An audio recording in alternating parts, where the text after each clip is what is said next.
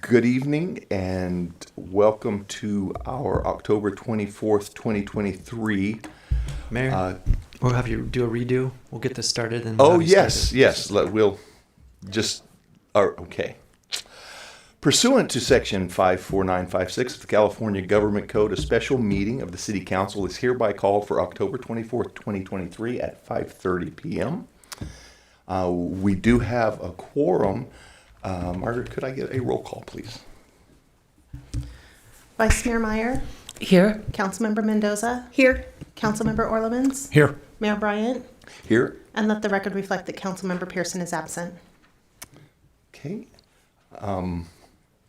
If we could join together in the Pledge of Allegiance. I pledge allegiance to the flag of the United States of America and to the republic for which it stands, one nation, under God, indivisible, with liberty and justice for all. At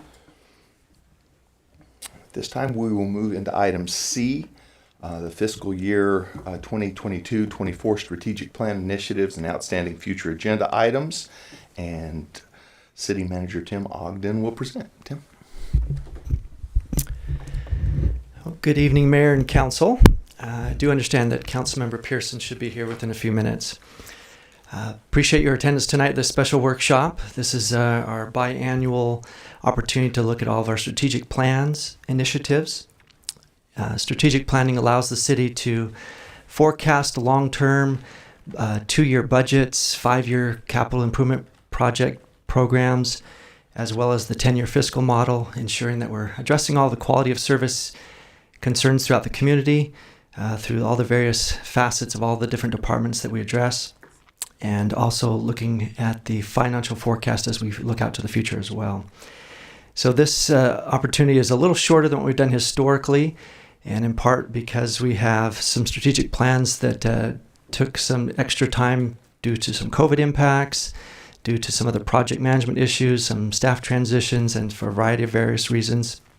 So still working on our strategic plan from 2 years ago. It was initially envisioned in December of 2021, and then the budget fulfilled the opportunity to start working on those as of July 2022. And so what we have for you tonight is based on a number of future agenda items.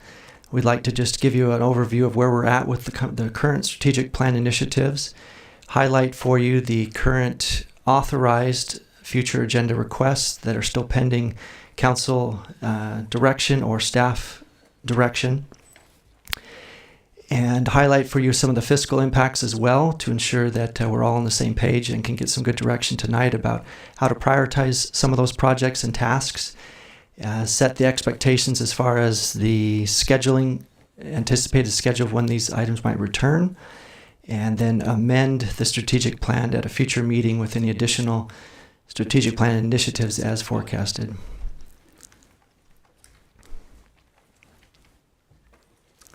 Welcome. So I'll go ahead and pull up a PowerPoint and walk you through briefly a quick current status update on the initiatives as of today. And we'll just take a few minutes on going through those, and if you'll just kind of jot down any questions you have along the way, and then we'll open it up for any directors to give additional input on those strategic plan initiatives. So what we're looking for tonight is to prioritize funding for the existing projects. We have 2 key strategic plan initiatives that are severely underfunded. That's the Sand Creek Sports Complex and the Vineyards at Marsh Creek Amphitheater.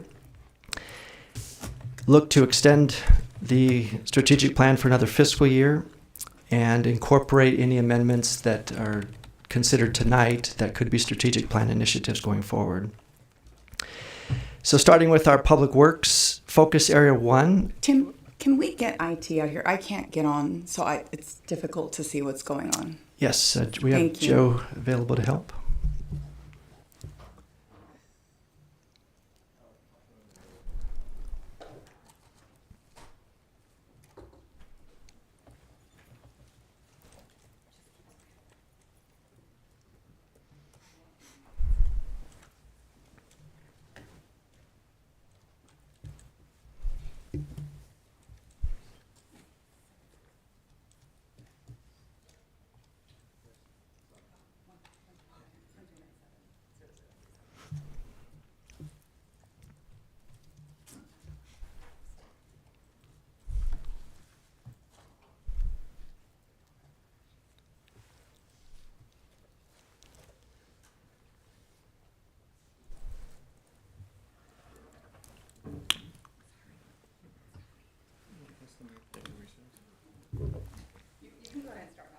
Okay, perfect.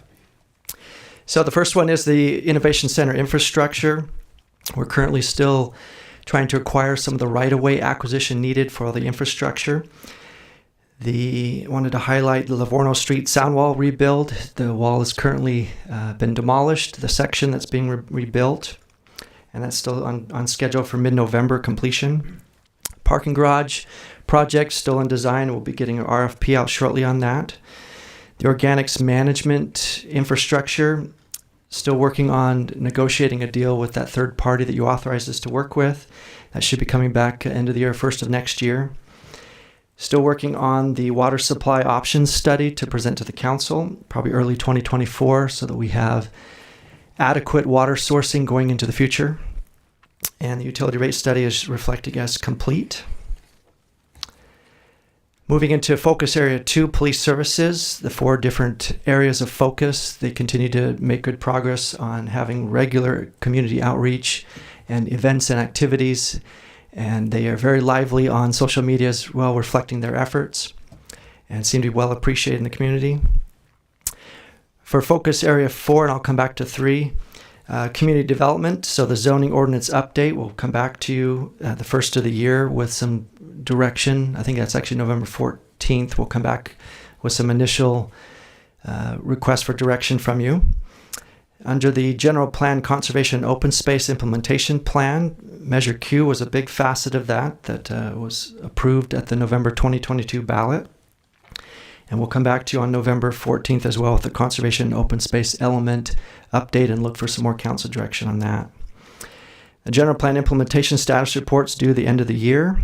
And as you've received updates, the housing element is still working through various revisions with the Housing and Community Development Department at the state. Focus Area 3, we've built it out with the approximate 15 different properties that have been declared as surplus.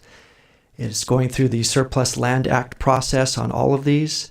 Other than the one that has been completed, that was the Brentwood Technology and Education Center sale. The new tenant is currently working with development services on several building permits.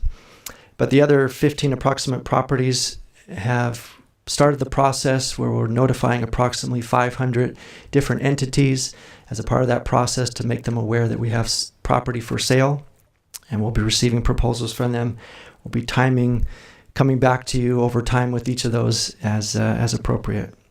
But these are the properties that need to be sold off. Focus Area 5 for Parks and Recreation Services. We highlight some of the completed projects, the Creekside Park and Guerin Park restrooms. The pickleball courts at Creekside Park, currently under construction now. The expanded hours at Sunset Park, we need to come back to you at some point first of the year with that as well. Parks and Recreation Commission gave some recommendations on that. The trail enhancements, that's under design and still being considered. The Sand Creek Sports Complex, we're working on the environmental review now. It should be complete by the end of November and open to the public to review and participate in. And then construction's expected in early 2024. The vineyards at Marsh Creek Amphitheater, we are finishing up the environmental review on that next month. We do have some significant impacts that have been identified that we'll need to probably schedule a special meeting with you in January to talk through before we continue with that process. It's also exceeding budget, and we'll talk about that some more tonight. The adaptive recreation programming we talked about recently, and Measure X funding for Youth Center. The county finally, a year and a half later, 2 years later, is initiating stakeholder meetings throughout the East County, gathering feedback, continuing their site selection process probably through the end of the year, first of next year. Mentioned the Sand Creek Sports Complex at an estimated cost of $31 million. That was, again, from 6 months ago or so that cost probably has gone up. But we are reflecting the $19.2 million budget that you've authorized thus far for Phase A. And the vineyard at Marsh Creek Amphitheater, we've noted that based on a development agreement with the original developers in the area, they had contributed approximately $9 million towards the construction of that amphitheater. And we've spent a couple $100,000 so far on the design and architectural effort, but it's currently coming in at a cost estimate of close to $15 million. So again, we'll probably come back to you first of the year and talk through some different strategies and options with that project. Focus area 6 is more internally to human resources and finance, but we have the classification and compensation study that is continuing and underway and should be complete by the end of the year. And we will then have discussions with you to begin negotiations with the labor groups. The IT Master Plan Implementation Plan is going to take several years to get through all of the different tasks and projects that are coming out of it. You adopted that probably a few months ago now, but 2 primary focuses on enhancing cybersecurity and the business continuity plan. So we've continued with a lot of these fake phishing emails, and hopefully you're all succeeding in recognizing those red flags and making sure that we're resisting the temptation to click on a bad link. What will follow next is a list of all the future agenda items that have been requested since December of 2022. And due to the number of outstanding requests and resource capacity issues, we're looking for priority direction tonight. About 40% of these on the list have been completed or have direction to return for additional direction. 40% are pending direction or final action, and we're setting some goals to try to get back to you within a quarter of the request if possible. Some projects will just take longer based on the complexity and the variables involved. About 20% are requests that are pending authorization that I believe are all on tonight's regular City Council meeting agenda. But they are shown here for financial context, so you get a sense of all of the current requests, including pending ones tonight. And so we won't be discussing too much about the pending ones tonight, but you'll certainly hear for context. And then obviously this list doesn't include any ongoing operating needs, ongoing business items that you gave direction on even preceding December 2022 that we're still working on. And we can certainly answer some questions about those as well. I won't go through and read each of these, but we have them listed and sorted by the column H, and this is the estimated time frame that staff has considered for when they can return to you with seeking direction. This includes calls for review, future agenda items, where council gave direction on an item that was already on an agenda, and so there's additional follow-up to do. We also mention primarily the general fund fiscal impact, but occasionally we'll show additional funds that are being committed, primarily agricultural enterprise funds. And let's see here.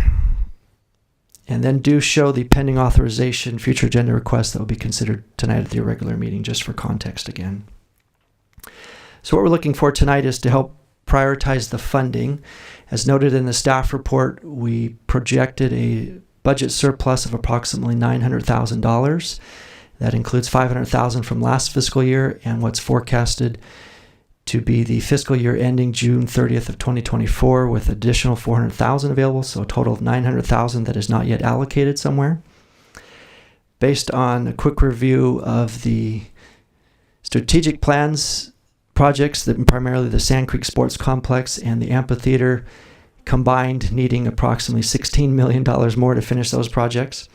And then the future agenda items, including if you include the ones at tonight's regular meeting, add up to about $2.9 million.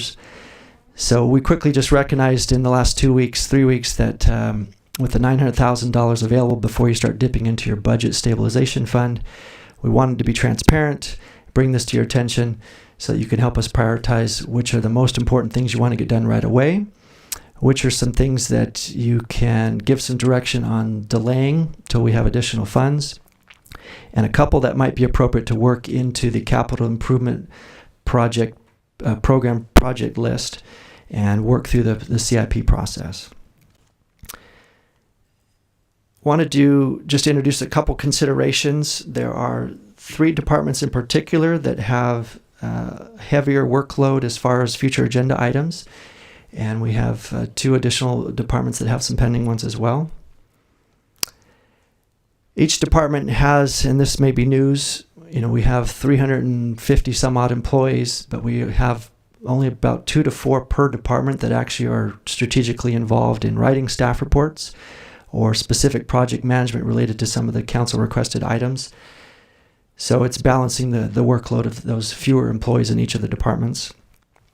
Each future agenda item obviously varies in complexity. There could be a quick proclamation we could put together versus something that requires significant consultant assistance and outside legal counsel on working through. Any priority direction you give on any specific programs or tasks, we will try to adjust accordingly to your wishes and desires, but understand that there may be other urgent requests that come in the future that then quickly readjusts the timing of what the expected time frame is to come back to you. You might also want to consider if there's $900,000 approximately available. And again, that is somewhat conservative, and Carrie can go into more details on that maybe it's $900,000, maybe it's $1 million, but you may want to consider reserving some of those unallocated funds for in the future. Maybe something pops up in the next 4 or 5 months that you think, that's now the top priority, and may not want to have spent it all tonight. We also have pending labor negotiations kicking off December, January, and there's ongoing litigation as well that we have to keep in mind. As we look for direction tonight, obviously we're not going to have any financial solutions to solve the millions of dollars outstanding for those 2 large priority projects. And as I mentioned, we'll come back in January to talk more about the amphitheater and some of the challenges there. The priority future agenda items with their estimated fiscal impacts, again, these are really rough estimates subject to change. They didn't include things like outside counsel, perhaps, or even internal additional funding sources outside the general fund. And then we'll look to get some direction from you to identify which future agenda items might warrant being amended into the strategic plan. This would give them priority attention with resources, staff time, as well as funding allocations. Or we can add it to the CIP plan, as I mentioned. And with that, let's go to any questions you have about any of the current strategic plan statuses. And I can have the directors give you more details. And then we'll go through the future agenda items and see if there's any priorities you want to place on those. As we looked at it more closely, if you looked at where the fiscal impacts are, let me just show you a quick sample of one. You'll see there's some to be determined. We didn't have enough information yet from the council about direction to what that could look like. Most of those, however, look to be under $10,000 to $15,000, so those probably aren't significant issues to focus on. Others, like let's say the park near Pioneer Park, that could be $1 million, so that would quickly change your financial capacity on some. Also note that we have some ranges of estimates on a few, just because, again, until we come back to you, get some more clarity, we're not really sure what that would look like. But when you take away all the to be determines and you take away anything less than $25,000, there's probably just really 5 key projects that if you authorized all 5 of them on currently authorized future agenda items, will probably exceed the $900,000 that's available. And that doesn't yet include these 10 you'll be considering later tonight. So with that, open it up for questions, and we can get into more details about some of these projects. I have a question about the Sand Creek Road. Can you pull up a map and show us what part is good to go and how much of it you still have outstanding? Because we hear about it, but we don't know any of the details. The Sand Creek Road extension? Yeah. Yes. Thank you. Let's see, a map. So I'll have to pull down this real quick. See if we can pull it. Let's pull it up here.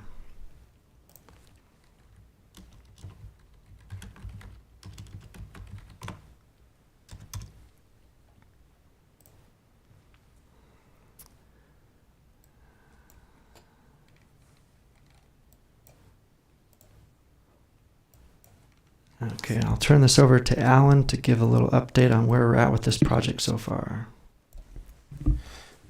Good evening, Mayor, Vice Mayor, and City Council. So the Sand Creek Road Extension project is currently underway. I would estimate it to be about close to 50% completed. The focus right now is working on the bridge across Sand Creek.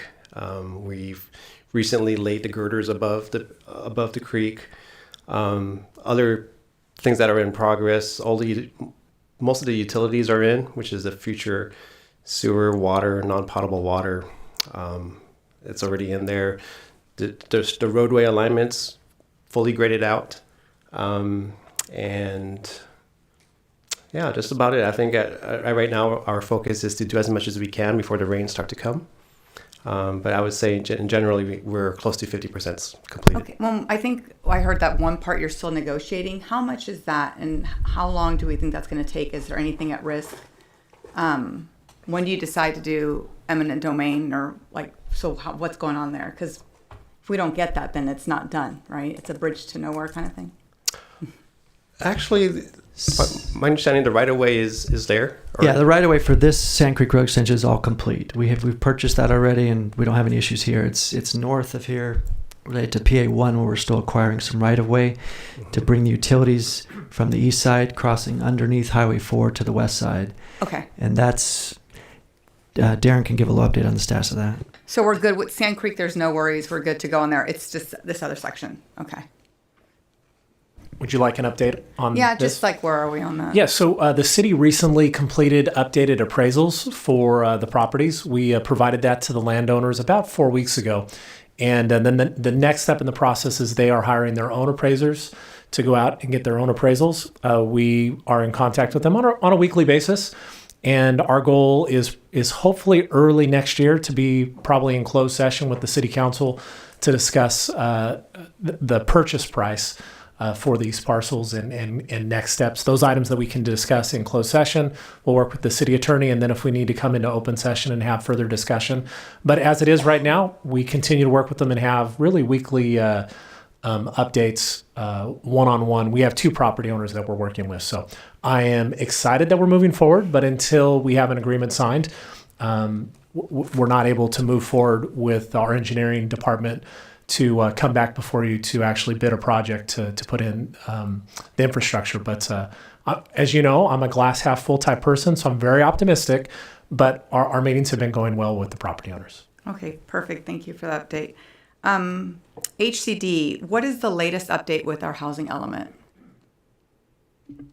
Sure, there's a update that'll come to you tomorrow in the weekly and with a little more detail, but we will the state requires us to circulate a revised draft for 7 days for public comment before we resubmit to HCD.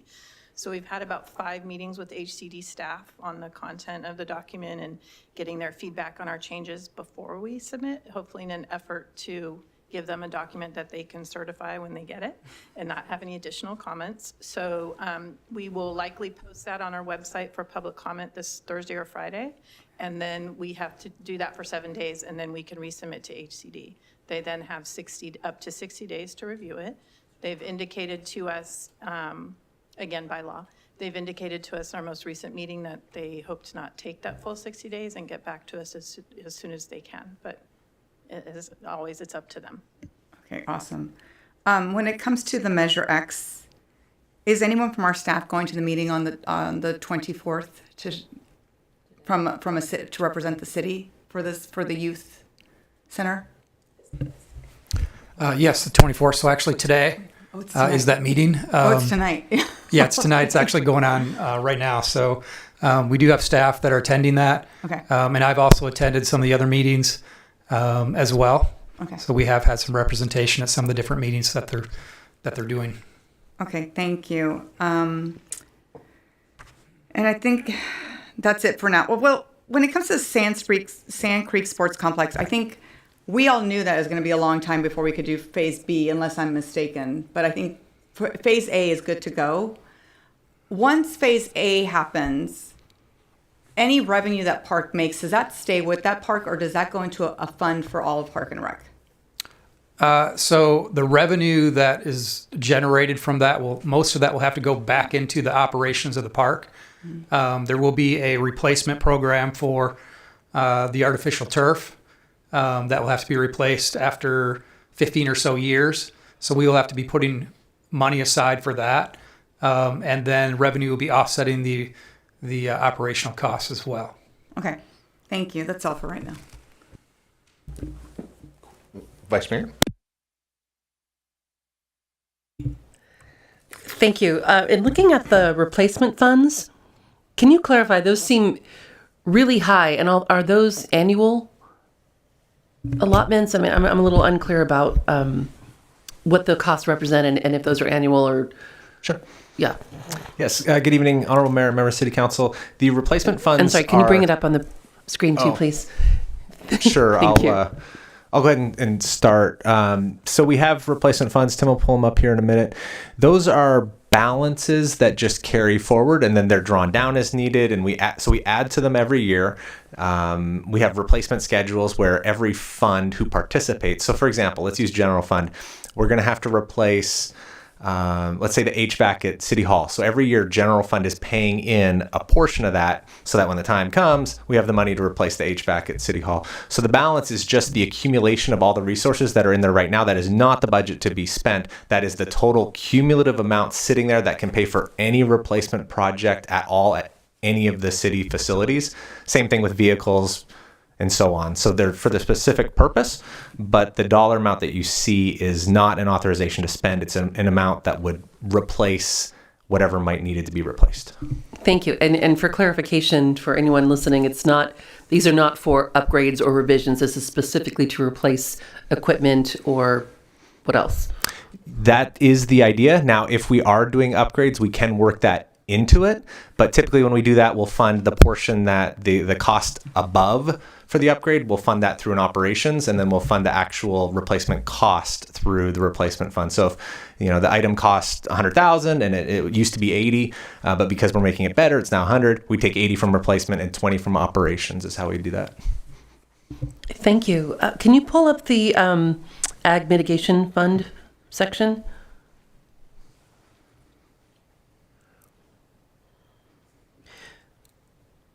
My question is, how does the annual MOU with Harvest Time impact the Ag Mitigation Funds or the budget for the Ag Innovation Center?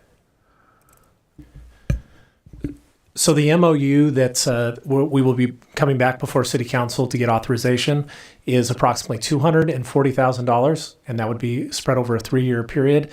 And the Ag Innovation Center was a little over $2 million, and there is enough in the current fund balance to pay for both those projects. Additionally, it leaves a few $100,000 left over remaining in those accounts. Thank you. And are there ongoing projects other than the Ag Innovation Center that it's currently funding? No. Okay. Thank you. Any further questions of staff at this time? I have one quick question. Back to the park and LLAD replacement. So there's 3 funds, the LLAD, the Citywide Park District, and the general fund. If we were to decide we wanted to go forward with the adaptive park across from Pioneer, are any of those funds available for that? So the only portion of that would have any flexibility would be the general fund portion. Okay. Coming from LLADs and the citywide parks, those are restricted to those areas. So it would be a reallocation of general fund contributions for replacement for the aquatic complex and the things listed up there, and taking some money and saying we'd rather have it for this purpose. Okay, thank you. Okay, if there are no further questions of staff at this time, we will open public comments on this item, agenda item, and I'll turn to you, Margaret. If you're participating via Zoom, please raise your hand to speak under public comments. If you're in person, please file a speaker card with the city clerk. We'll take public comment from those in the chambers first, then those participating via Zoom. Your microphone will be muted if you speak on items that do not pertain to this agenda item or after the timer has expired. And we received no written public comments on this item. And I do have one hand raised. And I have no speaker cards for in person. I'll call on, Carolina. Carolina, go ahead. Thank you. My question is, it seems that every time we get an exciting project like Costco or like Lazy Dog or like anything else that isn't housing, a certain builder seems fit to sue us. So just out of curiosity, how much money have we set aside for current and future lawsuits, since we know they're coming? Thank you.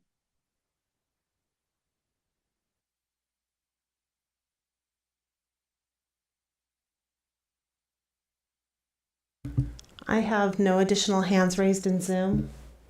Thank you. At this time, we will close public comments, move into council discussion, or as appropriate, are we able to address the question for the caller in any reasonable form? Damien, I'll leave it up to your discretion. Generally, Mr. Mayor, Honorable Mayor, members of the City Council, generally with regard to litigation budgets, we do that per case, and so it's hard to say, what future lawsuits might bring. And as those come in, then we would ask the council to approve additional funds for a particular law firm to assist the city in defending that lawsuit. Thank you. Okay, is there any further discussion on these items? I think are you looking for us to tell you which ones are the most important? Like what we should invest in first? That's what it seems like, right? Yeah, it's a difficult question. Yeah. We just recognize that the surplus that we forecasted, which obviously could change as economic conditions change, that we don't have enough to fund everything that's currently on the table. And we wanted to present an opportunity for you to help us prioritize a couple of them.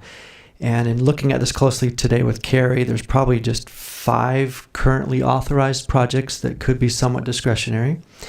And then there's the 10 that we'll discuss later tonight that if you funded some now, you may not have enough for later. Or if you fund some now and some later, then you may not have enough for all. But again, it's about 2.8 between the ones currently authorized and the ones pending tonight with $900,000 available before you start dipping into your budget stabilization fund. So I can highlight what those 5 are, just to give you some context after kind of filter through all this information. So I'll share my screen and quickly highlight those. These are, again, fiscal impacts estimated rough costs. So line number 4, that's the approximate $100,000 for the Senior Center operations and programming. That's an RFP that we'll have before you probably on the November 14th City Council agenda. And then no, it's not on this page. Okay, so this line item Can here. we go back? Is that the internal investigation one that you're talking about? It's the operational assessment and the surveying of participants in programming. So the internal investigation, thank you. And then the adaptive and inclusive recreation assessment that we just had on a recent council agenda. It's estimated about $200,000. That's primarily just for the hiring in-house or the outsourced consultant to help facilitate some of those programs.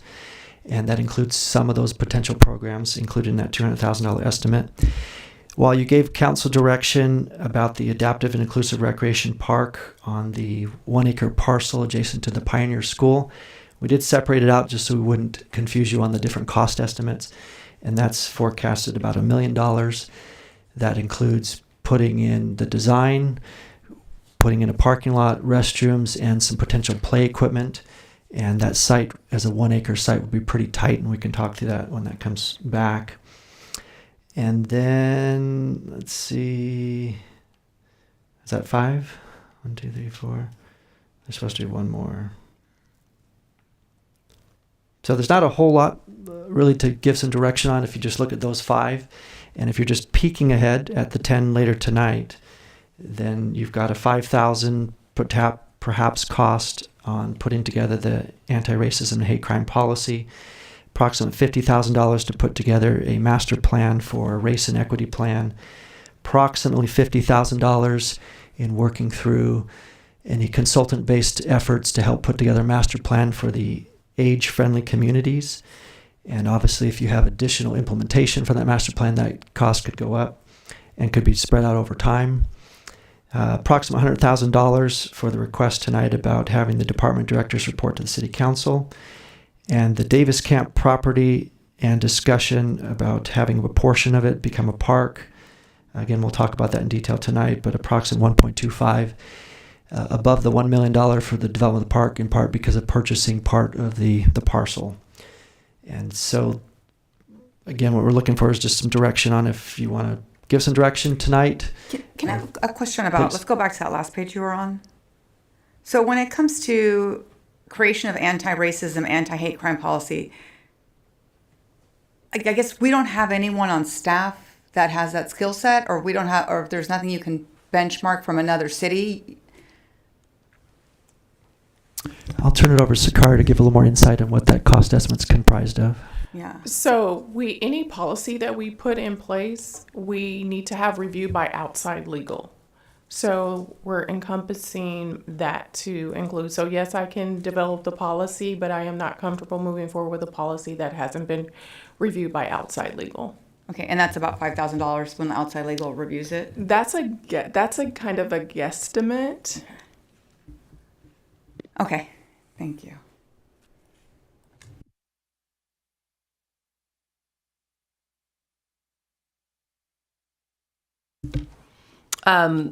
I know we're getting into these other ones later on, but my intent with the age-friendly communities is not to actually create the master plan. It's to initiate a committee to talk about a plan that is internal that could potentially bring grants in. So I'm not clear on how that would be $50,000.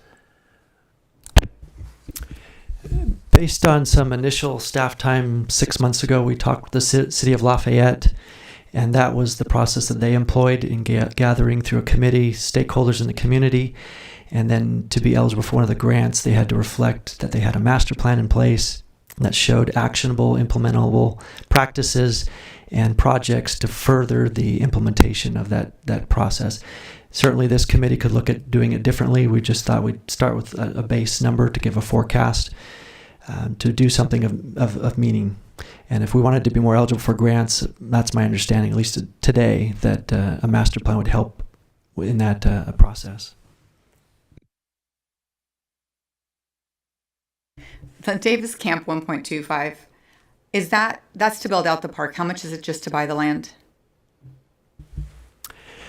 We have an outdated appraisal. It's approximately a year and a half old, and it was approximately $530,000 to buy the entire parcel.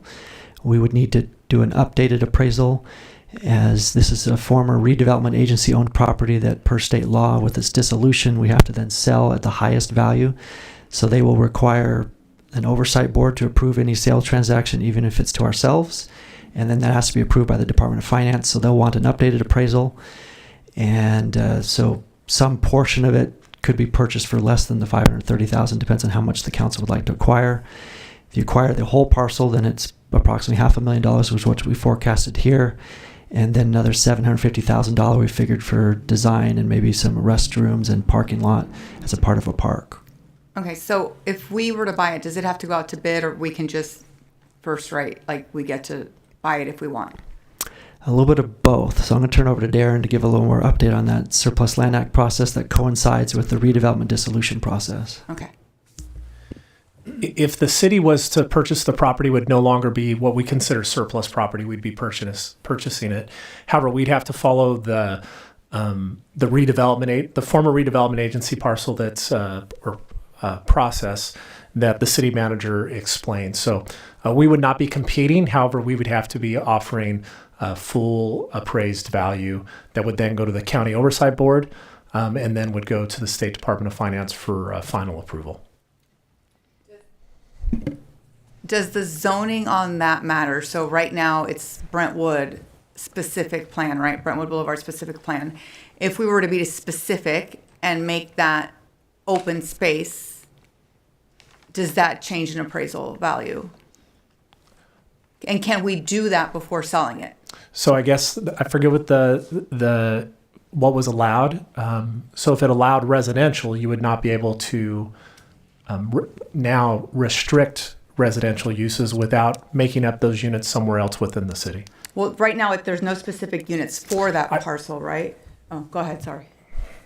Yeah, it is commercial in the specific plan. And so you can initiate a specific plan amendment on any parcel in the city, whether or not the city owns it, for example. So that process can happen at any time if the council wanted to initiate that to make it open space or park. As long as there's no residential designation on it, we're not running afoul of SB 330 or the Housing Accountability Act.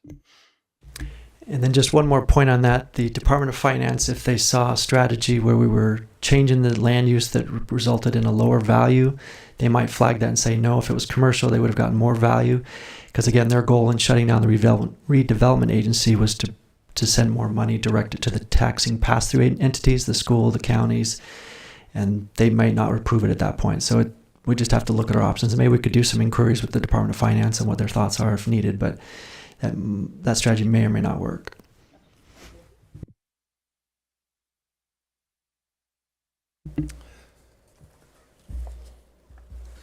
Any further comments, questions, adjustment to what we currently have?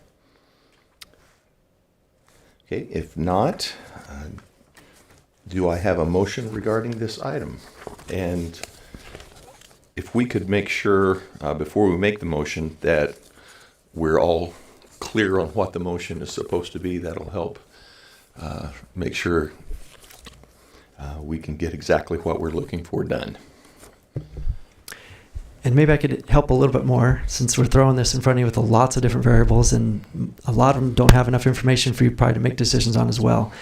Again, we were just trying to flag that the fiscal impact could be more than what we have currently. One of the options is to give direction through a motion to go ahead and extend the strategic plan for another year if you desire.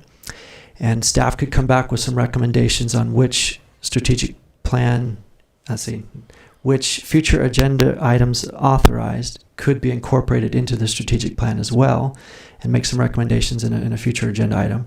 And that might help you kind of glean through this a little quicker.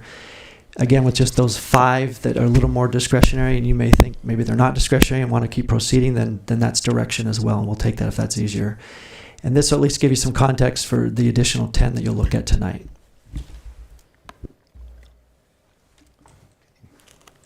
With that information, do I have a motion?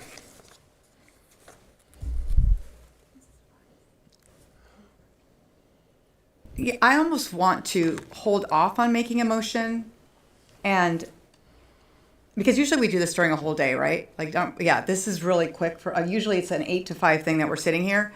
I would like to hold off from making a motion. I would like this Excel sheet sent to us, and then we should each prioritize like we did one time where we force ranked everything, I think is what we need to do.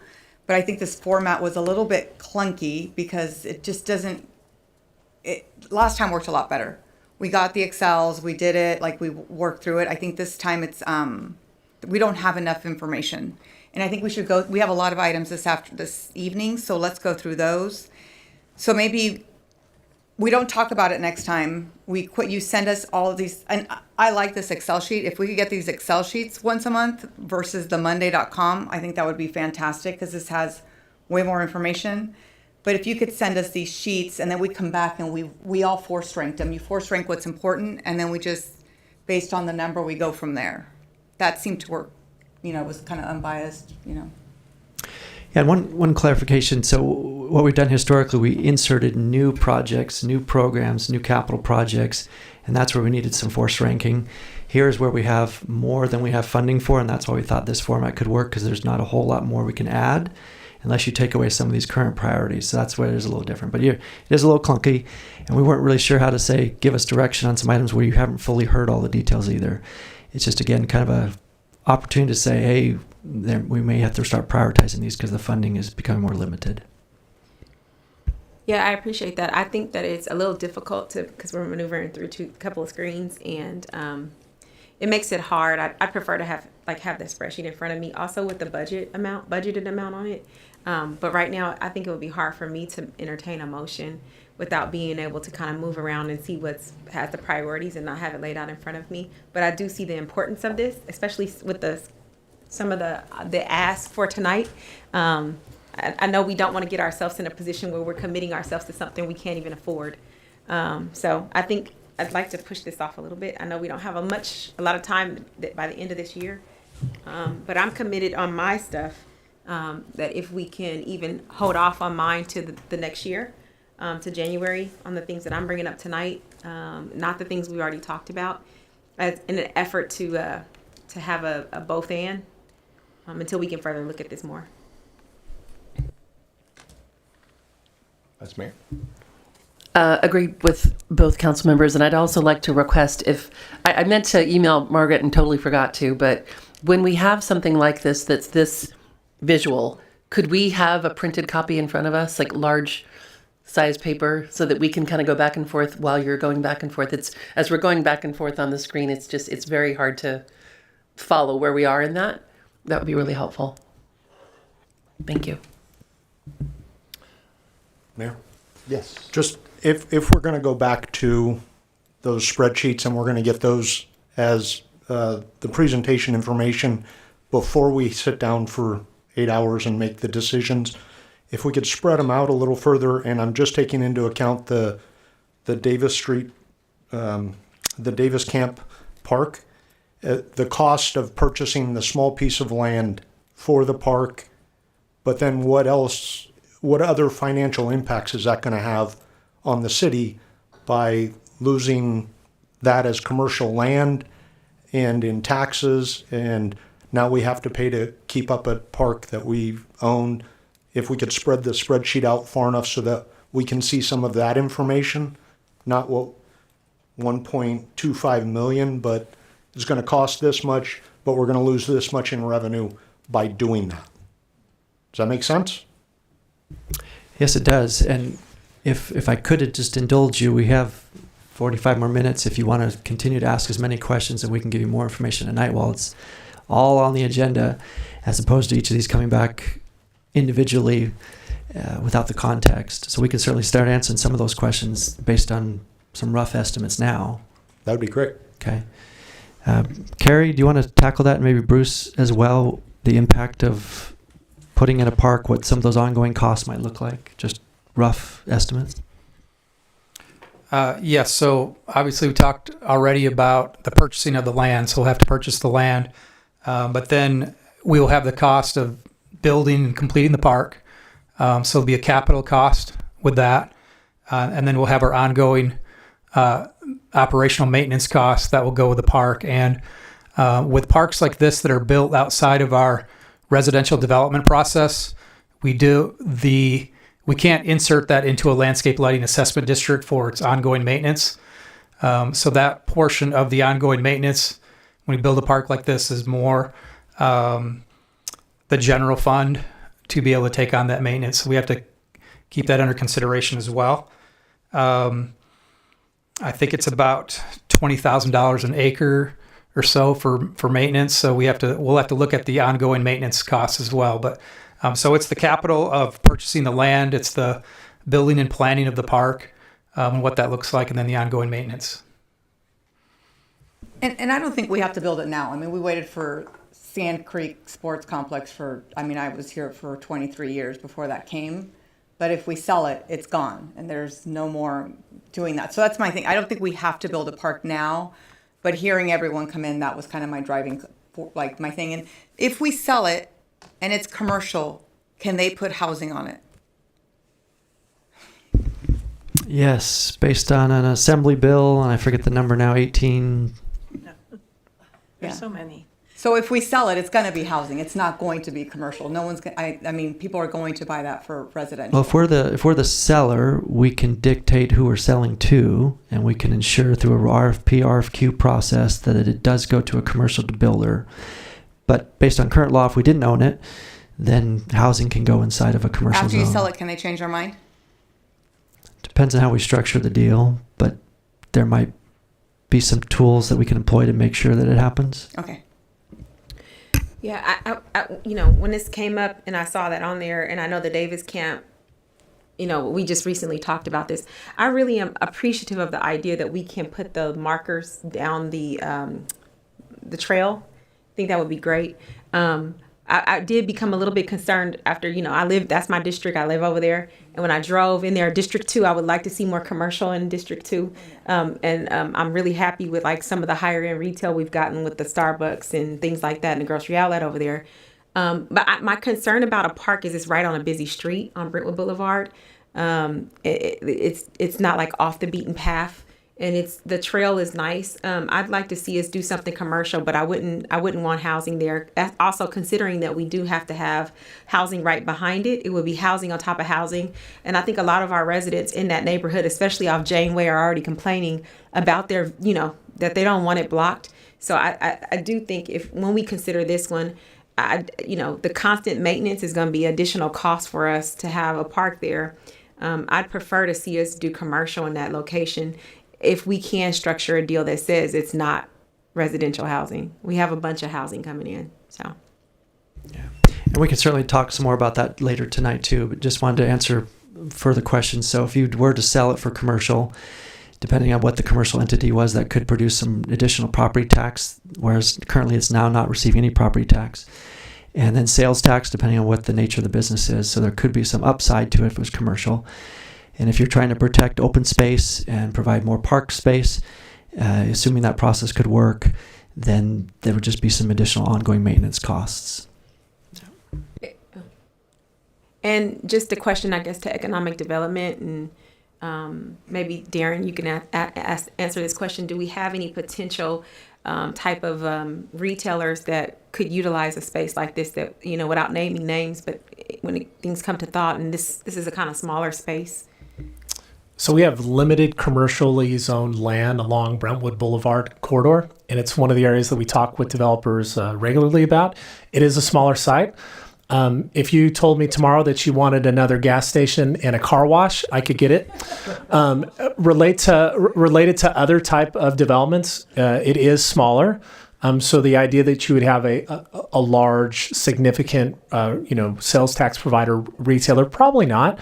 But the idea would be, I can tell you, we're excited to hopefully, if the council decides to move forward with not going with the park and trying to find a developer, I think we could work very hard to find the right developer that would build some type of commercial site here. So we have very limited space along Brentwood Boulevard, and we really like to protect it for commercial uses. And I do agree. I think I've mentioned it before to other people. I would love to see something like a Skipolini's there, which has outdoor space, indoor space. If that was the case, that would be fantastic. My fear is, I hope we can structure a deal that ensures it's not more housing there. And, because, there's a lot of housing on that side, so that would be good, but I think it'd have to be the right deal. Could I mention, I think if you go back to the map real quick, the parcels on Janeway are zoned for affordable housing, correct? So let me just clarify, those properties are actually deed restricted because they were purchased with affordable housing set-aside funds. And so as it is right now, anyone who develops those has to do an affordable housing project. There is a longer process if the city did want to sell it and refund those dollars. There's a process that could go to not make it, but as it sits today, if we were to sell those properties, it has to be for affordable housing unless we went and paid back those set-aside funds. It is a longer process. Other communities have done it. I was able to verify that, but as it is today, it has to be affordable housing. Deed restricted 55 years. Thank you. The reason I'm bringing it up is because I was in support of the park, especially before we knew we could move the markers to an appropriate place. But if we're looking at, I'm watching Damien. Damien's moving his microphone. I just would hope that we would be sensitive to potentially having affordable housing there, knowing that there's not always a lot of green space that comes along with that, or something that's maybe more appropriate when it comes to commercial. And just to clarify why I've moved my microphone, this item is actually going to be discussed at your 7 o'clock meeting, towards the end of the 7 o'clock meeting. So a lot of this discussion you're having, the people that would attend that meeting would love to hear, I suspect.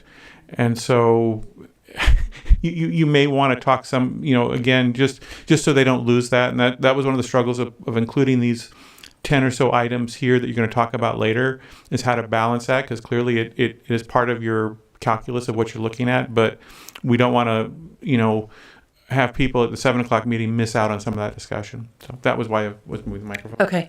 I did have a couple other comments, if that's okay. One of them is on the section of the agenda item of proclamations and events that are associated, that are aligned. I would like to take the Community Service Day out of that. It's not part of that same discussion. It was a separate agenda item, which is actually already in process. So I think that needs to be removed from there. Okay, we can remove that one. Thank you. I'd also like an update on the tech building because the spreadsheet says open fall 2023, which of course is not happening. And I'll have another question after that, but if you wanted to give me the update. Yeah, I could give you a brief update. So when we did sell the building, we tried to put certain time frames of when they would be open. It's been much longer than expected, but community development did receive a building permit application from them. I don't know how many, but I know it included installation of an MRI and tenant improvements to the building. And their new CEO has been in regular contact with me, and their idea is to have it open sometime next year. I was also speaking with a resident of Oakley who works for them. She had no idea worked for the city of Brentwood, but she was telling me how excited she was because she was no longer going to have to commute to Walnut Creek because her company was now going to be opening up a facility here on Brentwood Boulevard. So it was exciting to hear an employee talk about what our buyer told us they were going to be doing, and their employee has heard the same thing and believes that she'll be traveling just down the street from Oakley here to Brentwood instead of getting on Highway 4. So I will work to try to get a better idea of an exact date, but it'll be sometime next year. Thank you. That's great. On the general plan conservation and open space implementation, since we have a few minutes, I recognized on there that it said that it needed funding, but we've also, as we've gone through this process with this item, discussed low-hanging fruit. And I'm wondering if there's, first of all, if like the impacts of Measure Q have been shared with the Contra Costa climate leaders to see if that improves our ranking at all, if there's any other low-hanging fruit that we've been implementing along the way that hasn't had a big impact on the budget. Do we have any updates on that? I'll turn that over to Alexis, and it'll be a sneak peek with what will be on your very next regular agenda in November. Yes. Yes. So Eric will be making a presentation on November 14th to update. And we have talked about the low-hanging fruit in the past. And so I don't believe he's followed up with the Contra Costa climate leaders specifically about Measure Q, but we can certainly do that. There's been a lot of discussion lately about community choice energy, and that's sort of been the focus. But he can certainly do that. And the low-hanging fruit, I think, as we discussed last time, we've pretty much tackled many aspects of that. There wasn't that much low-hanging fruit in that table.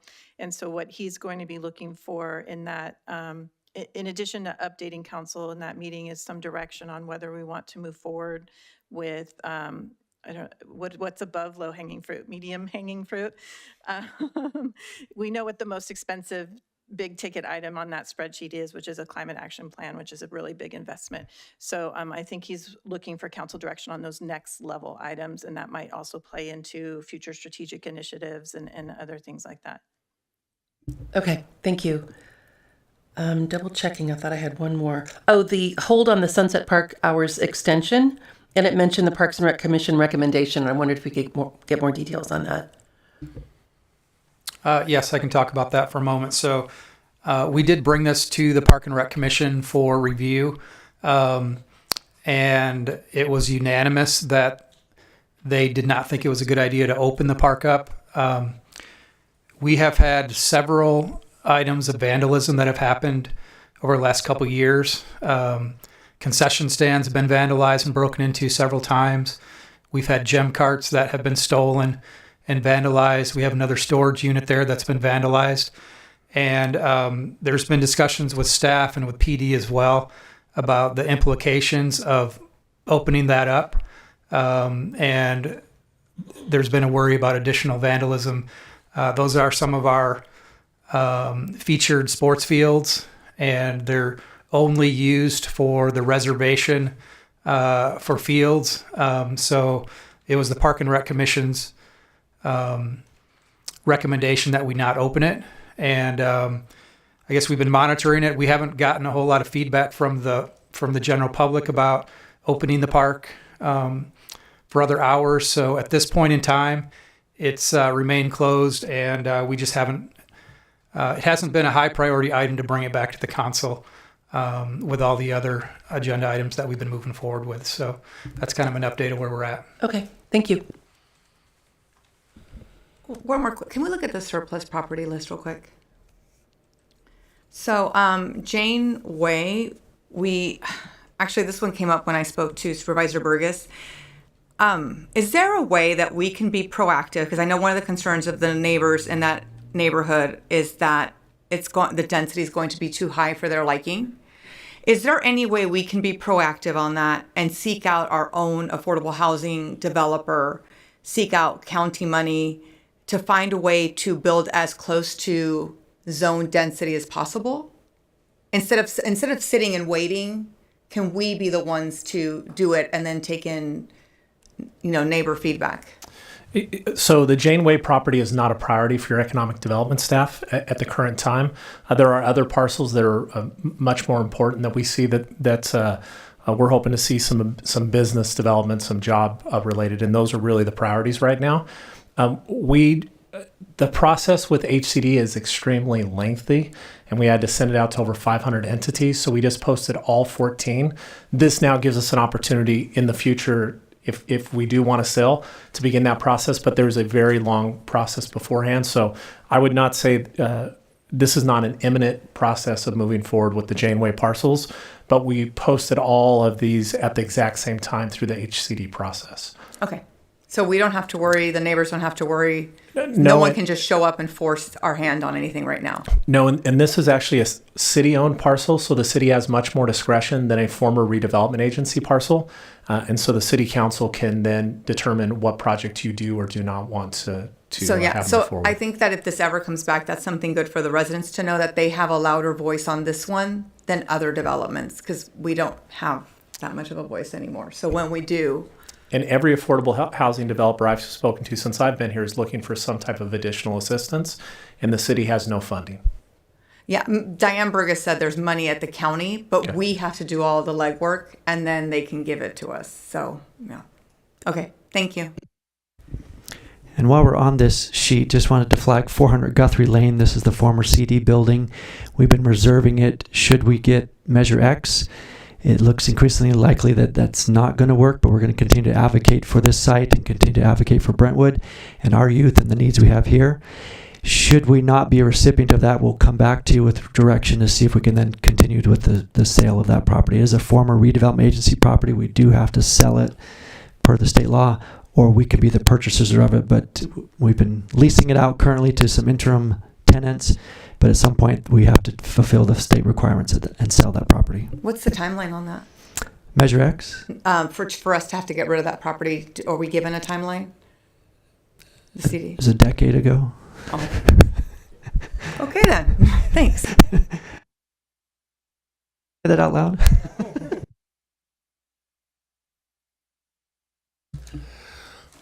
Okay, well, if there's no further discussion regarding this item, do we have a motion for, well, first of all, does staff have clear direction from council on this item right now?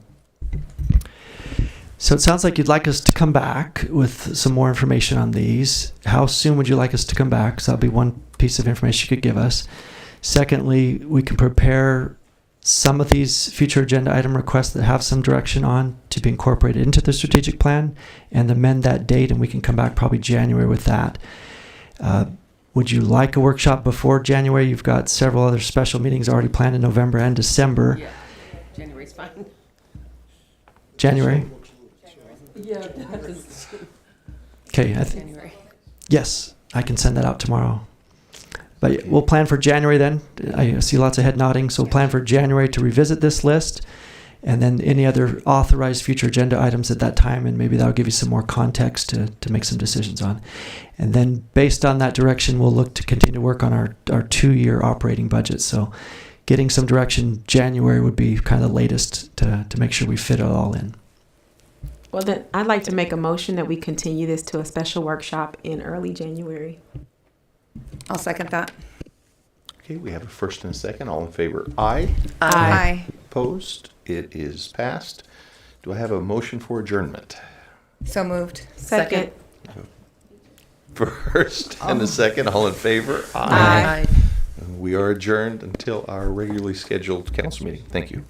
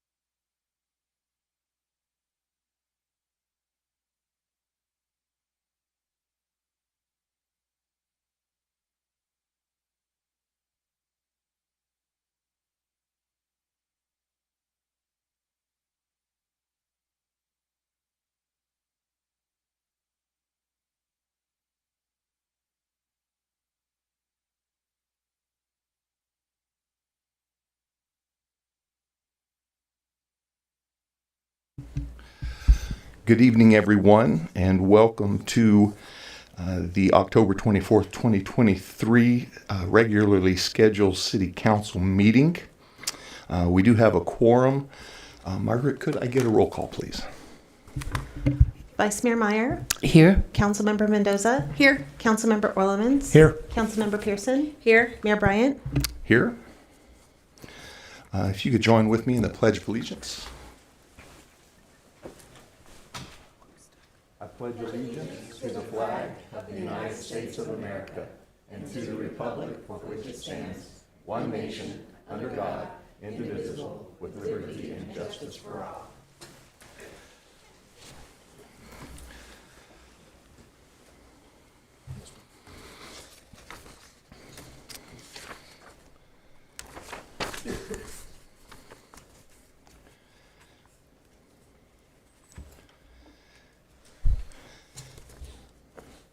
At this time, we will open public comments, and I'll turn to you, Margaret.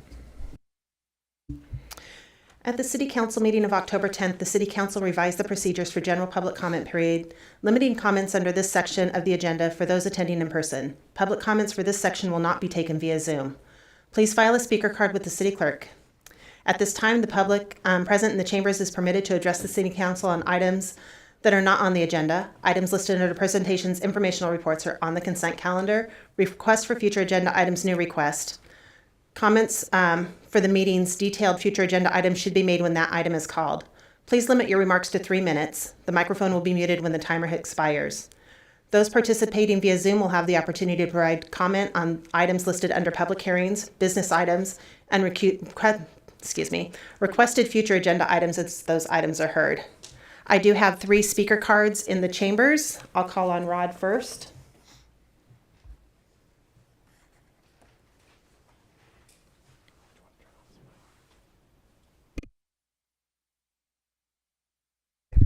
Thank you, City Council, for accepting my comments today. I think we should add to the beginning of that you should remind people that they can only talk about things that pertain to matters that this body can move on, just because of some of the problems we've been having lately. And I was going to talk a little bit about that. I want to tell you that at my house, I have a locking mailbox. It's not that big of a lock. I've got the key in my pocket. It's just this thing, this little tiny key wouldn't keep anybody out. If somebody wanted to come by with a crowbar, they could open my mailbox. But the point is, it's not to keep out somebody that is coming after me in my mail. It's to keep out the people that wander through the neighborhoods, popping open people's mailboxes and just grabbing what they can. And it protects me pretty good from those people because it's just a little bit more work to open my mailbox and they can just pass it by. That's why I think we should be asking people to log into Zoom before they make public comment over Zoom. It's not because they can't go and make another account.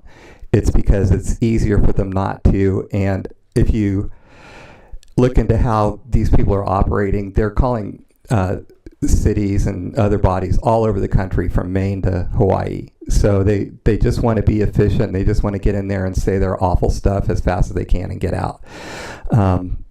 So if we make it a little bit harder for them, maybe they'll pass us by a little bit more often. And hopefully, anyway, they're not coming back. They don't seem to be inclined. I wanted to talk a little bit about the ethics, and I wanted to talk about the public because the public is something that I care about a great deal. I think that one ethic thing that we could do is when we have discretion, when we can make a decision, our first priority should be towards the desires of the community, of the people that live and work here, the people that have invested in homes here, the people that have started businesses here.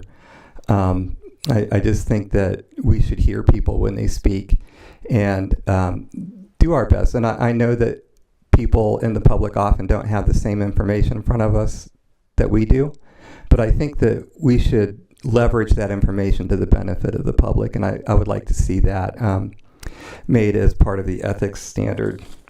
And I'd like to have the Zoom comments move back to the start and have people log into Zoom and I think it's just about caring about the benefit to the public, and I think it's a good, important benefit to the public that they can speak at the beginning. And now I'm going to run home. I'll talk to you over Zoom later. Thank you. Bye-bye. Thank you. The next speaker is Paul Jarvis.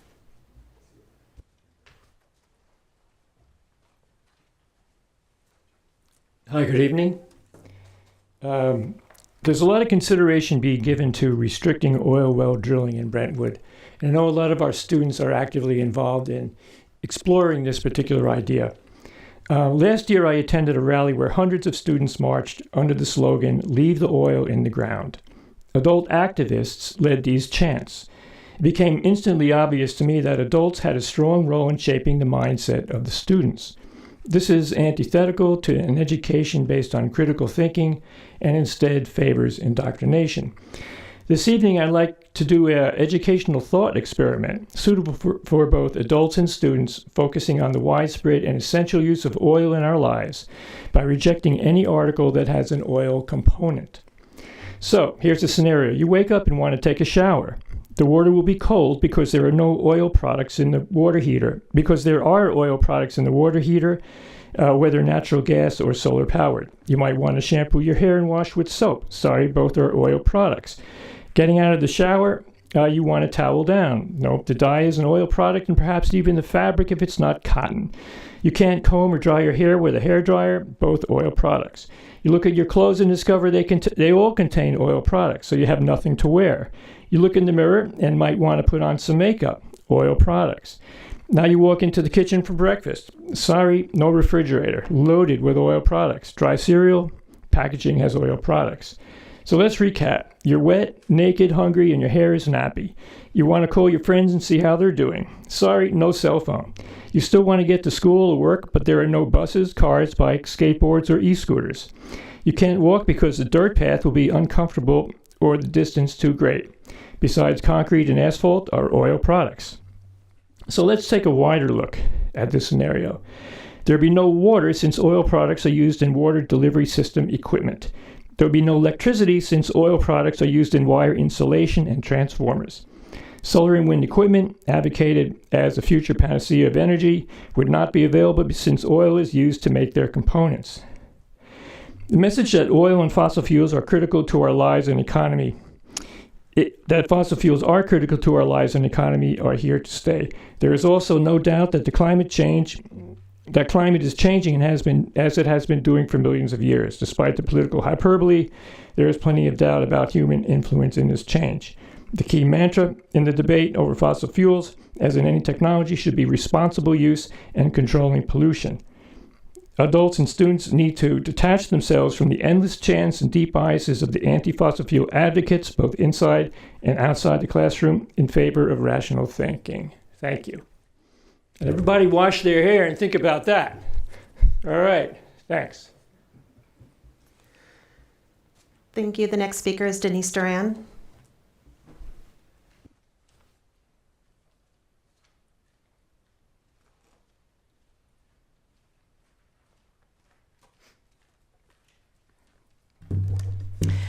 Good evening, our esteemed council. Thank you for allowing me this opportunity this evening.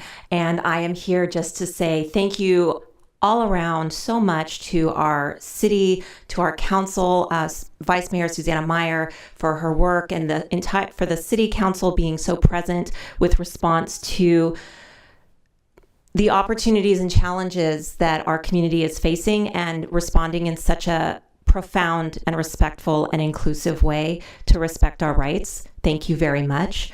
I also would like to say we've had some great opportunities and events with the Brentwood Chamber of Commerce. For those of you that don't know, I'm this year's remaining 2023 Brentwood Chamber of Commerce. You get me for another 2 months, basically.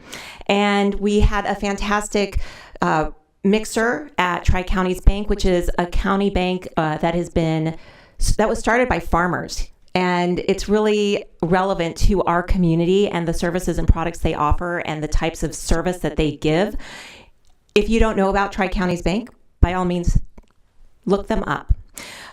We have Brentwood of Westmont, which if you are somebody who has had challenges that aging family members or relatives or those that you know who are challenged with aging family members and they're not sure where to go, please come to our mixer that is being held this Thursday and learn a little something in an environment where you don't have to feel like you're being singled out. It's going to be engaging. And also, we want to acknowledge our non-brick and mortar businesses. They are so prevalent and so important to this community. The Chamber is putting on an event for our non-brick and mortar businesses. So look for that. And also, who doesn't love Halloween? Right? So the Hometown Halloween is happening this Saturday, 4 o'clock to 8 o'clock. Be sure to bring your families. And it's going to be a fantastic, safe event. And you don't want to miss the movie that the city is putting on. Parks and Rec is putting that on. And that's happening at 6:30. So thank you so much for your time. Thank you for the opportunity. And everybody, let's have a safe, healthy, happy, and spooktacular Halloween. Thank you. I have no additional speaker cards for general public comment. Okay, thank you. At this time, we will close public comment, and we will move into informational reports from council members, committees, liaison, and staff. And today I will start to my right, Council Member Mendoza. Thank you. Since the last time we met, I attended the mayor and council members department roundtable around Zoom meetings. A lot of cities are having the same issues. Volunteered and attended Oktoberfest.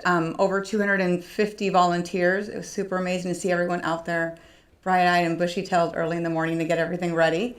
Attended the Unity event put on by Rabbi Goldschmidt and Vice Mayor Susanna Meyer. So thank you so much for doing that. It's something we should probably do more often. It was nice to see everyone out there, and I think that our Jewish neighbors really appreciate us being out there for them. We had a Cali meeting to discuss recently passed bills, Cal City's roundtable meeting around hate speech, the Latino Caucus Communications Subcommittee. We actually had the highest number of applicants to Latino Caucus, which is pretty fantastic. We're 40% of the population in California, only 20% of the representatives. So that was exciting. Attended a screening of A Million Miles Away and costume giveaway for field workers put on by Hijas del Campo. There was a family there that has never even been to the movies. So it was a very touching event. And I really appreciated being there and being invited. So that is what I've been up to. Thank you. Council Member Pierson. Good afternoon, everyone. Get to this mic. Okay. Since our last meeting, I attended the League of California Cities East Bay Division meeting. It was held in Oakland, my hometown, so it was really nice to be there. We received an update from Lisa Middleton on CalPERS, who is a local governor board representative. Rewatched the planning committee meeting of 9/19/2023, just to kind of get ready for tonight. Attended the Brentwood Unified School District in my individual capacity, not as council member, but I think it's something worth mentioning. The Brentwood Unified School District's second in-person diversity committee retreat, where we created recommendations to inform strategic planning to the school board's executive cabinet on how we can, in our schools, be more diverse and equitable and inclusive. And still working offline and online with the PAL board for the upcoming Tamale Fest, November 17, 2023, from 5 to 10 p.m. Also, PAL will have a Booth F Hometown Halloween, so attend that event as well. Thank you. Thank you. Councilman Ordinance. Since our last meeting, I attended the farmers market. I also attended Oktoberfest, not as a volunteer, but just as a participant and walking through. I want to commend the Downtown Brentwood Coalition. It was an amazing event, spread out all over the downtown, wasn't too crowded, a lot of fun. They did a great job this year. It was very entertaining. I also attended the Unity Rally in City Park with Rabbi Goldschmidt. I rewatched the Planning Commission meeting regarding the Hanson Lane project since we were going to be discussing that tonight. I have in my notes not to forget the PAL Tamale Fest and everything else, but we won't have to do that since it's already been addressed. I was invited to be part of the homecoming for the Brentwood officer that was stabbed on October 13th. Physically, he's recovering. Mentally and emotionally may take a little while longer, but he's doing well. I would like to recognize Chief Herbert for his handling of the entire situation. The Brentwood Police Department and the City of Brentwood are lucky to have such a great leader, keeping Brentwood PD united during such hard times. Thank you. Vice Mayor? Thank you. Since our last meeting, I attended the Cal Cities Roundtable meeting covering council meeting disruptions via Zoom, etc. The California Alliance of Local Electeds legislation review, 2 different events with candidate forums for Senate and for Assembly that are going to impact our city and of course what's happening at a state level, but it's kind of a good thing to take advantage of those whenever you can do that and find out who we're voting for.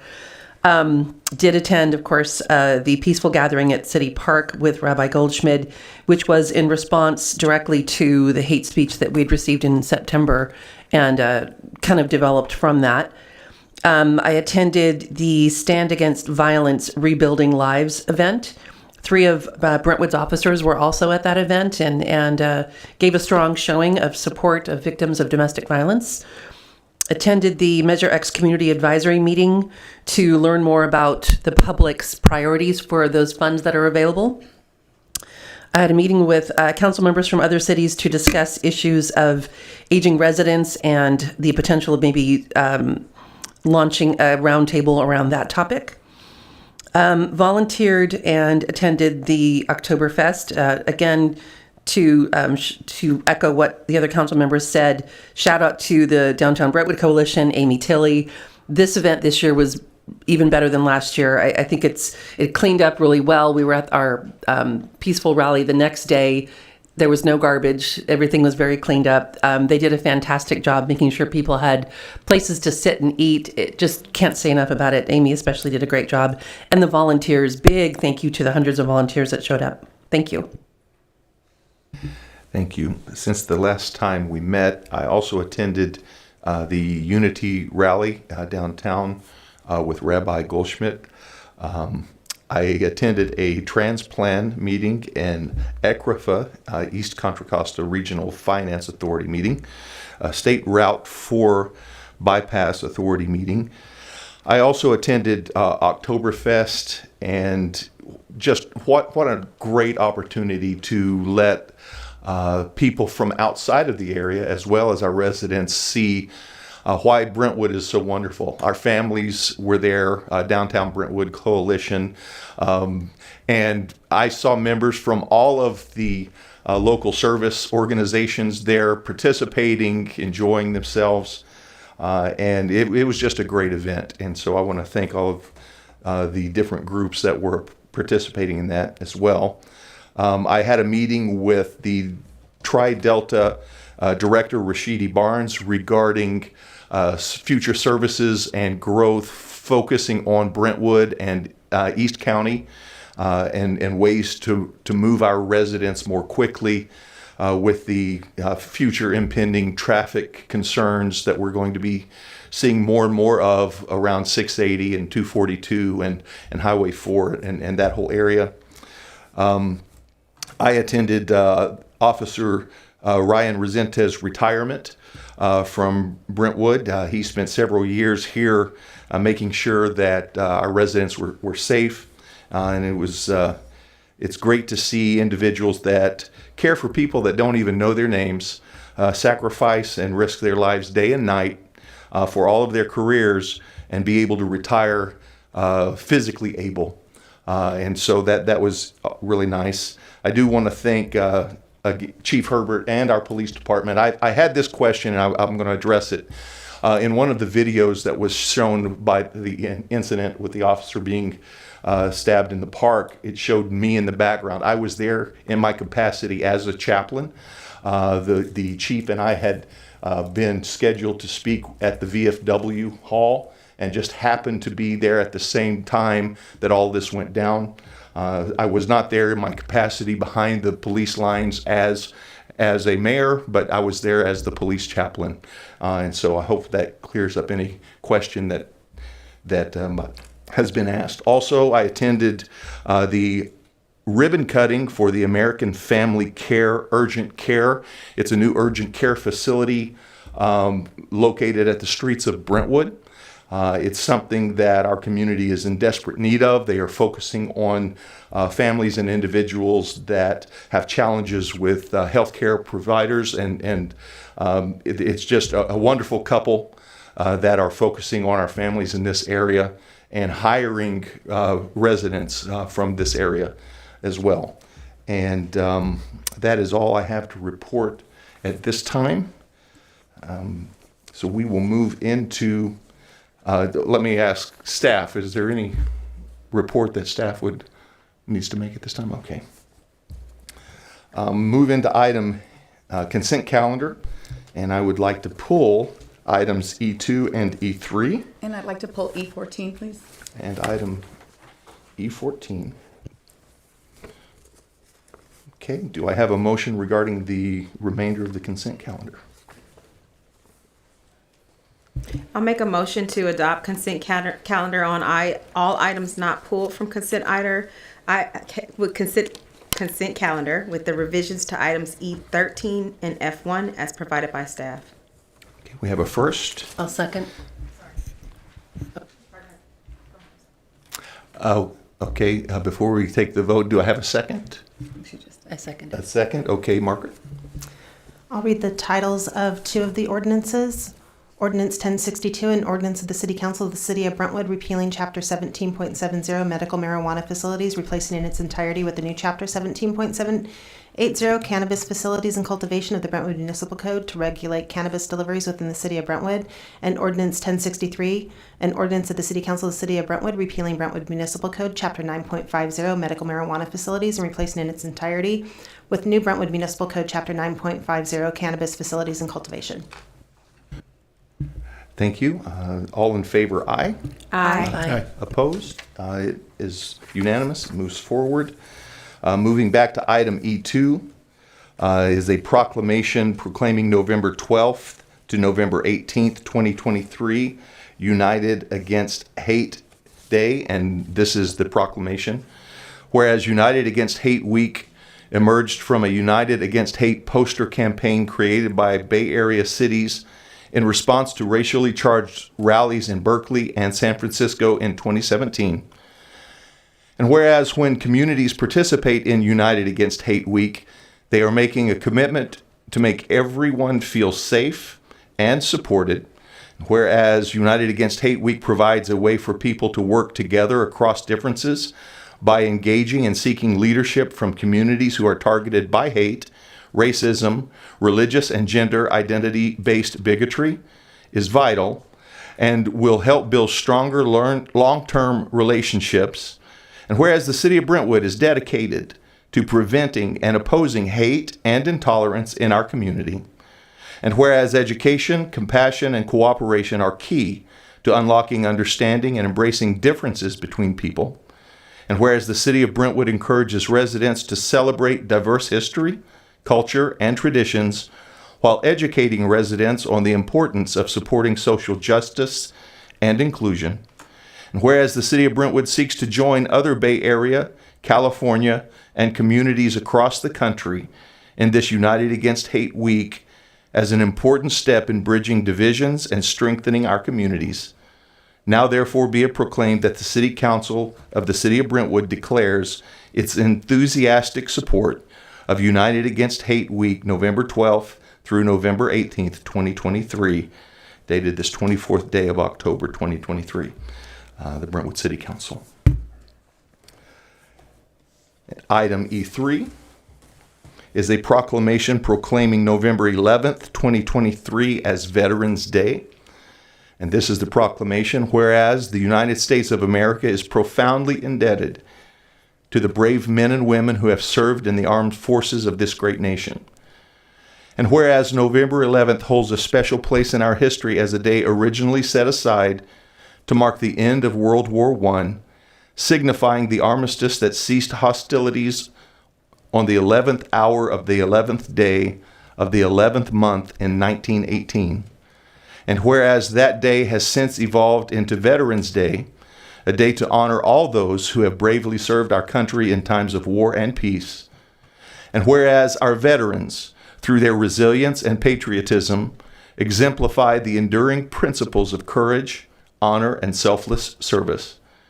Whereas we must recognize the sacrifices made by veterans and their families, including the physical and mental toll that military service can bring. And whereas the valor and commitment of our veterans have been instrumental in shaping the history and future of our nation. And whereas it is our duty as a grateful nation to ensure that our veterans receive the care, resources, and opportunities that they need as they transition to civilian life. Now therefore be it proclaimed that the City Council of the City of Brentwood does hereby recognize November 11th, 2023 as Veterans Day, and calls upon all residents, communities, and organizations to participate in activities and events that pay tribute to our veterans, show appreciation for their service, and provide assistance to those in need. Let this day serve as a reminder to all Americans to honor, thank, and support our veterans for their service to our country. Dated this 24th day of October 2023, Brentwood City Council. And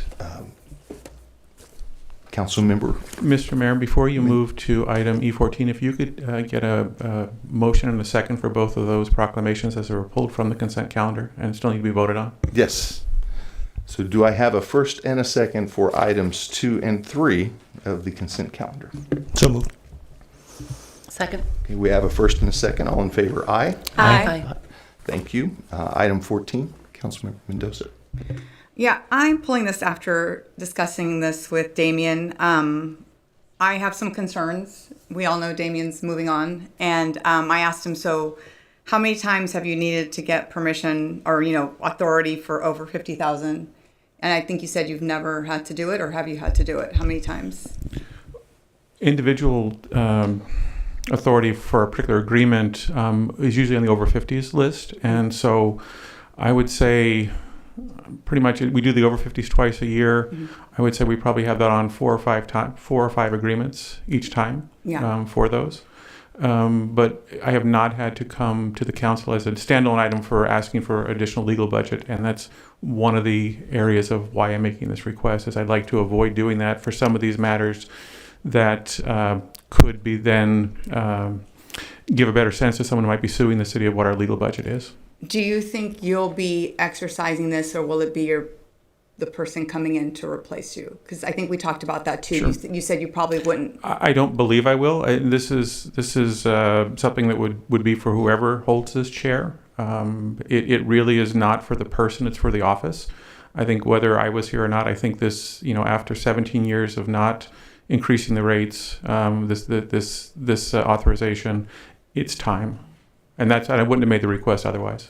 And I understand that. I guess I just would like to see who's in that chair making the decision before we just get, it's 50% higher before we go 50%. So I'm uncomfortable with it. I mean, again, you can get 3 votes. I would want to wait until we interview, hire someone, get to know them before we're like, okay, yeah, you can have 50% bigger signature authority. And that was the only reason I pulled it. When I saw, As a consent calendar item, this item has already had the opportunity for the public to speak on it. And so it really is just council discussion and then a determination of what you'd like to do. Yes, Council Member Pierson. Thank you. So when I saw this number, I wasn't too shocked. I actually thought it should be larger, just as an attorney. And the reason why is there's rising costs in legal. My concern would be that we have someone who comes on and doesn't have the signing authority and has to wait through our whole process of how things come before council. So right now in the practice of law, the prices are going up after COVID. So I didn't think going from $50,000 to $75,000 was a big ask. I actually asked, and I think, why are we not at $100,000 why are we not more for legal? I thought it was a smaller amount for And I get your concern, but I think it would be best having someone coming on with the authority, and it's not a ridiculous amount, to have that wiggle room and not have to come through our processes that they may or may not understand. Yeah, I guess it's 50% higher, and it's not something that's exercised that often. So if it's something that we saw we needed a lot and we had a track record for it, but I guess I'd like to see a track record before we just do it. So I think maybe I don't know like the fees in different legal arenas and why ours, we haven't had to use it that often. But that was my only thing, is just, can we wait to see who we have and then go from there and see what's going on with our pricing? Because if we only needed it 4 times, I don't know. Like, to me, it's nice when it comes to us and we can see exactly we get the memo, we understand what's going on. Because sometimes I feel like, well, we didn't know that was happening, and we didn't know that was happening. So it's just a way for us to also keep in tune with what's going on in your office. Like, I read all of your memos, and when we get them, this is a good way to see what's going on and why do we need to spend more, And just to clarify, it's 4 to 5 times twice a year. It's not just 4 to 5 times once a year. And again, I can't speak to what my successor might do, but I would recommend that whoever the council may select would provide similar updates to the council, because I think it is beneficial for you all to know why these expenses are being made. Any further discussion regarding this item? Councilman Ordinance? Yeah. We had the opportunity to ask a lot of questions during agenda review, and when we were talking to the city attorney about this specific item, he had mentioned that although it doesn't really have to do with how many times we've used it in the past, it has to do with the increase in costs of attorney's fees now. It's not what our city attorney is going to be using, it's what they're going to be spending for outside counsel reference and things like that. Having a brand new city attorney come in, scrambling, trying to put all that together at the same time trying to deal with the issue, I think puts them behind the 8 ball. And us as a council isn't next October, we're not going to stop making decisions because the future council coming in 2 months may not be ready for it. I think we need to keep moving forward regardless of when this occurs, here, now, or later. It doesn't stop us from moving forward. It just is that check and balance. That's all it is. So it doesn't stop you from moving forward. We still do it now, Vice Mayor? I think the amount itself is making more sense now. Now that Council Member Pierson is explaining that a little bit more, I appreciate that. I'm still, my only hesitation would be that it's a new attorney, and I'm not 100% clear why it needs to happen. What's the impetus for it happening now versus when the new attorney comes on board and decides what his or her priorities are and, again, establishes that track record? I can't speak to my successor, but this is something that, whether it's myself in the chair or someone else, it is something that I believe is needed, and it made sense to do it now because I think it will be more difficult for my successor to come on board and to try and put this into place when they don't know the council as well. But whether I'm here or someone else is here, this is still needed. And I think the council knows I don't make requests like this lightly. In fact, I haven't made this request in 17 years, but now was the time that I thought I should make this request. I'd like to add on, and this is no jab at you, Damien. Damien, as we've all may have experienced or not, is more conservative than a lot of people and has had 17 plus years of establishing relationships with other outside counsel. There's no guarantee that his successor will use the same exact attorneys. They don't have to use the same exact attorneys. And so my concern with knowing this market and knowing that, a going rate of a minimal amount now in our field is $400 to $500 per hour. That can go really, really, really, really quickly with a $50,000 budget. And so not knowing who the successor is, not knowing I think it would be nice to give them the flexibility to have the $25,000 more to be able to do it and not have to wait. If there's something legal that's coming, you have timelines. If we have a response that needs to be filed, we can't wait for a council meeting. Those things have to be done in a specific timeline. sometimes within 30 days. And we don't always have the luxury of time when we sit here and have to follow our protocol as on city council. So that's the only reason why I understand the checks and balances and don't think it's a bad idea. I just know that world, and I know the timelines involved in it. And I also know that Damien being conservative has not come to us for anything, really, rarely. Well, and that's the thing, is if it was Damien and Damien was still going to be in the seat, I would have no apprehensions because I fully 100% trust you.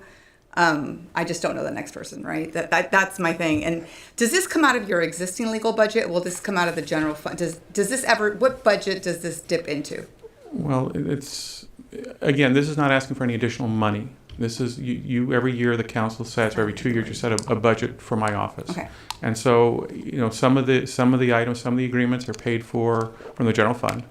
Most of them are. Others are paid from developer deposit accounts.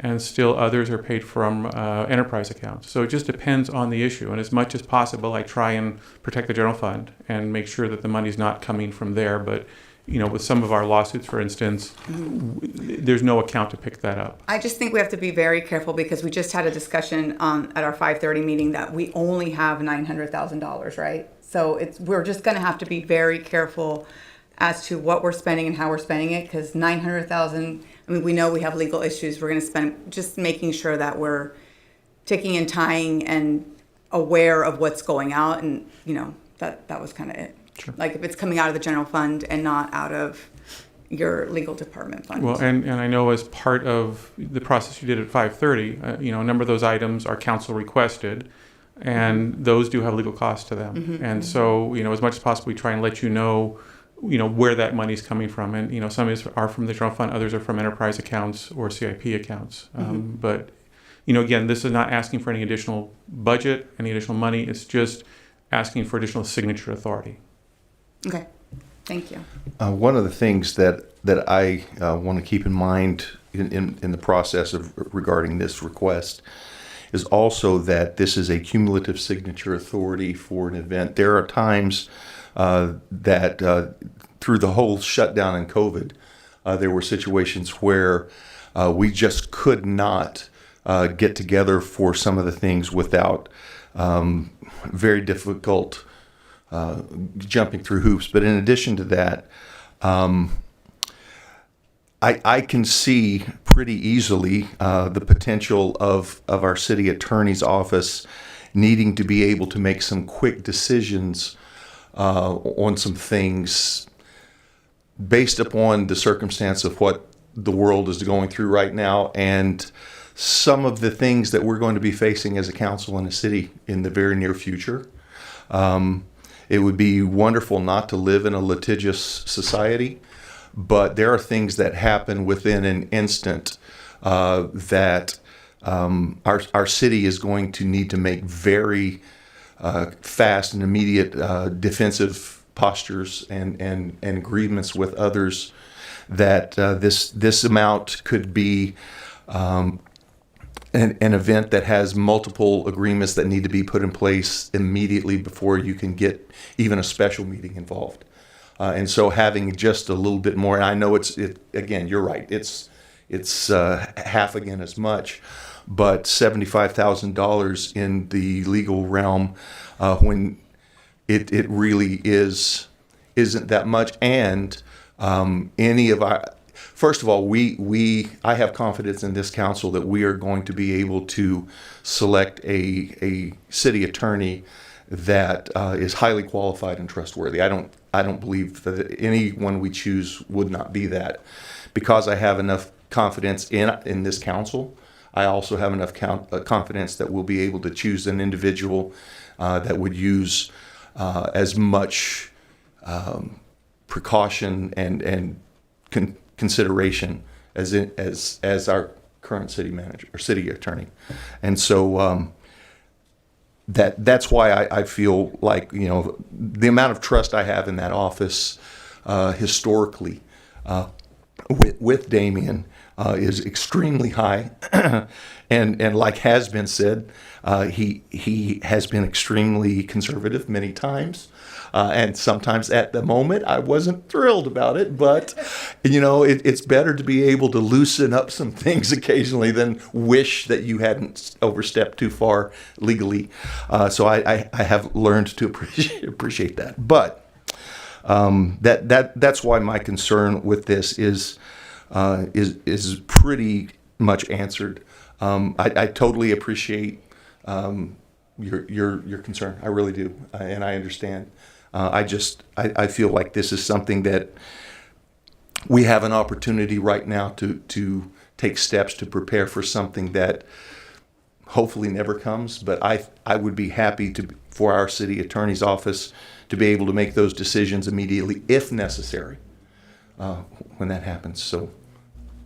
Yeah, and I think it's going to be up to us to make sure that if the memos are not detailed, and I think everyone knows we go back and ask more questions. We're known for that. So I think it's going to be on us to make sure that everything is ticking and tying and making sense, and we don't think we're overspending based on what we've seen in the past also. So based on that, I make a motion to adopt item E14 from the consent calendar. A second. We have a first and a second. All in favor? Aye. Mr. Mayor, before the vote, the city clerk needs to read the title of the... Thank you, Margaret. An ordinance of the City Council of the City of Brentwood amending first paragraph of Section 4.1 of the City Council Administrative Policy 10-13 Signature Authority related to the City Attorney's Signature Authority for legal services and personnel investigative service agreements. Okay, and we have a first and a second. All in favor? Aye. Aye. It is unanimous. We will move into I've asked council for their consideration because we have in the audience a group that are here, I believe, specifically for business item G1. I've asked for the consent to be able to move item G1 up in the agenda. They had agreed to that. And so at this time, we'll turn to item G1. This item is related to an intern program, and Human Resources Management Analyst Ashley Sosa will present. Ashley? Good evening. As Ashley is coming up, I want to do a brief introduction. So first and foremost, I'm pleased to share that the city is ready to roll out the internship program. But prior to kicking off the program, it's important for us to provide an overview to the council members. And then at the conclusion of the overview is your approval, consideration and approval of the intern classification and the salary range. And that's necessary for us to start next steps for implementation. A little bit more background before I turn this over.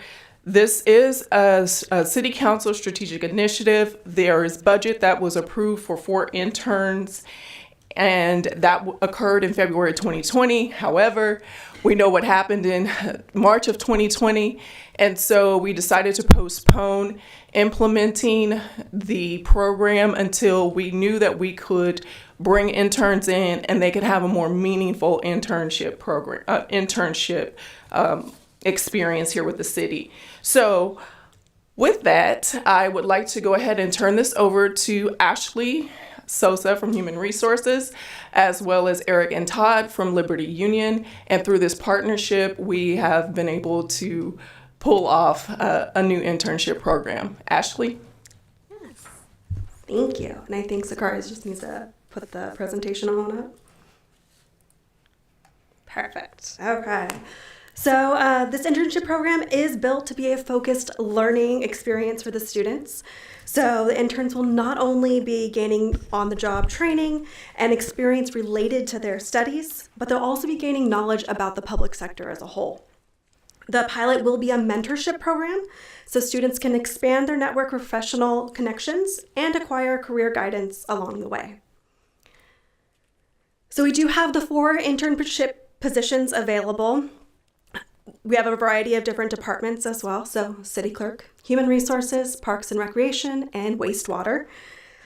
We don't want this to be a program where the interns are brought in, just kind of put into the corner doing filing. So you do see some of the duties that the departments have designated for the interns to start working on. That does include doing election materials, conducting research, event management, and field inspections.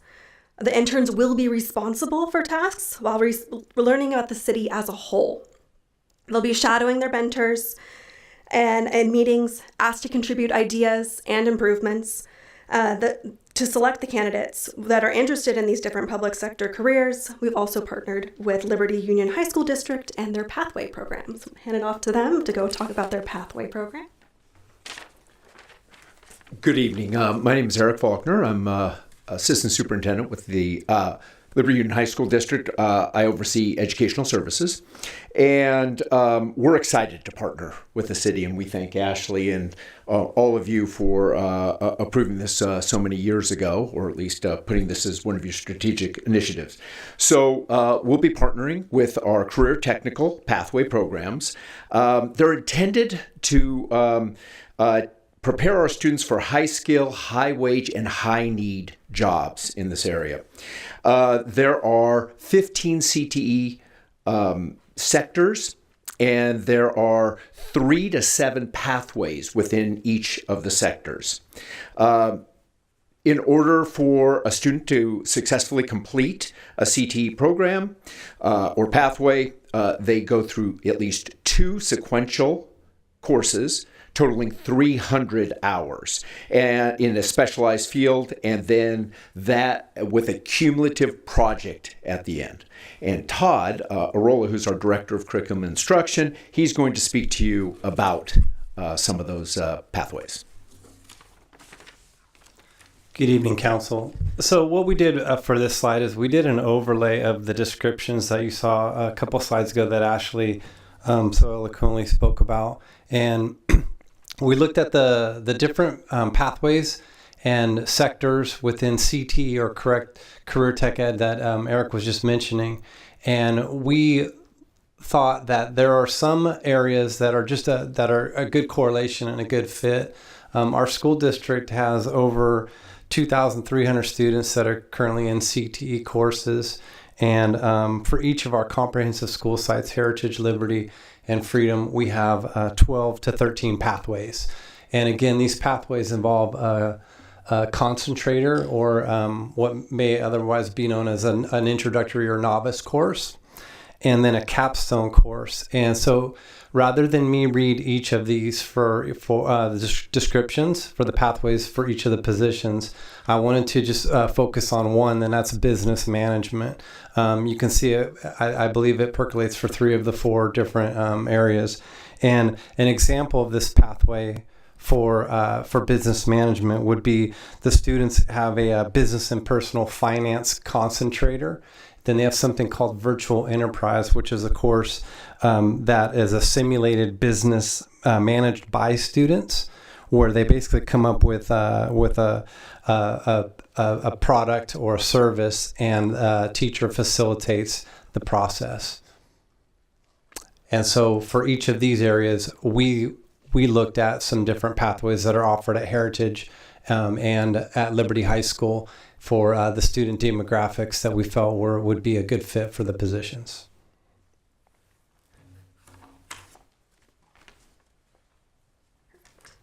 So as this may be the first time the students have applied to positions or even had a job, we are here to help the students through the whole recruitment process. So we did start off working with Liberty Union's pathway program teachers, getting them on board, and then we will be meeting with the high schools directly to actually talk about the program with the students. Then we'll be opening it up for applications on our government jobs website. That's our normal portal that all of our career applicants go through. So they, just like a career applicant, they'll have to put in their application, attach their required documentation. So they will need to have a cover letter and then put together the teacher's recommendation, which the school district has put together for us. Once the application period closes, we're going to be sending all of those completed applications to the hiring departments. They'll be able to review all the applications, select who they want to bring in for interviews, and the candidates, just like our career candidates, will also have to schedule themselves for interviews and actually do an interview with the hiring department. Hiring departments will then let us know who they would like to select for their intern, and HR will work on getting them through their offer and getting them onboarded on their first day, getting them set up. So, of course, as we mentioned, we do want this to be a mentorship program. So, throughout the program, the interns will be working on different programs and projects, attending events, learning about the whole city and how everything really works together as a whole. And then we will have regular check-ins to touch base on what is going well, what may need to be adjusted. And at the end of the program, we do really want the interns to come back here to City Council and do a presentation on what they've learned, what they've accomplished, and how the experience as a whole went. So that's kind of a quick overview of the whole internship program. So wanted to see if you guys had any questions or anything like that. Council Member Pierson. First and foremost, thank you so much for this. As a former career technical educator in high school in San Leandro High, I am so excited for this program. I wish we had more seats for more students, and I've saw how something like this can be so great when one of my students became an attorney and another one became an engineer by working with a city to get the experience. So thank you. My main concern as my diversity, equity, and inclusion police, that is the new title I'm giving myself here, whether you guys want me to own that or not, is what are we doing? What considerations are being made to ensure equity and inclusion in the selection process, specifically at the hiring at the department level? Are we going to do any blind applications where we remove names and put initials so that implicit bias doesn't come into play when people are selecting specifically in the departments? Okay, Ashley's giving me the look, so I'll answer that. That's not something that we have done. I'm totally open to doing something like that. We typically give the hiring departments the applications along with the names. They don't have any other identifying information, so we can definitely look at that, and I can definitely work with Liberty Union as well to try to get the most diverse candidate pool. We definitely work with our departments to look at what we have available, and making sure that we bring forward candidates that are reflective of our community. But at the end of the day, the actual decision is at the department head level, but we will continue to educate and look at how we can continue to ensure that it's an open process and competitive, and also which includes, allowing more diversity here at the city. And I do have, first of all, I love your programs. He knows I love your programs. My daughter did it. She was the law pathway, and now she's a poli-sci major, so thank you. And my other daughter's in it right now. I think it's one of the best things you guys do. Is this going to be at Liberty or Freedom, or are you going to split it up so that both campuses get some? I mean, sorry, not Liberty or Heritage, sorry. Yeah, I was like, actually all of the high schools will be open for any of the pathway programs. Okay. So we'll have the how many pathways that got associated with the different positions. Those are the ones that we're going to be focusing on, and doing the outreach on, making sure that they really know that it's going to be happening and to apply. Okay, but it is open to all of them. Perfect. And Councilmember Pierson and I were in the same ROP program. I'm older, so I did it way before she did it. But one of the things that I don't know if you got it, but we used to get class credit for our work hours. Did you get that? Do they get class credit for work hours? I mean, it really helped my GPA. They actually won't get class credit for work hours. However, they can get community service hours for that, which is a requirement within our school district for American government. And so you can start that your second semester of your junior year. And this is targeted primarily at juniors and seniors. And so, although we won't exclude sophomores, so they could apply that work towards their... and do they get a class schedule off? Because I guess you guys are going to figure out the hours when they're going to be here and all that good stuff. Okay. Yeah, we'll work on that. Thank you. Vice Mayor. Thank you. Yes, I agree. Love this program. both of my sons did the pathways, and one of them did too, and it's just fantastic. The question, though, and it's a little bit awkward asking these questions, but Freedom, being part of the school district, would seem eligible, but the students typically that go there live in Oakley and potentially would go through a program like that there. How do you handle that? So actually, one of the things that we talked about was we were going to target first Heritage and Liberty with the pilot. I think what we were talking about was having all three schools after the pilot joins in. And this is not the appropriate place necessarily right now, but at some point we'd also like to reach out to Oakley to see if they're interested. Thank you. Okay, the other thing is I'm hoping that we have staff available if we have ESL students who end up taking part in this that are comfortable with Spanish speaking. Yes, so yes, we will. Well, let me just say this, is that, are you talking about English as a second language, right? Yeah. Mm-hmm. So yes, as long as they actually speak, because English is what's preferred and what we have to have here at the city. All of our documents, all of our language, how we communicate, everything is in English. So we are definitely open to taking students that have English as a second language. So then the mentor that works with that student would just maybe guide them in a different way or help them to understand in that case. Or...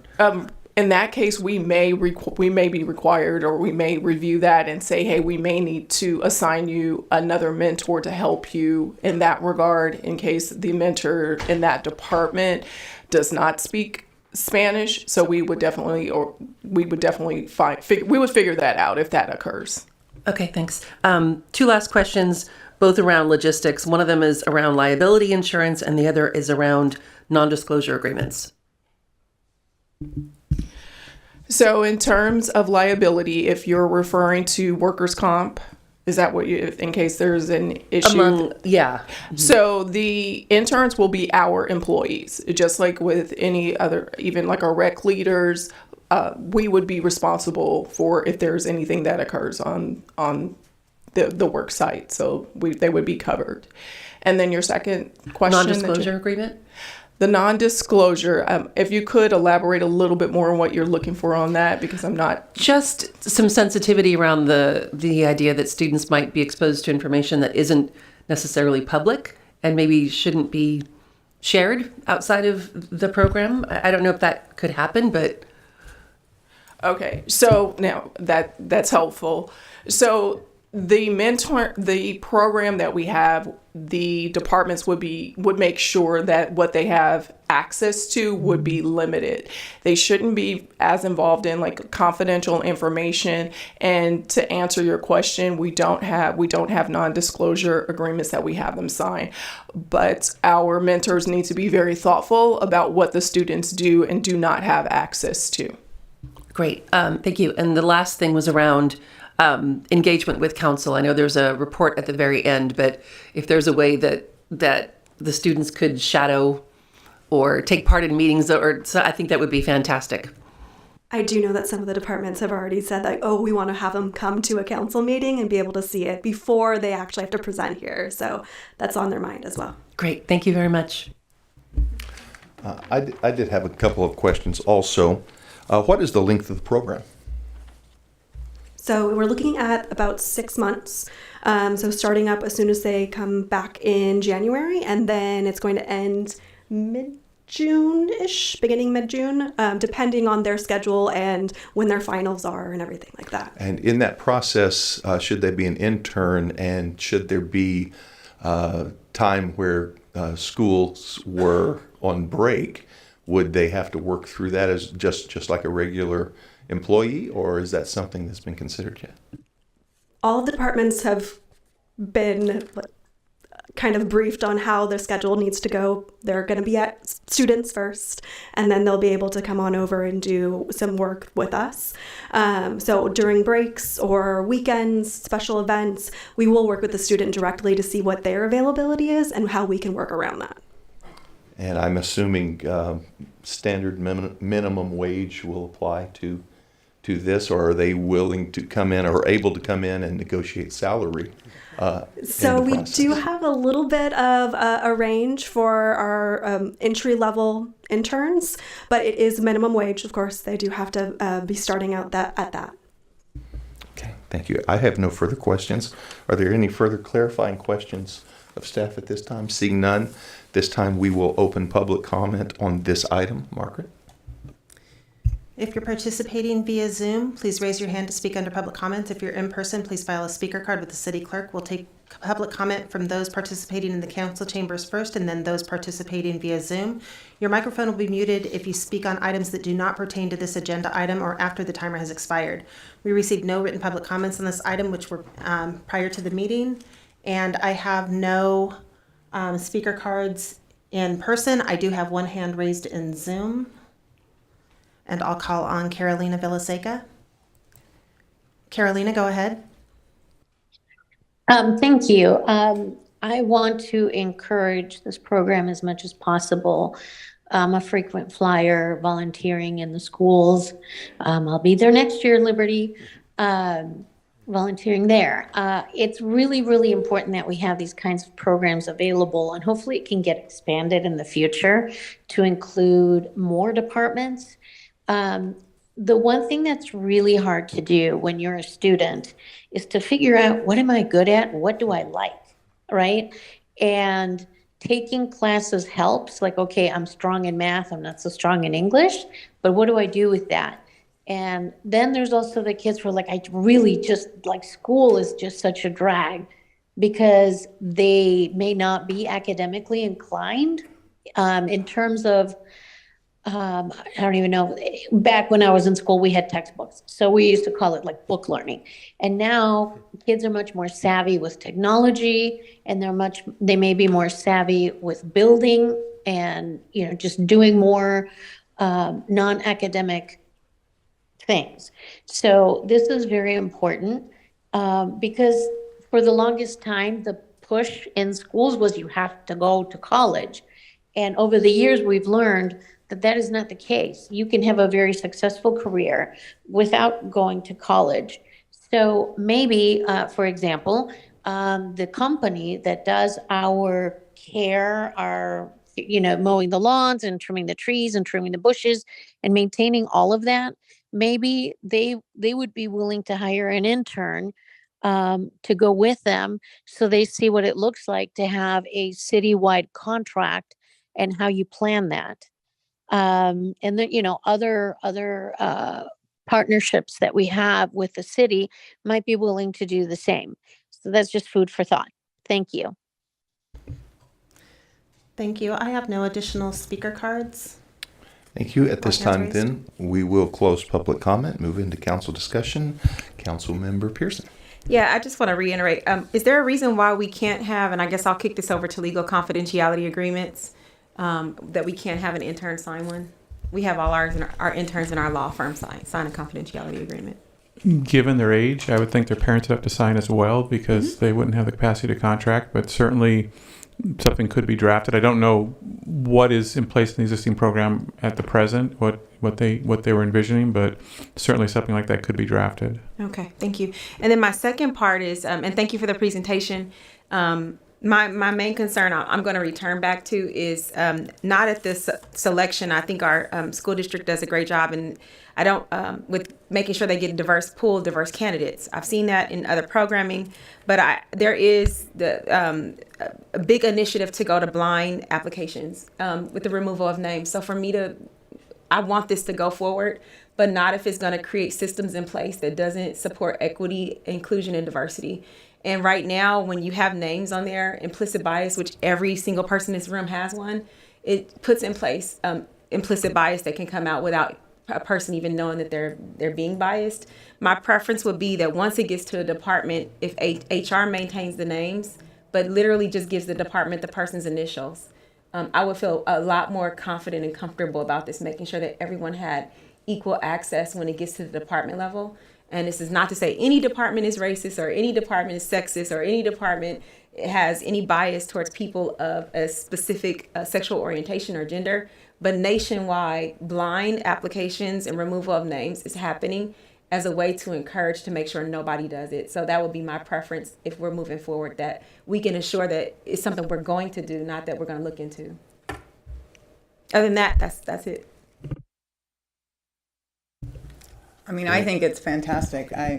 Again, kudos to all of you. I appreciate it. I love all of your pathways. So Sakari, if we make a motion, can we make a motion and add that on there? Or is that something that you could do? Like the blind application? That's not part, well, Damien probably can speak to that. That's not on the agenda, so I'm not sure that we can take that out. I understand the ask, but Damien, I think I want to defer to you on that, please. Yeah, currently, the agenda item is listed to establish the classification, the job description, and the salary range, and authorize the city manager to implement the classification. It doesn't go into details about amending the program itself. That would be a different item. In addition, some of these requests start to move over into the operational side. And so since it's a special program, I think the council may have a little bit more leeway on it. But for instance, I don't think the council, we'd have to look at whether the council could have that for all employees at this time. I think that might be more of a city manager decision under the operations. But since it's a special program, it might be possible. But I'm just looking at the title and the recommendation. It really is focusing on the classification, the description, the salary range. It's not going into details of the program itself and how folks are brought on. Did you say the implementation of the program? I don't see that here on the implementation of the intern classification. So that is just making sure the classification gets put on the right documents. I think that being said, tonight I want to make a vote on it. So is it something that staff just can't do? We don't have to go into detail, but is that something there's been many times I sat up here and it wasn't specific on the agenda, but staff says, you know what, but that's something I think we can do. I think we can ensure that can happen. So is that something that we're saying we can't do it, or it's not a possibility? It's just putting initials instead of a name. So I'll allay your concerns. We currently have a practice for any recruitment and pushing forward applications that they are blind copy, the blind to the name, to the age, to the name of the university, etc. So we currently do that now. I don't know why we couldn't also apply it to the interns. So we will definitely do that. Thank you. Okay, having said that, if there's no further conversation regarding this, do I have a motion on this item? Yes, as detailed in the staff report, adopt a resolution to establish the intern classification, job description, and salary range. A second. Okay, we have a first and a second. All in favor, aye. Aye. Opposed? It is unanimous. I want to thank our partnership with the Liberty Union High School District. It's always been a pleasure to support and partner with people that are helping our children and training our future. So thank you very much. And thank you, staff, as well. At this time, we will move back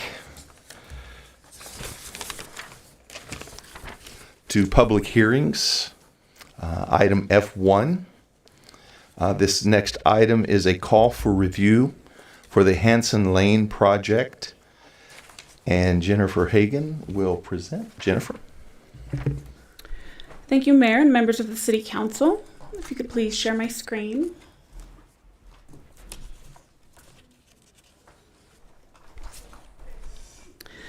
Tonight I'll be presenting a call for review of the Planning Commission's decision to approve applications for a 94-unit Hanson Lane project. The applicant is requesting approval of an initial study and a mitigated negative declaration, a mitigation monitoring and reporting plan, an errata sheet, a vesting tentative subdivision map, and design review application for 94 single-family home development. The 19.73 acre project site is located at 251 Hanson Lane at the terminus of both Lone Tree Way and Hanson Lane. The site is currently vacant and has been used for previous agricultural purposes. The general plan designates that the site as residential low density. The RLD designation allows for a density range of 1.1 to 5 dwelling units per acre, and consistent with the general plan requirements, the proposed project would result in a density of 4.67 dwelling units per acre. The zoning for the project site is zoned PD 71. Pursuant to the Brentwood Municipal Code, the intended primary use of the zone is detached single-family homes, and as shown in the table here, the project satisfies some of the development standards within the zone, such as height and parking standards, however, is proposing reduced front and side yard setbacks and reduced lot area. As allowed under the state density bonus law, the applicant is requesting a concession and waivers to these development standards. Overall, the project has been designed to be relatively consistent with the residential design guidelines and is proposing a combination of models and elevation styles to diversify the plotting as much as possible. The proposed residents are aesthetically cohesive and consistent with the design approaches used in the existing neighborhoods and is identified in the residential design guidelines. 4 distinctive elevation styles are provided for each house plan, which include Santa Barbara, coastal, contemporary, and farmhouse architectural styles. The applicant has submitted a revised landscape plan to reflect a new park that will be discussed further in this report. In addition, the proposed project would include a bioretention area and trail along the western side of the Marsh Creek Trail, with the trail proposed to continue approximately 1,500 feet to the south to Homecoming Park. On September 19th, the Planning Commission considered the subject application, and overall Planning Commission heard from 9 members of the public. Multiple speakers expressed concerns with the increased vehicle traffic and impact of the existing residents along Hanson Lane and Lone Tree Way. Specific concerns heard also related to the transition of the new Lone Tree Way extension and the private driveway to the north at the current dead end, as well as the grade difference in fencing between the properties to the north. During the Planning Commission discussion, additional concerns regarding air quality were also discussed, in addition to the questions regarding the city park requirements. Based on the Planning Commission's interest to provide on-site parking amenities, the applicant suggested to redesign the on-site stormwater treatment area in order to allow for additional square footage that may be used for on-site gathering. After deliberation, the Planning Commission unanimously approved the Vesting Tentative Subdivision Map and Design Review applications with the following conditions added. They added to the tentative subdivision map a condition of approval that required future studies of the air quality, as well as the analysis to be provided to home buyers as disclosures for the project upon purchase of each lot. And they provided an additional condition that the applicant work with staff to reconfigure the bioretention areas to provide the maximum space for gathering. For the design review application, the Commission added a condition that the applicant work with city staff to develop visual and safety barriers along the northern property line, as well as work with city staff on details including the clear delineation of the private and public access points at the end of Lone Tree Way. On September 19th, shortly after the project was approved, Council Member Mendoza filed a timely call for review and requested additional information on several specific items, including the affordable housing and density bonus calculation and the location of the affordable units, city park requirements, in lieu fee payments and equipment specifications, site access, and perimeter wall heights around the development. Within the staff report before you tonight, staff has provided additional information on the affordable housing requirements for this project, including direct hyperlinks to all the cited municipal code sections and government code sections. The project's preliminary application was deemed complete in January of 2022, and therefore is subject to the city's affordable housing ordinance that was in effect at that time. That ordinance requires that projects provide 10% of the total units as affordable. The table shown here provides a breakdown of each of the required affordability categories. Overall, the application is proposing to include a total of 12.7% of their units as affordable in various income categories, exceeding the city's affordable housing requirements. Under the state density bonus law, the project is required to provide at least 5% of the units to very low-income households in order to qualify for density bonus benefits. The state law allows the project to double dip or allow units required for the city's affordable housing ordinance to also qualify as affordable units under the state density bonus law. As proposed, the applicant is proposing to include 5 units reserved for very low income household. This is equivalent to 5% of the project, therefore meeting the state density bonus law requirements. The next discussion is related to city park requirements. The city's municipal code details that all projects must dedicate land, pay a fee in lieu thereof, or both, at the option of the city or for park or recreational purposes. The Park and Recreation Department uses 3.2 as the average number of persons per dwelling unit for this calculation, consistent with the general plan.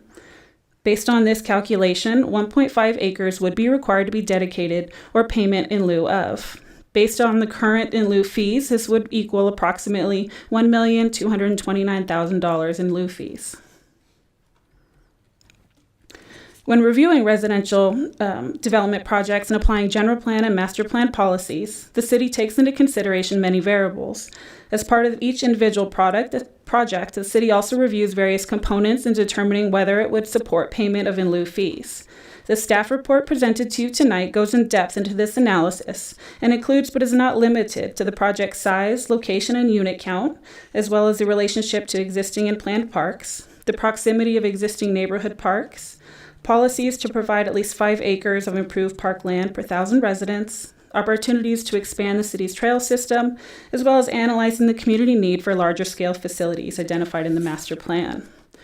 Based on the policies and considerations listed in the staff report, including the general plan and master plan policies, as well as the fact that the project is located approximately 1,500 feet from Homecoming Park and is located within 1 mile of 15 additional parks, staff has been supportive of allowing the project to not construct a park and pay its fair share of in lieu fees. However, based on the Planning Commission's added condition requiring the project to reconfigure the bioretention areas to maximize the open space, the applicant has submitted a new preliminary plan that illustrates that an approximately 0.6 acre park can be achieved. Based on the revised plan, the park would meet the minimum park size requirements to qualify for park credits and be dedicated to the city.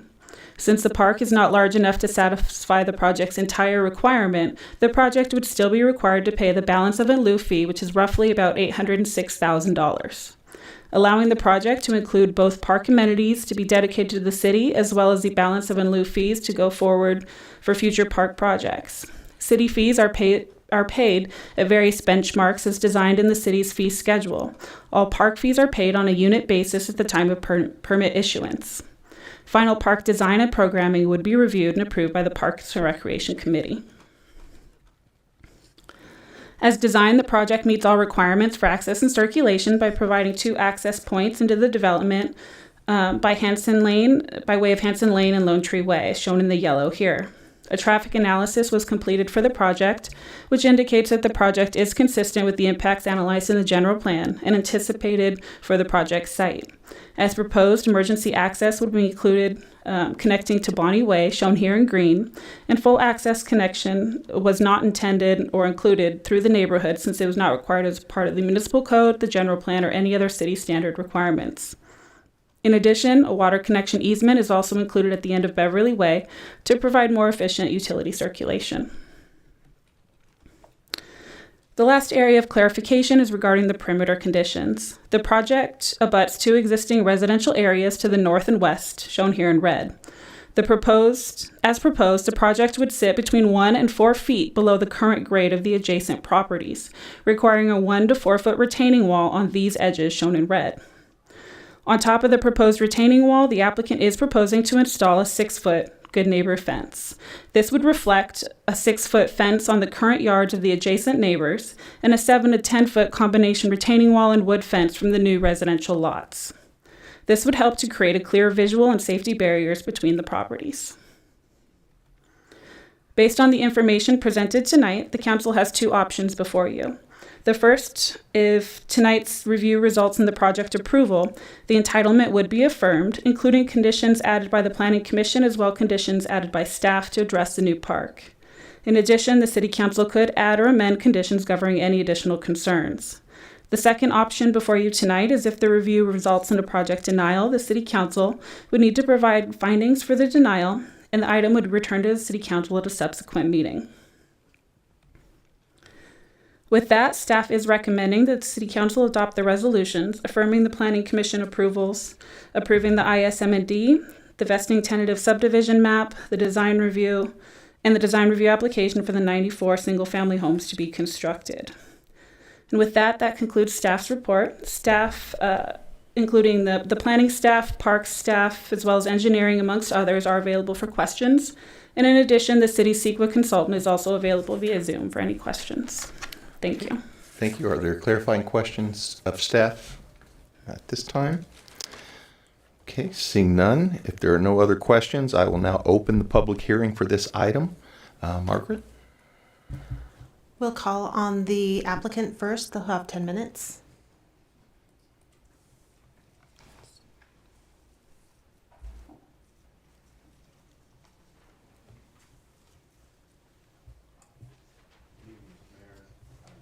Oh, sorry, just a moment.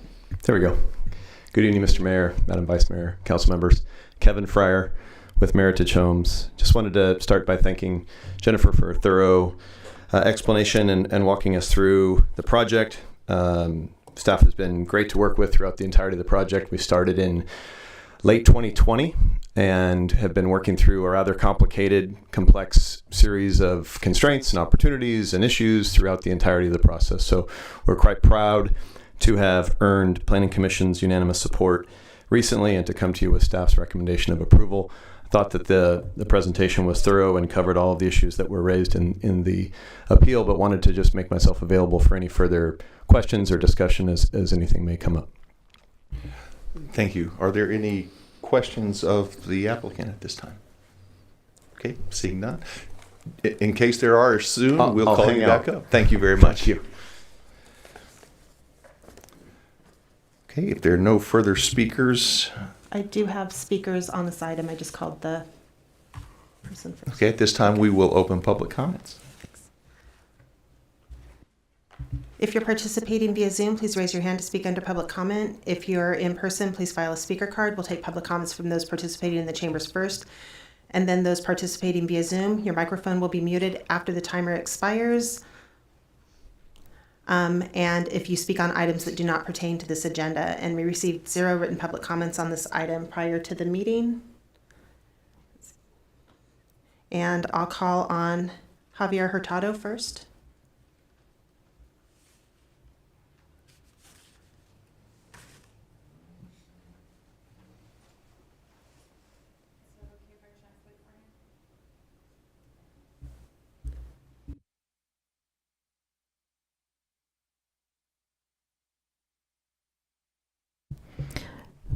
While the speaker gets themselves situated, because we have simultaneous translation going on, the time has been doubled per state law, so they will have 6 minutes.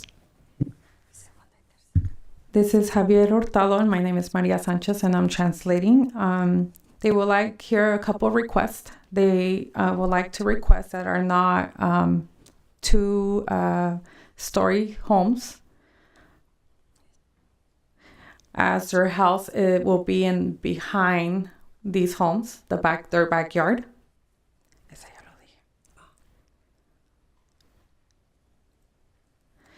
They will be leaving. We will be having less land around Brentwood. There's not enough, which we call it tierra. There's not enough land anymore. We're building homes and homes. Their entrance to their home has few traffic. Now this will add more traffic to the neighborhood. Yes. And they would like to know what type of wall or what type of fence would they be having, as their backyard will be having a home now. And they would like to request a block wall. And that's it. Thank you. Mayor, before we move on, could we just get their address or at least the street name so staff can be prepared for that? Perfect, thank you.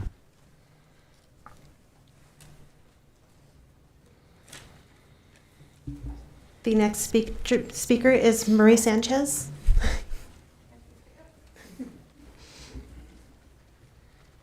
Good evening. My name is Maria Sanchez, and I was coming with a different message. But first of all, I want to thank Jovita for putting, Jovita Mendoza for putting that message in regards to requesting more additional information, as that is something that was discussed in September in regards to the park. There was 2 parks that they had first shared with the community a couple years ago. And then on September 19, they came with no park on their plan. I also want to mention, Ms. Pierson, you mentioned about equity and inclusion. And a lot of these homes, first language is Spanish and their second language is English. All of those documents that were sent home for notification were only in English. I took it upon myself to make a flyer and invite community members to let them know about what's going to be planning in their neighborhood. Now that it's saddening to hear that the plan went ahead, that these homes will continue to be built, and I appreciate the fact that they took some of our considerations and concerns into place, and they have now come to propose something different. I still want to mention some of the things that I had requested, which first they had said they were going to do a 4-foot wall. Now they're going to do a 6-foot wall, just for protection. That long tree way is people get lost. People go through their dirt as they don't stop. There's a stop sign there that people do not stop. I'm very concerned about the safety. I'm concerned about the traffic. They ran a report that 80% of the traffic will be going through Long Tree Way. I live in the corner where I have 3 children. I mentioned this before. As one of their comments before is, Brentwood is changing. I kind of like, suck it up, Brentwood is changing. I understand that. And I understand that we want to make Brentwood a better city. I understand that we want to make our city develop, transform. But there's also safety to keep in mind. There's also our children that should be able to access a park. They mentioned 2 parks, Homecoming. Go to Arroyo Seco, you have to go all around, drive to the park because it's not accessible. The other park they mentioned is Sunset Park. You also have to drive there. If you go to Homecoming, especially right now, it's pitch black. During this time of the month, around 6, it's already pitch black. There's not even a light there. So I'm grateful to hear a lot of the changes have happened. The wall, adding the park, and I'm pretty sure this is just because a city member brought it up, or else they. The speaker's timer has expired. And it changes to our policy. I know that we have the right to ask the speaker a question. I'd like to ask the speaker what size wall would she prefer, 4 or 6, or a different size wall?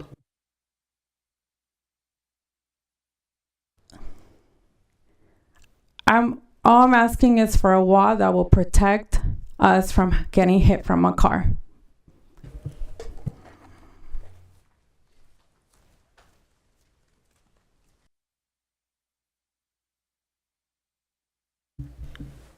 I have no additional speaker cards. I do have 5 hands raised in Zoom.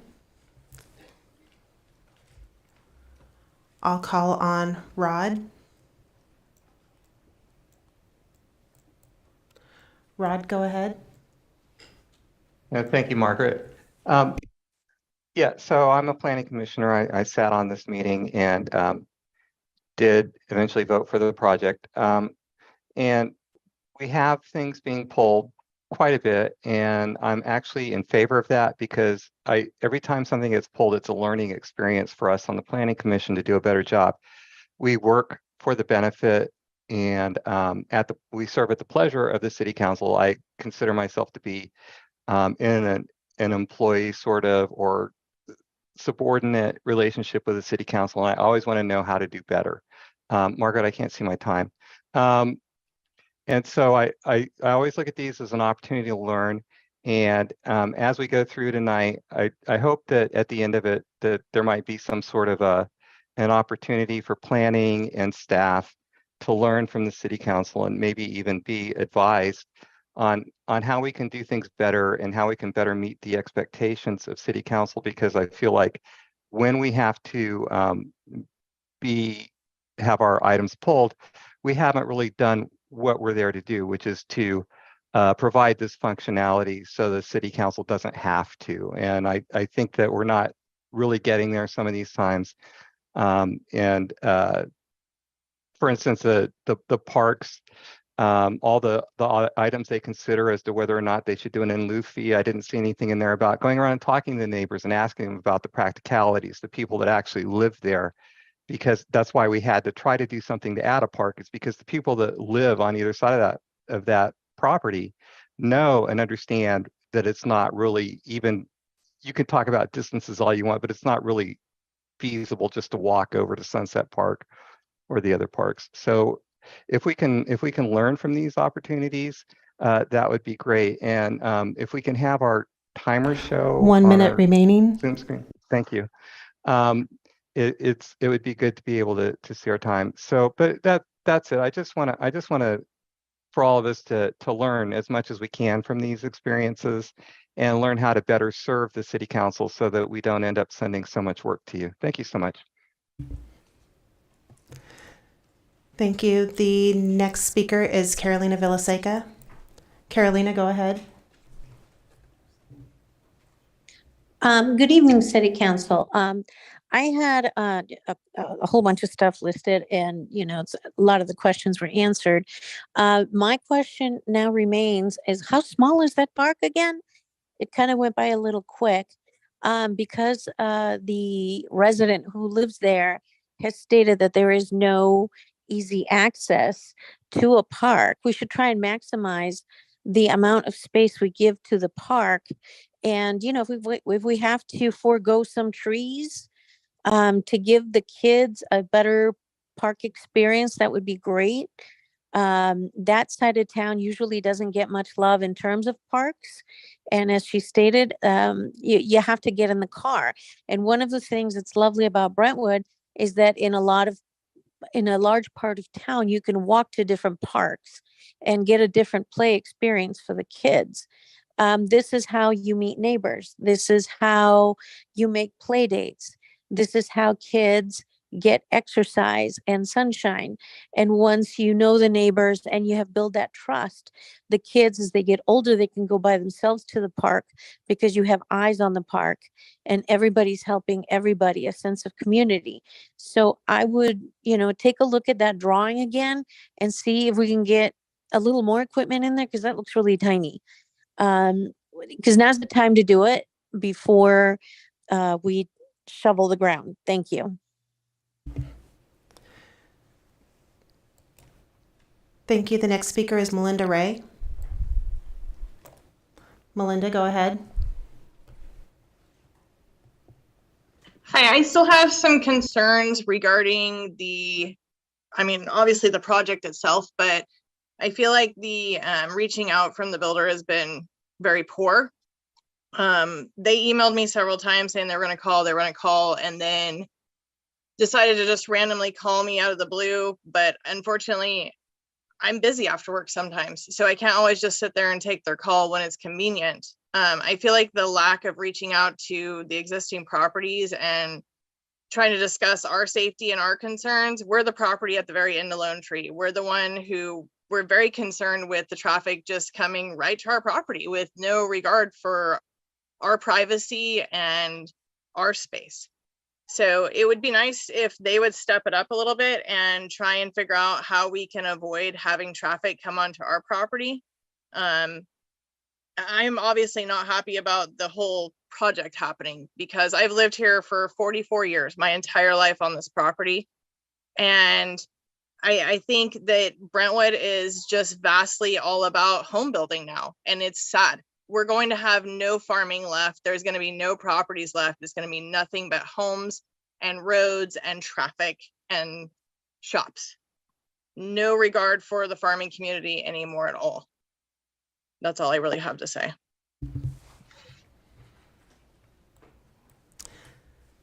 Thank you. The next speaker is Rosa. Rosa, go ahead. Good evening. Thank you very much for having us. I have a question in regards to the in regards to the, I live on Bonita Way, and in regards to the EV access, which is going to be provided through here, I don't understand what that means. So if they could clarify that for me. I am very happy again to see that there is a park going in that area, because again, like Maria mentioned, we would have to drive to Homecoming, or currently we walk through the creek. Sunset Park is not accessible to us. It's quite a walk away. I would like to see it a little bit bigger, because, you know, we're a 60 plus home development here, plus this 94. That's a lot of kiddos to have in that small park, and a nice trail that can lead onto the trail that's closer towards Marsh Creek. That would be nice, because currently a lot of this neighborhood drives to the Marsh Creek Trail to walk that trail. Instead of having one would be nice for ourselves. And then I know I was at the last meeting, and where it was discussed that 80% of the traffic was going to be going down Lone Tree Way due to the street light and the quicker access to the freeway. Being that that's the exit that our entire neighborhood takes, and because currently it's a dead end, we're not as cautious. I'm just going to say we're not as cautious making sure there's no cars coming down that lane, because it's a dead end. You know, it's very few people. So I would suggest some speed bumps or possibly a street light, so that traffic is more manageable for the people coming out of the neighborhood, also for the people that live on Lone Tree Way, to make it a safer space for everybody. That's it. Thank you. Thank you. The next speaker is Dave Sparling. Dave, go ahead. Good evening. Can you hear me? Yes, go ahead. So just wanted to make a correction to Jennifer's report. She reported that it was the vote from Planning Commission was 5-0. I was unable to attend the meeting, so while it was unanimous, it was 4-0, and just wanted to make sure that the public record was correct. That's all. Thank you.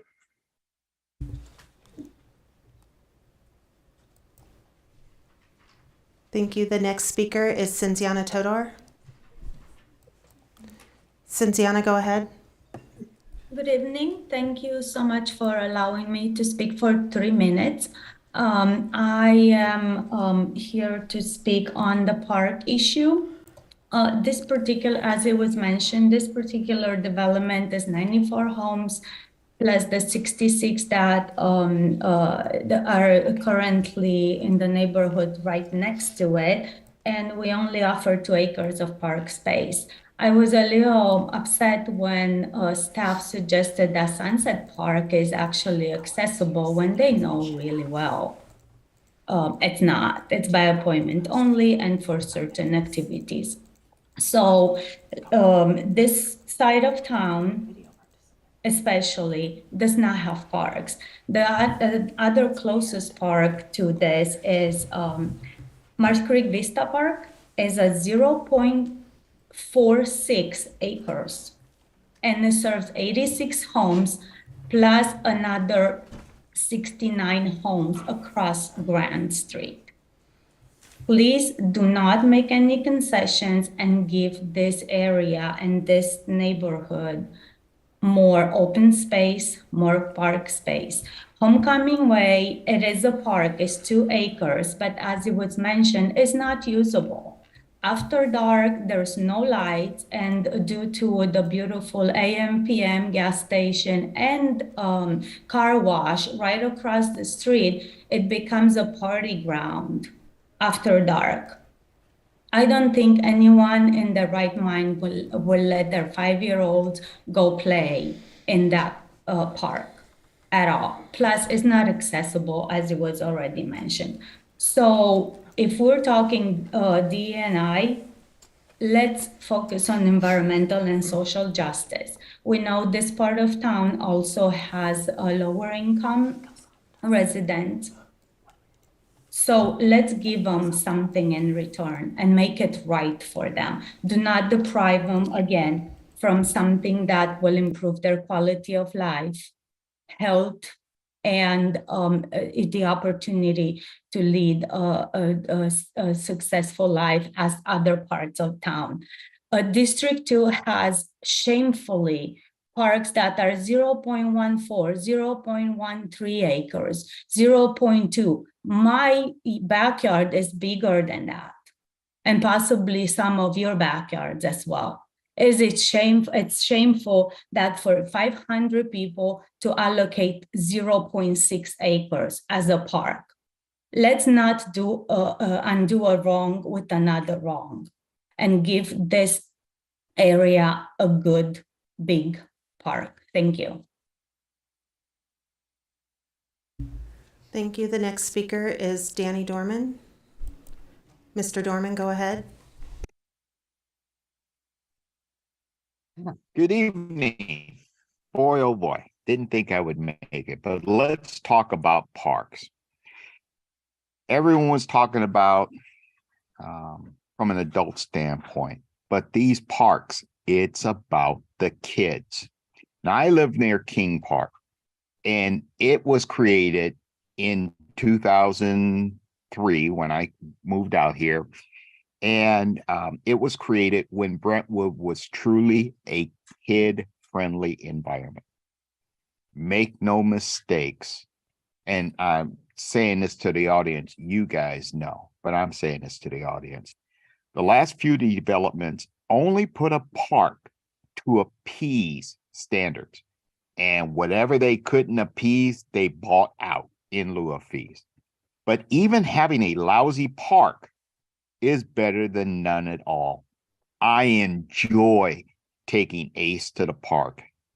Ace and I play on the grass while watching kids play soccer or football.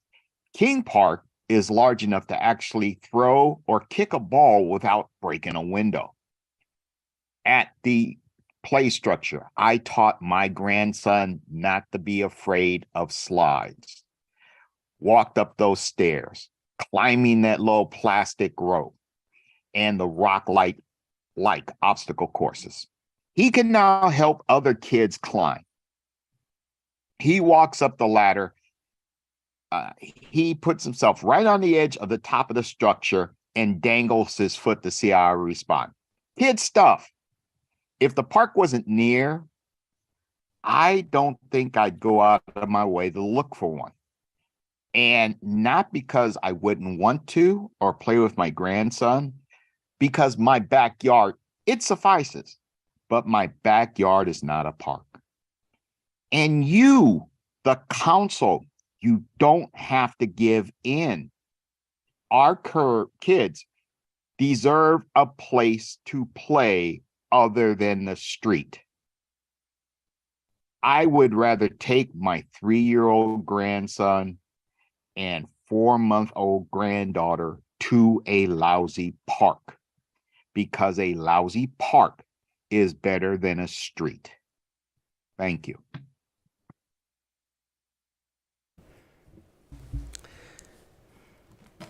Thank you. I have no additional hands raised. Thank you. At this time, we will close public comments. If there are no further speakers, I need a motion to close the public hearing. So moved. Second. Okay, we have a first and a second. All in favor, aye. Aye. It is unanimous. It passes. Council discussion on this item. Council Member Mendoza. So I pulled this item for review because I was a little confused about the double dipping on affordable housing, first of all. And I guess our legislators don't care about affordable housing because they allow developers to double dip. We have to follow the law. There's nothing you can do with that. The latest bill was written by Grayson, so next time you vote, remember that. The next thing is parks. And I am going to share my screen because I have a question for staff on this. So you chose a 3.2 average household when we have different categories, because we have senior housing, which is like 1 under 2. We have single family housing, which is, we can go from 2, 3, 4, 5 bedrooms. I actually went through all of the census tracts in the area, And this area is over 3.5 people per house. So why did you choose 3.2? So 3.2 is based off of our current general plan EIR and the assumptions that were used for our density population build out for the city at the time of our parks master plan and at the time of the general plan. In part of that, for single family detached home within this general plan designation area, it designated 3.2 people per dwelling unit. And that is also consistent with our current fee schedule and our current fee schedule for parks in this calculation in the city's adopted fee schedule to have 3.2 for single family dwelling, 3.2 population per single family homes and detached dwelling units for park fees. Okay, I think that's convenient for the developer. It's not convenient for the residents. Again, why don't we ever look at project specific like our municipal code wants us to, that benefits the residents because they're the ones living there. You know, someone talked about the number of kids at parks. Why don't we do this? Because this isn't just one number, right? You're just paintbrushing one number. What keeps you from looking at the census tracts like I did and going through each one and determining 3.5 versus 3.2? Is there a legal reason you cannot do that? So I think we'll defer to Parks on the history of this. We follow the general plan, and that is the general plan standard, and that's what we've used to do the park master plan, the general plan EIR, and calculate our fees. If council wants to change that going forward. I'm not changing it, Alexis. I'm looking at this that has a different schedule. You're using one number for everything, which does not match our municipal code. So I'll let Parks answer that. I'm not using any number. We're following a formula that's been well established and used for years. So Bruce, if you want to weigh in, or Aaron, I'd be Bruce, happy to let you do that. Who does anyone on staff here when this was created, the schedule? Anyone? I was not, but I will say that this code section that we're looking at was adopted in 1990, which was 24 years before the general plan was updated. Mm-hmm. So the general plan does use the 3.2 people per household figure. Bruce, I don't mean to interrupt you, but just to add that. Okay, so I spoke to Karen Rary, who was one of our first Park and Rec commissioners. Every single development was supposed to be assessed individually. That's why you have some developments that are senior housing. That brings down our number, right? That 3.2 gets brought down because there's like about 1.4 people per house in those houses. We have apartments. So when I looked at the area around this, it's about 3.5. Could the council determine to use the 3.5 for the park allocation? Or is there a legal reason why we cannot? So the fact that our general plan uses 3.2 and the general plan was adopted more recently than this zoning ordinance or this subdivision ordinance provision, our general plan is our constitution and it is what we look to. In addition, I'd want to look back at the history of this to look into it in greater detail, but this is something that you would want us to spend a few minutes looking at, not answer here on the dais. Okay, so this is our municipal code, and what I keep hearing about our municipal code, and this is not the first time, is that it means nothing. Is that true? Because this is not the first time the municipal code has come up. And it's getting really, really frustrating because the residents rely on the municipal code, the council relies on the municipal code, and this has come up on multiple occasions, and it's getting really frustrating. And if there's going to be a discrepancy, I wish it would be in the staff report and explained in the staff report. Why does the municipal code says this, but I'm choosing this instead? Because it's so hard for them to get it, and it's so hard for us to get it. And it should be crystal clear. Kind of like now we have on the affordable housing, now it's clear, right? Everything should be crystal clear. So I don't think we're going to get to a 3.2 versus 3.5. I think we need more park acreage. I would say we could probably go to court and get more park acreage. That's my opinion. Second thing is, why, how do I say this? Because it's not going to come out well. District 2 and around this area of these houses is 40% Latino. I looked at all the census tracts. It's 40%. I found it absolutely deplorable that we would say we would take money from the west side to fund something on the east side. Again, They don't got sidewalks. They don't have underground wires. They don't have parks.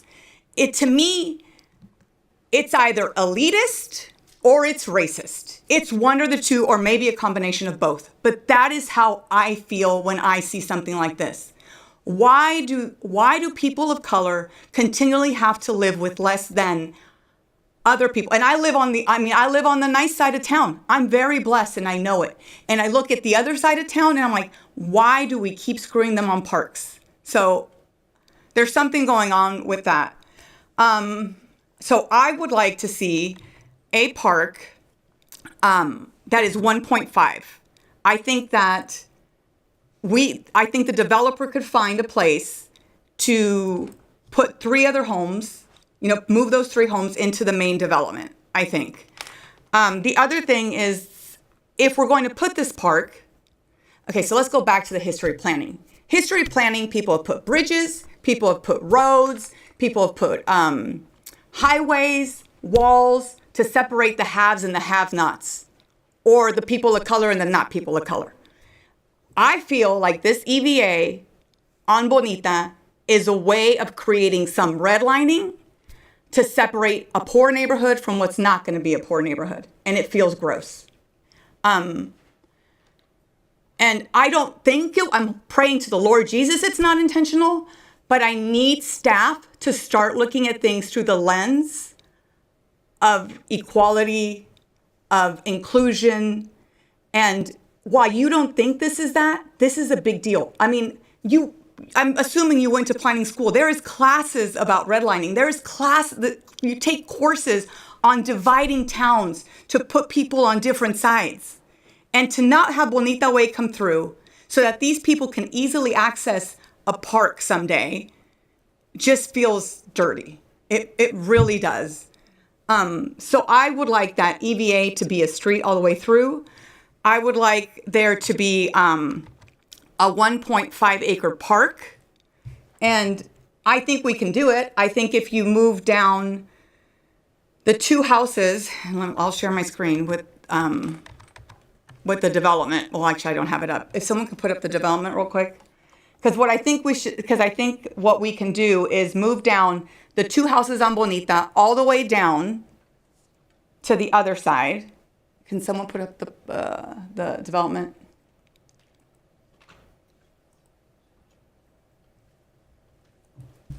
So Jennifer, once you have it ready, just let us know and we'll activate your monitor.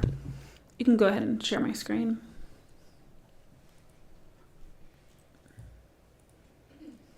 Okay, so up on top, those 3 big estate lots, if we move those all the way down to Bonita, would give beautiful access to the people in the other neighborhood, that park, and then move those 2 homes all the way to the end, to the other side, so that Bonita Way can just be there and they're at the park. They don't have to walk past 2 homes because that would be a lot of traffic for those 2 homes. There is somewhere, because some of these lots are pretty big. I mean, you're going down as low as 4,000 square feet. So you can find 3 other spots to put your 3. I'm not telling you to downzone. I'm not telling you that at all. I know the state protects you on that. I can't do anything about that. But what I would like you to do is to be equitable with people that live in the neighborhood and don't have a park. So that's what I would like to see. I'm trying to think, was there anything else? So the wall height, I think someone asked for a wall, they're not bricks. What are they? Yeah, the block walls. Can we do block walls instead of the good neighbor fence around their homes? And then we need to identify where the affordable homes are going to go, because one of our concerns on council is that you're going to let's put all the poor people in one section. Like, that ain't cool. Like, let's make sure that they're sprinkled out throughout the neighborhood. The part about inclusionary housing that I like is that everyone is the same. We're not putting them in a corner. We're not, like, they should be included, and we've always said that. And yeah, so I don't want in lieu fees. I want the 1.5 acre park. I do think it should be more. I think it should be at the 0.0185, which would then be a bigger park. And I think we need to look at our park allocation going forward, because why have this in our municipal code if it's not something we can enforce? This is very, very specific. I'm told, like, objective and subjective. This is Like, this is it. Like, this is the number. And I can tell you that there's no way those single family homes in Brentwood are 3.2. The senior housing is dragging down that number. When we build a single family home for families, it's way more than the 3.2. So we just need to do right by our residents. I mean, they're the ones that fund everything in the city. They should be top of mind whenever we do anything in this office ever. And I'm sorry, le perdono que no puedo no poner las casas, pero por ley las tengo que poner. No tengo de otra. So perdón. And that's it.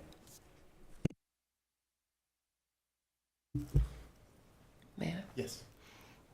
Thank you. When we were doing our housing element, the idea of Healthy Place Index came up.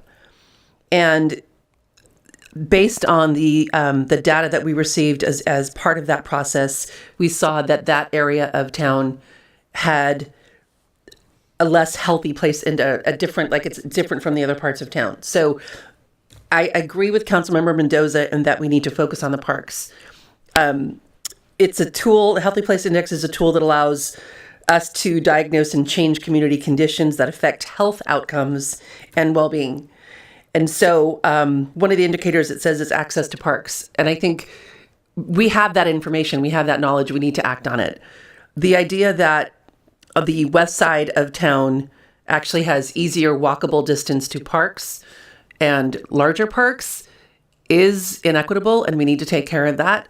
If we can figure out the way to rearrange the home so that there is enough space to increase it to 1.5 acres, considering that was the original allocation for the park, I think that should seem very doable. I would agree that we need to look at the block wall based on the request. Would like to know more about the access to the trails that was mentioned.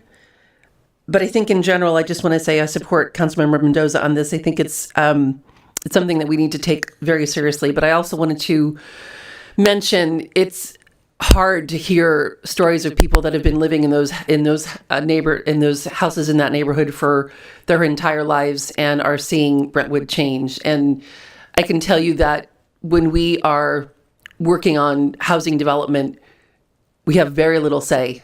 The state has pushed through over 100 housing laws in recent years that are taking more and more control away from us. So we will stand up for residents on what we are able to and follow the law. We will always have to follow the law, of course, but we will try and advocate for residents when there's something that we will be able to manipulate or have control over, have some say on. So we're in a position where we can't deny this development. We're not allowed to by state law. And I'm sorry that the impact is negative to you, but I would like to see us have for the neighbors to have easier access to the park. So there is some benefit, not just everything negative. And I'm sorry that this is coming at you the way it is. And I think, again, we are going to follow the laws. We have to follow the laws, but it's not always easy to do that. And sometimes hearing your stories makes it even harder. So I will advocate for whatever we can do to make this go down a little bit more smoothly. And hopefully hopefully we can figure something out with the bigger park that would at least give you some benefit. Thanks. Councilmember Pierson. So I'm in agreement, and I want to say that this is where you see our democracy at its finest. We did have our staffing meeting, or our briefing meeting, and I appreciate that the city manager did call me back to let me know after we briefed, like, hey, this parks are not as close as we had talked about in the meeting. And just in driving around the area and going to take a look around, my first inclination was like, okay, well, we're going to have another park. We're going to have to maintain it. City's going to be out a lot of money. But this is where, again, our democracy comes into play, and people get the opportunity to come speak. And I want to thank the speakers who came in that neighborhood. You guys are I represent you. You're in my district. And I want you to know you were heard.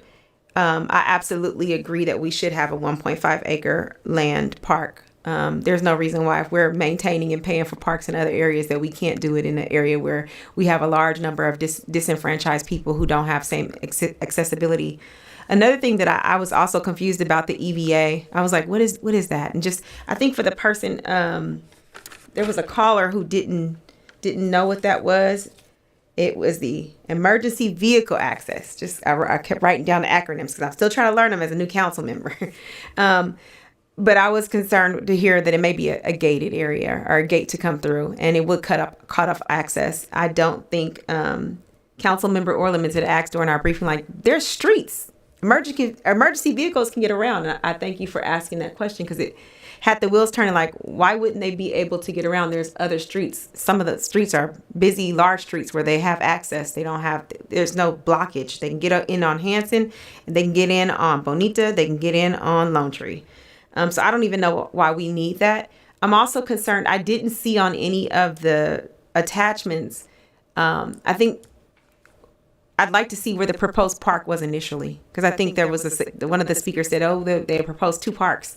And I don't see on any of the plans where we can even see that there were 2 alternatives, one without the park or one with. And I'd like to see where the park was, but nonetheless, whether you show me or not, I'd like to make sure that there was a park there. And to take really into consideration, I appreciate that the Planning Commission saw the necessity of the retaining wall and would really like to have a retaining wall there, but something that's aesthetically pleasing, not something that just after years of wear and tear is not going to be something that doesn't look good on the opposite side to the residents on the other side. So those are my little 2 cents. I have a question about that. Wouldn't there be an LLAD for the new houses, since it's a new house for the park? Yeah. So I don't think we would be paying for, like, there'd be an LLAD associated with the houses. Yes, that's correct. There will be a LLAD that will pay for the park improvements. I have a couple comments. First of all, I completely agree that everything we do should be with our residents first and foremost. I believe all of our council members use a similar filter as to what I do on this, that if it was my yard, what would I want? And I try to make that decision as much as possible everywhere. Hearing your frustration, Councilmember Mendoza, regarding the differences between different sides of town, and having lived in communities that were clearly different. I believe that in Brentwood, when we first moved into the area, we looked all over the community for a place. The first filter we had when we moved here 22 years ago was, what can we afford? Things were significantly different then than they are now. And driving around town, one of the reasons that it became clear the older part of Brentwood is different simply because building and the processes and expectations were just different back then. And I understand, I've been on the Brentwood Boulevard when there was a Brentwood Boulevard specific plan, working with the information that we were getting from power companies and utility companies as to what the processes were to address some of the concerns you had about the wires and different things like that. There's some things the city has input in. There's some things that we are at the mercy of the state and the utility companies with. But as far as what we can do, I would like to see us accommodate the concerns as much as possible. But at the same time, I know that we have families here, in addition to the rest of our community. We have to be very cautious that we're kind of in the middle of 2 very difficult circumstances as decision makers and residents. And I don't want anybody to forget, we are all residents here. We're all neighbors here. And so what affects you affects us to some degree, clearly not as if we were living right across the street. But it's important to understand that the decisions that we make are being scrutinized at the highest levels in the state. We want to provide affordable housing for our community, quality housing for our community, attainable housing for our community. In order to do that, the city does not build houses. We have to partner with developers that come in and build houses. Every one of our homes was built by someone that was a developer. And so in order to have input on what those developments look like, how they best fit into the lifestyles of our community members that are going to live there, we have to work within the boundaries that we are allowed by the state to do so. I've heard a lot of people over the years say, well, we don't want any houses. Well, that's a problem. If we're wanting to provide affordable houses, then we have to have houses built. And so we have residents, we have family members, we have kids that can't afford the houses that are generally on the market. The average median home price is far above what, in my opinion, the average person can easily afford. My kids can't afford to buy a house in Brentwood. If our kids go away, learn a trade, come back, or go to college and come back, our teachers, our police officers, just normal folks, it's impossible for most of them to afford a house.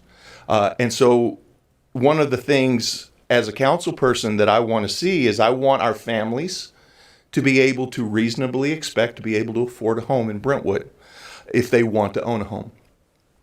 The ones that do, we have an obligation to our families. We have generational families that have been here for many, many generations, some well over 100 years, that their family members can no longer live here because they can't afford to. And so we have a balance that we have to maintain of building accessible, high-quality homes that accentuate a desirable lifestyle that our families have, and to not overcrowd, which I'm just going to say, at the state level, they used a very broad brush, one size fits all, and there are certain communities in the certain cities that very high density 7, 10, and 10-story buildings are reasonable, and that is what the residents are looking for. And that same lens is used often by the state to apply equally everywhere. We know as residents that doesn't apply everywhere. And so we have to find a middle ground where our residents can have very high quality of life, very nice and safe residents, communities, neighborhoods, and still meet the regulations and requirements that we have no say in from the state level. And so there are things that we have to work with to just try to find the best compromise to all sides so that we can have a community that we want our kids to want to live in, our grandkids to want to live in, and be able to live here. And so it's a little, in my opinion, it's been a little disingenuous for some people to demand affordable housing and also demand no more housing. You can't have that. Either you build affordable housing or you have no more housing. Thereby, no one can afford to live if you don't build a product that someone can afford to. So it's pretty easy to set and have an opinion if you're not the one that has to work within the structure. And so I just wanted you to know, yes, we hear you very much, and we want to do everything we can to accommodate to the best of our ability. But there are limits to what we can do, and there are limits to what a developer can do, because they are a business. And if they go out of business, who's going to build affordable homes? And so we have to work to where they can continue to be in business and yet provide us with a product that we're happy to live in, that we want to live in, and that we don't feel slighted because they tried to do as shoddy a job as possible. Okay, so those are some of the things that, as council members, we have to take all of these things into consideration because the city just doesn't build housing. And so I would like, I know I've said a lot, but I would like for us to figure out a way what we can do, what is able to be done, what the developer's willing to do to accommodate this, and how we can help our residents with some of the concerns that they have. I don't think anything we ask for is something we can't ask for. We can ask for the 1.5 acre park. That's our right. We can ask for that to be a street, not an EVA. That's our right. We've asked other developers to put in the cinder block walls. That's our right. We have the right to do that. I think that's all we're really asking for. I mean, I'd like a stop sign on Lone Tree. Like, we probably need to look at stop signs and work with the residents about where their needs are for stop signs. I think stop signs could help if people have to stop and they're not speeding through. But I think everything that we talked about, unless I'm wrong, I think we can ask for. I mean, there was no park. Now there's a 0.6 acre park. So a park is possible. So, I mean, if I was to make a motion, I would ask for, incorporate those 3 additional houses into the other area, which I think is doable. Provide a 1.5 acre park. Provide Bonita to go straight through so that they can access the park as well. Do cinder block walls for the residents based on their request. It'll be part of the LLAD, and then the stop signs. I think we can ask for all of those. Well, since we do have the applicant here, would you, if you'd be so kind as to have a conversation, let us find out what isn't willing to be done, able to be done. Rely on our very capable staff to allow us to know what can and can't be done as well. That would be greatly appreciated. Thank you. Is it possible to put either the landscape plan or one of the site plans up so we can look at it together as we're chatting through some of this stuff? Please. You can go ahead and share my screen now. Okay, lots to think about and prioritize here. So let's start with a little bit of discussion about the park and some of the history on design. As I mentioned to you guys when I first spoke, we've been in process with the city for the last several years, and we've had several iterations of site plans as we've tried to navigate through a couple different things that end up being complicated and sometimes competing with one another. Midpoint density policy, density transition policy, density bonus law, and park. So at one point there was a plan. Can you hear me okay? Sometimes it grabs me, sometimes it doesn't. Okay, good. At one point there was a plan for the larger lots at the sort of the top, at the west side of the project there, the 3 larger lots.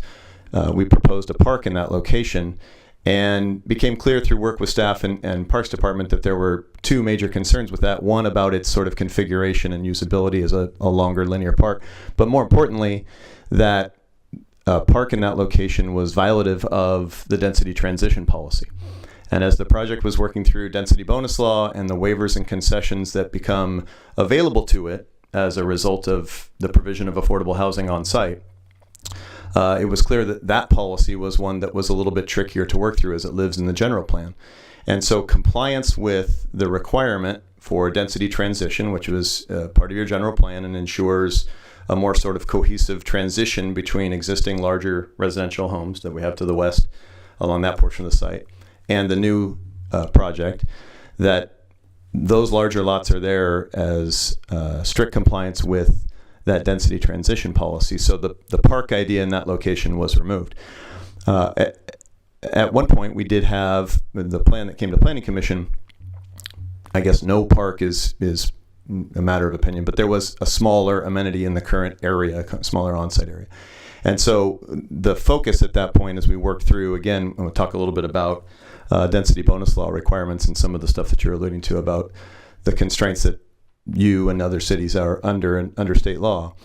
The idea that was born at Planning Commission was to try to maximize the on-site area to provide an on-site park. There had been a lot of discussion with park staff, as you guys know, over time about the trade-offs between the benefit of paying full park and lieu fees for the city to use those fees for improvements and acquisition of additional parkland, or to try to provide some on-site amenity. And so the decision was made to try to make, I think, 2 things a priority from an on-site amenity perspective. The first that we haven't talked about much is improvement of the Marsh Creek Trail. So the current Marsh Creek Trail is a gravel road, basically. And one of the conditions of the project is to improve Marsh Creek Trail from that condition, from our north boundary all the way down to Homecoming Park, which is about 1,500 feet from our south boundary. So that existing gravel trail gets asphalted and improved. And then there's a couple of connection points to ensure access for the residents as well as the local existing residents to that trail. And then to try to create a better experience along Marsh Creek Trail along this portion of the property. So you've got the bioretention cells, which are landscape, you've got trees, and then our on-site park that we're proposing as part of the feedback from Planning Commission. All of that was done trying to work within the confines of the project's rights under density bonus law. So as you guys mentioned initially, the site is 19.73 acres, and it's general plan to allow for up to 5 dwelling units to the acre. That's about 98 homes. The project is providing 5% of the homes on site spread throughout the community, and the homes that are affordable are noted on the updated plans. The initial plan at Planning Commission was flawed and didn't have all of them noted. They are spread throughout the community, and we can call them out and make sure that you see that. They spread all around. And we're providing, as staff's report suggested or described, more than what is required under the city ordinance. And we're doing that to ensure compliance with density bonus law by providing 5% of the homes on site at very low, which is more than the 3% required by the city ordinance. As a result of that provision of on-site affordable, additional on-site affordable at increased levels of affordability, the project comes with sort of the power of density bonus and waivers and concessions against any regulations that impact its ability to develop consistent with the general plan.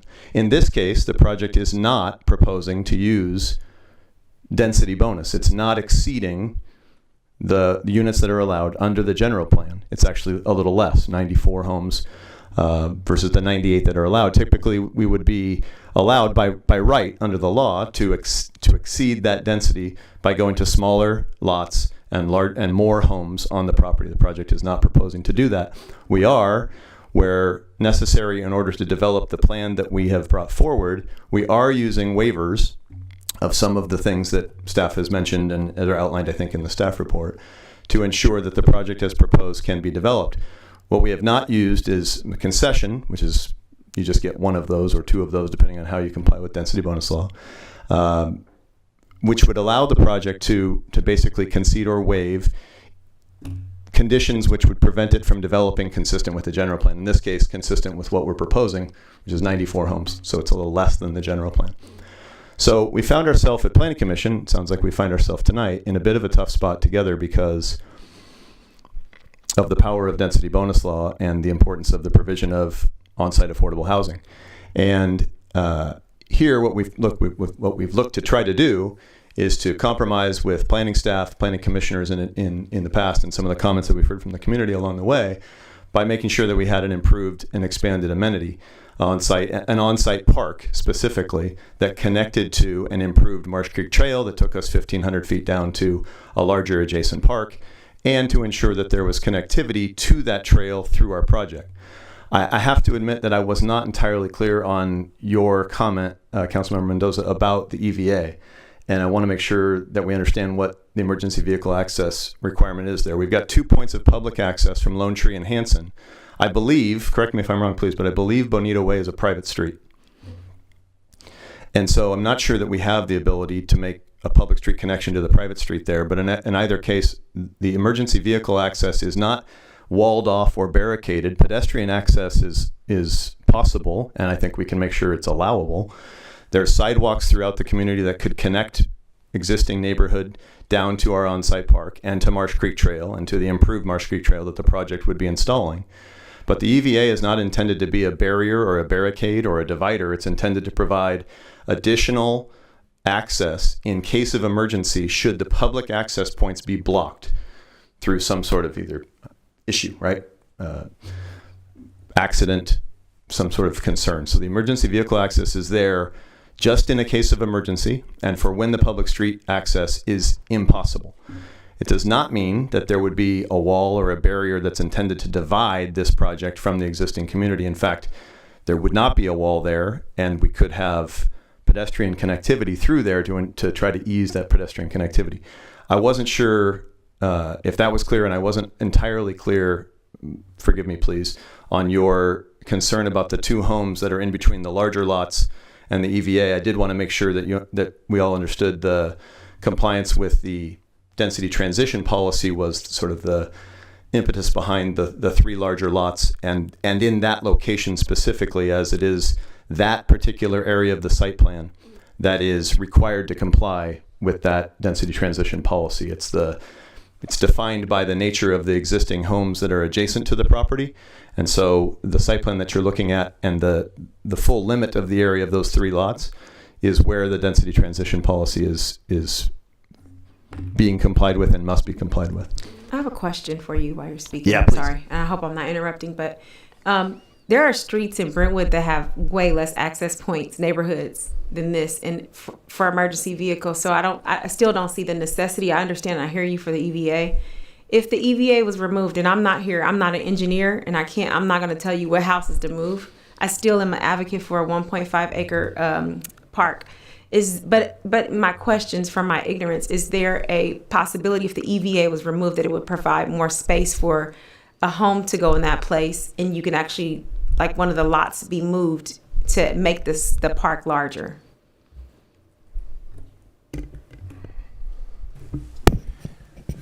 Good evening, Councilmember Pierson. With your question with regards to the EVA being removed, that's certainly a possibility, and it could, as you recommended, be replaced by a home, or as Councilmember Mendoza stated, public street connection as well. So I want to say that the project was found to be sufficiently served by Lone Tree Way and Hanson Lane. The EVA was kind of a bonus, as you mentioned, but there is flexibility there if council so chooses. I think there might be a technical challenge of there being a storm drain easement that runs at the end of Bonita and through the EVA access area that might preclude a permanent structure being constructed on top of that storm drain easement. That is correct. The applicant's correct. There is a storm drain within that EVA that would not allow a home. So could we speak a little bit to the necessity for the inclusion of, or why it's typical practice to have 2 points of access plus an EVA, or is that more than is required? I mean, we could look, the EVA, I think, unfortunately, it's not an opportunity to develop the property because of the existing easement for the storm drain, and so it really becomes a matter of, so what should it be? The emergency vehicle access point adds a third point of access in case of emergency, so it seems like, a beneficial use for an area that's otherwise constrained by an existing storm drain easement that precludes it from being developed on and built on top of with a permanent structure. And maybe, I don't know, you tell me, if it being improved and having some pedestrian connectivity is a good thing, or if that was inconsistent with maybe what your thought was, what the EVA was and wasn't, when you were describing your concerns about it. So can I ask another quick question? So if we can't put a structure on top of the EVA, I mean, I've seen the EVAs where they exist, like off of Sand Creek Road onto Thomas Lane. It's just a grass field with a chain across it. So it would make kind of maybe a little more sense, instead of putting a structure on it. And I'm not telling you how to do your job. I'm not an architect. I'm not an engineer. Me but neither. That's good. That makes all of us, I guess. But somebody I is, got one and here, somebody but can but I'm figure not it out. personally, yeah. But wouldn't it make sense to maybe put a park on top of it? And if the fire department needed to use it, we could come in with maybe a PD, come in and clear out the park and have a fire truck drive through it. If that's what they needed to do to access. I'm just trying to make the whole thing. And when I initially came in, I know I'm cutting into your time, but I just want to make a couple real quick comments. When I first came in, my initial thought was, why does this neighborhood need a park? The city could use the additional money. And having listened to everyone, and my mind is being changed, and the fact that democracy at its best is occurring, we're actually learning something and we're getting educated. And now we're just going to try to find other solutions to the problem as opposed to just being angry about it and doing nothing. So maybe putting a park, small or something, or moving lots around to the potential park that was being given that idea and making it a 1.5 acre park, including the EVA and where those two residents are. I don't know. I can't do all of that, but I can tell you there's got to be a solution that we can come up with that's going to give us what we need. And when it comes to the transition from our general plan, we can say, forget it. We prefer a park over the transition, which I understand the transition's in there, but I prefer a park in that area over a transition. And I know like these long single parks are not the best case scenario. You could put a basketball court there. Like you could put like those built-in bag games like they have at the streets of Brentwood. You can put in a bocce ball court. There's things you can do in long, narrow spaces for outdoor recreation. So I guess what I would like to see is a park there. So could you move, that's a great idea. So could you move those two houses down to Hanson and then we give the waiver for those three houses and you move the park up? So I don't think we can put, well, I'll let staff answer something. I don't think we can put homes that are consistent with the balance of the homes that we proposed on the property on that run where we have the larger lots. I let staff answer whether or not a park could be seen as being consistent with the density transition policy. Our concern would be, continuing to ensure that the project, because it's again below the general plans, it's within the general plan, right? That we continue to be able to develop the property with the 94 homes that we've proposed. I think we need to think about it a little bit, but it'd have to be a trade-off is my point. And that area, those are 20,000 square foot lots. It's 60,000 square feet in total. So we can do the math on it, but then I'd need to rework the plan to try to, basically we'd eliminate the 0.6 acres down by the trail and try to ensure that we were continuing to, you mentioned initially that you weren't trying to down zone. I don't want to down zone. I want you to keep your 94 homes. I get it. Right? I totally get that. But I think there's possibilities underneath, because you can go as small as 4,000 is what it looks like you're doing in some spots. 50 by 80 is the minimum lot size that's proposed. So it looks like you have some opportunity for that down below for the three houses. It's close. I mean, and then I don't know what the EVA does that.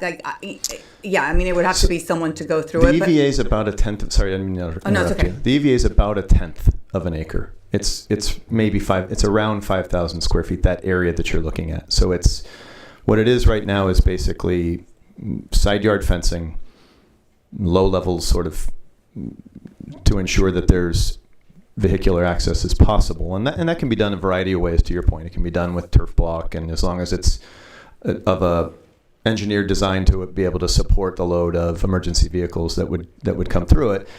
Hopefully that's never, and so it can be used as some sort of an amenity, but it is a bit isolated and it's roughly a tenth of an acre. So I agree with you that we could try to work with staff to design it and improve it in such a way that it feels like an amenity, and it's just fairly limited in its size and scope. So I don't know that it gets you to where many of you are asking if we can get with a 1.5 acre park on site. I think that doing that is going to be challenging, and without turning around to look at the folks that I work with and for, there's probably a few of them back there signaling or frowning or. Well, no, we can take a second and think about it. You should turn around. They're moving. They have concerned looks on their faces. No, let me just say one or two final things, and then maybe I can suggest that we take a second all and let us discuss a bit. I did want to start with and mention a couple other things that were talked about, so that you're hearing not just about the park, because there were other concerns that were raised. So let me make sure that I address those. First of all, there was a comment on Zoom about some of the adjacency and concerns about access in, and I know other neighbors who have been concerned about traffic and coming down Lone Tree, and then there being some confusion as to where does the private sort of drive on Lone Tree that serves a couple of the rural residential homes to the north versus the entrance into the project. And I think we had conditions at the time at Planning Commission to ensure that those were clearly delineated, and the project remains committed to ensuring as much as we can safety and clarity on access in on Lone Tree. There was discussion about a wall, quite a bit of discussion about the wall and a retaining wall. So I wanted to help clarify that a little bit. The retaining wall is necessary in portions of our property because it sits below the existing surrounding conditions. So the housing sort of plan north, that's to the west, up above, the existing residential community sits above us a little bit, right? In some places, that difference is about 4 vertical feet. So if you're in an existing backyard where we build a retaining wall, it's to retain that difference. So they're kind of sloping down towards our property. It's to flatten that, retain it, and then build a fence, a good neighbor fence on top of that wall. So the retaining or the wall portion is just where necessary to sort of make the grade differential work. And from the existing residents that live adjacent to the property, what you're seeing is the fence. From the project side, you'd see the retaining wall, which varies in height from 1 to 4 feet at its tallest, and the fence on top of it. Does that make sense? Yes. On the Lone Tree side, you've got a similar condition where along that property edge to our north, there's an existing sort of a berm, and it starts to slope down to our property. And so you've got a higher edge condition and a lower property where we're proposing development. Same thing where rather than assuming that we were going to be able to grade onto neighboring property and try to kind of work that grade, we've shown a retaining wall with a fence on top of it to provide visual barrier. That's a little less intense. There are fewer neighbors along that Lone Tree side, admittedly. I think there was some discussion about, is it possible that the edge condition on the west side, where we have more adjacent neighbors, becomes a wall as opposed to a fence, right? So it's a combination right now. It's a little bit of retaining wall with fence on top. I think your typical standard requirement when you have a residential to residential edge condition like this is good neighbor or wood fencing. If we can work through the rest of these issues and get to a good result, I think that we can certainly take a look at or agree to changing that edge condition, especially on that side there, from retaining with fence to just a wall, if we think that that's a better result. So I wanted to address that a little bit at least. I'm trying to remember if there was EVA, Park, Trail Connection, Marsh Creek. Yeah. I don't think I'm missing anything, but if there's something that I've forgotten or that's come up since, please. There was mention of the safety and a stop sign or road bumps or something. Yeah, totally up to your staff. Yeah, whatever's a stop sign installation, striping. We're with you. We don't want kids in the neighborhood being exposed unduly to street dangers. We agree that that's in a bit of an awkward transition as you come down Lone Tree and enter into the property, and we want to make sure that it's a safe and clear entrance environment for both existing neighbors and for future residents of the project. Okay, I think that was it, right? Was there anything else? I believe so. I do. Councilman. Sorry. There was one more question, but I don't think it was for you. I think it was more for staff from from a few of the callers and one of the speakers here, that the park that currently exists in the other neighborhood doesn't have any lights. Don't the parks close when it's dark and we don't have lights anyway? Yes, parks close at dusk, and some parks have some safety lighting along paths and things like that, but they're not lit up to be, unless there's amenity like a tennis court or something like that, they close at dusk. Okay. And one more question before planning, maybe. The 3.2 number that we're using to establish is out of the general plan, and the other number that Municipal code. that came out of the municipal code. What have we been using for the past however many developments we've put in? Bruce can answer that. Sorry? Yeah, it's been the 3.2 number consistent with the general plan that we've used. So if we weren't happy with that, we would have to change the number within the general plan, or, right? Might have to defer to Katie on that. The 3.2 figure in the general plan represents the average number of people per home in Brentwood at the time the general plan was put together. So it wasn't a figure that was chosen or blessed by the council. It reflected the mathematical calculation of the consultant who put the item together for us. So it's not really a matter of deciding to change it up. It's just what reflected the reality at that time. Okay, but if Councilmember Mendoza is coming up with different numbers, then maybe we need to reevaluate that, or would that just be when the general plan's reevaluated? We have an agenda item later on today where I'll be discussing all of this. So Okay. I don't know if you guys want to wait to talk about it later, but Okay. I'll be discussing it. Perfect. Yep. Thanks. Just going to mention that anything that's in the municipal code that is now outdated by other current adopted plans and the environmental impact reports should be updated. So that is going to come later. Perfect. Should be Thank you. updated. So the applicant has requested time to speak with his team. Katie? Yeah, if the council might consider a 10-minute recess, that would give us the opportunity to speak with the applicant's team. You have a set of documents here that were prepared in anticipation of a certain project looking a certain way. And so it would be helpful to consult with them about next steps and what we might do to bring this to you for a final decision. Just something for consideration, and within the boundaries that we are all working within, it may not be physically, humanly possible to get to a 1.5 acre park.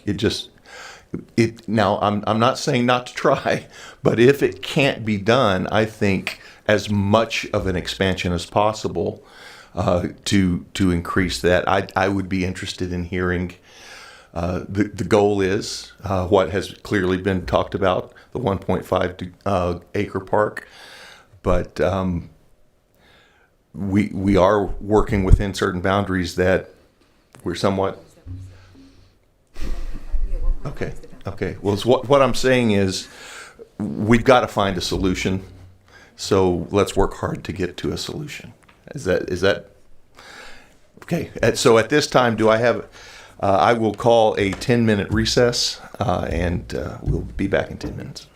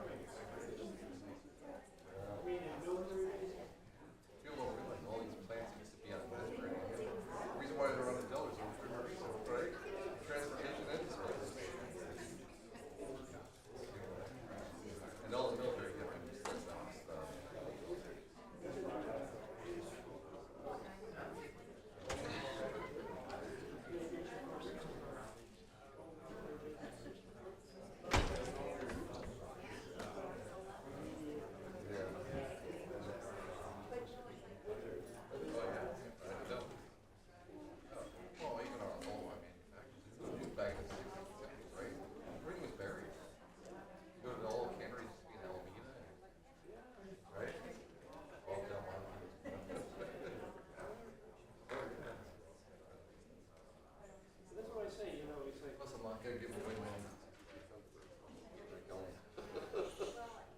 my semi-miles per gallon.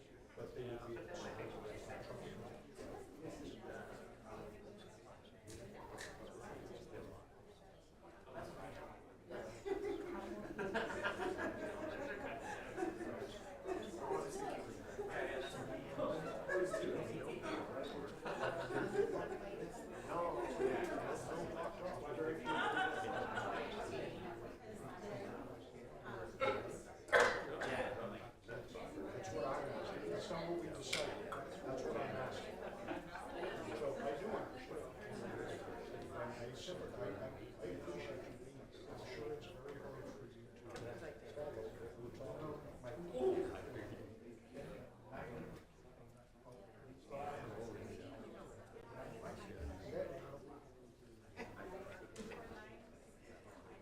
And now he has grandkids. So I'm in the same place you are. So I have, my youngest baby is 23, and I have grandkids that I take to the parks all the time. And we have this very small, I take them to bigger parks. But I appreciate the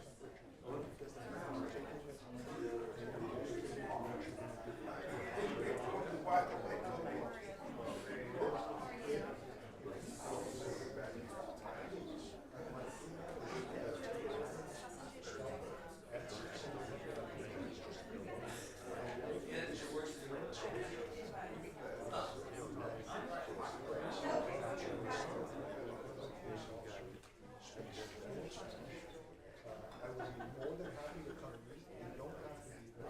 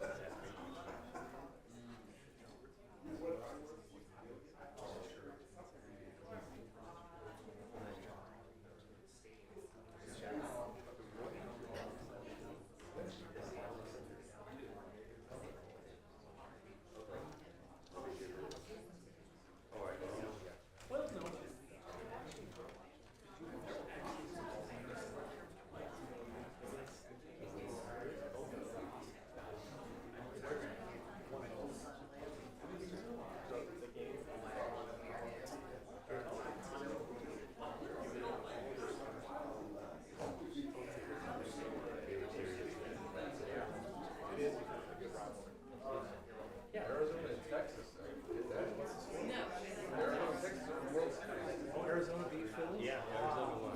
4-2. That means Matt Russo needs to retire. See that, Mr. Russo? He said he'd retire.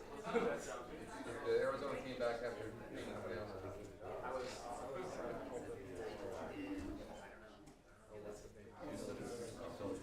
was hoping He's a second round point. Right? Retired.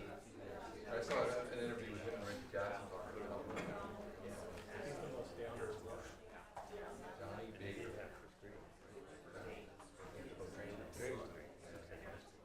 It's kind of funny.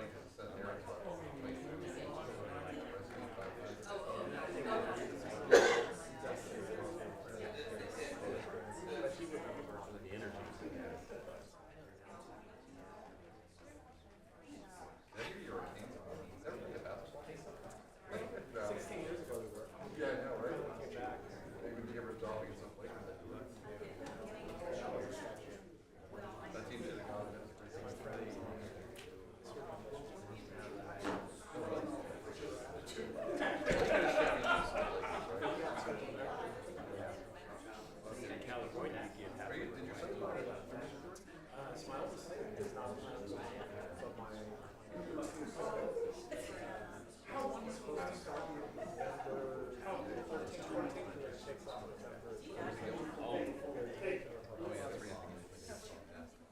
my office, I managed to tip, which I've been for 25 years. It's all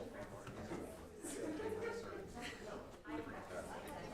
But he lost his faith, but he lost his faith. He had my Sorry, question.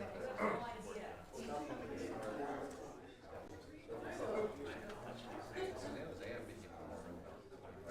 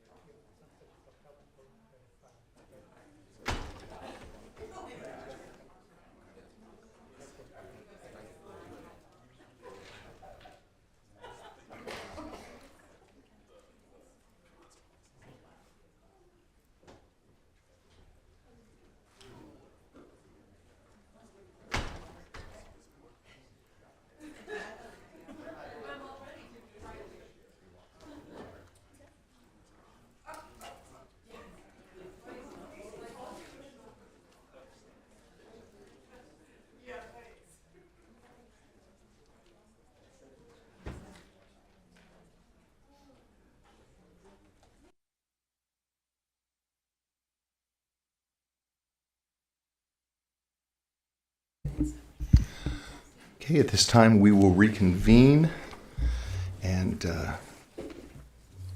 give the floor to the applicant. Kevin Fryer. Kevin, yes, thank you, Kevin. Not at all. Thank you. All right, we're testing our improvisational skills, but we have an idea that I would like to propose to you. We find ourselves in a difficult situation here, in part because we're betwixt and between, sort of, as we've talked about, some of the constraints and powers of state law that the project has availed itself of, and the concerns of this council and this community, and our desire to try to address them tonight, to try to earn your support tonight. And so it is important to us, given the timelines of the project and the pressures that it's under, that I ask initially for your help in trying to satisfy this, if at all possible, this evening. And I've got an idea. We have an idea of how to do so. So we talked a little bit, and please, I'm going to lay out the idea. Please feel free, and please do ask questions of your legal counsel. Mine is here as well, if it's helpful for us to navigate some of those issues. Here's the idea. We talked a little bit about the density transition policy and its impact on lots 1, 2, and 3. Under density bonus law, a project like ours that applies or that complies with density bonus law is allowed unlimited number of waivers, which we use for things like setback requirements or inconsistencies, places in the zoning that make it difficult to develop consistent with the general plan.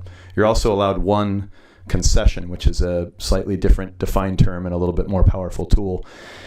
In the past of this project, in the history of this project, we had previously been intending to use that concession to concede the midpoint density policy that the city had been using for some period of time, that required the city to make a determination that adequate project benefits had been provided to allow a project to develop above the midpoint of the density range allowed under the general plan.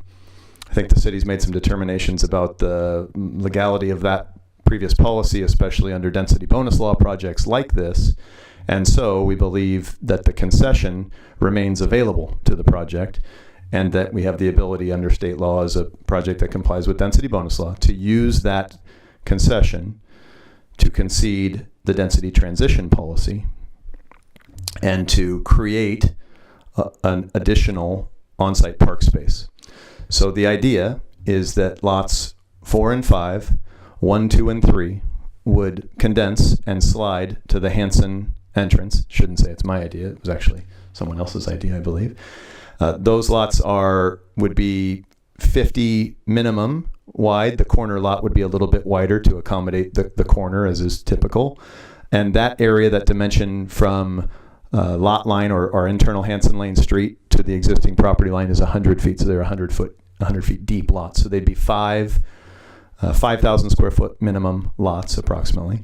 And then we'd use the balance of the space. So if you can in your mind picture condensing lots 1 through 5 and pushing them over to Hanson Lane, and the balance of that area from what would become the northern boundary of lot 5 up into the EVA, and then we could include and landscape the EVA as appropriate given its utility and constraints, could become an on-site park. It would then have easy pedestrian connectivity to the existing neighborhood immediately to the west, and it would, in its final condition, be about an acre, maybe just under an acre.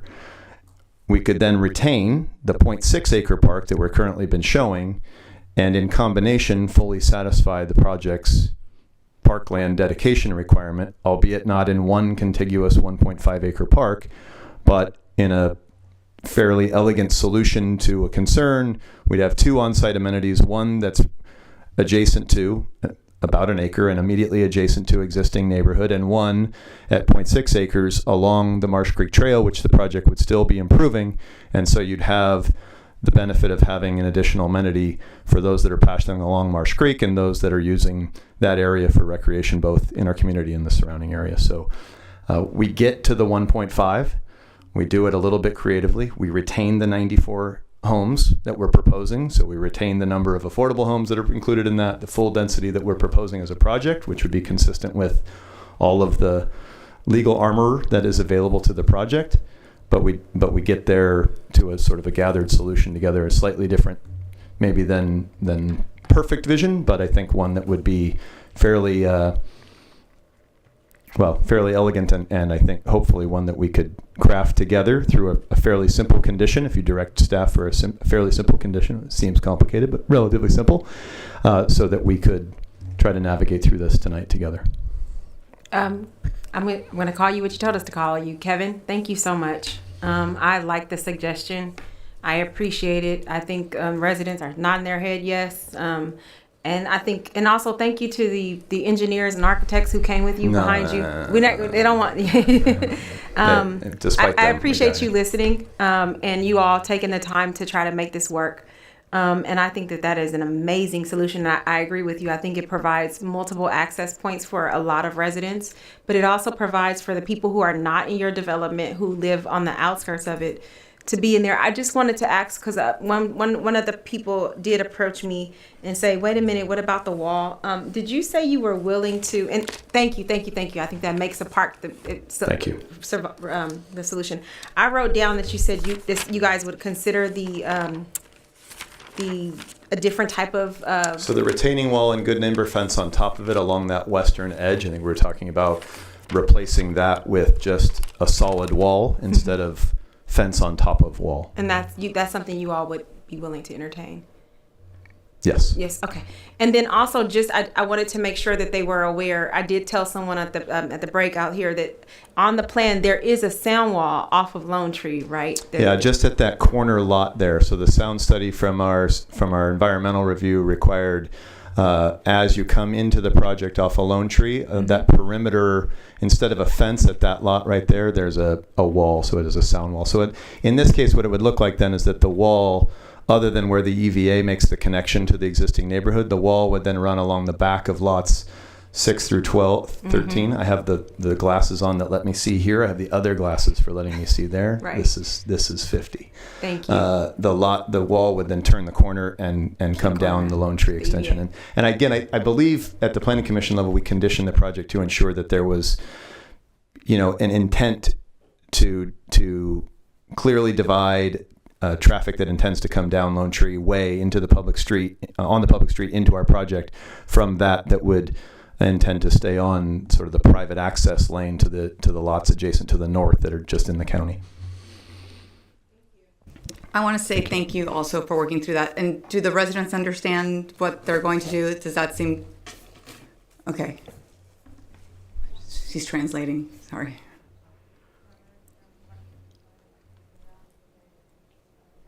So van a ser dos parques. Bonita va a ser abierta y va a ser parque. ¿Está bien eso? Y 94 también. Son 94 casas. Y luego el cerco va a ser de sólida. No va a ser so the fence to their houses isn't going to be wood, right? It's going to be a solid fence. That's what you're asking us. Yeah, va a ser sólida, no va a ser de madera.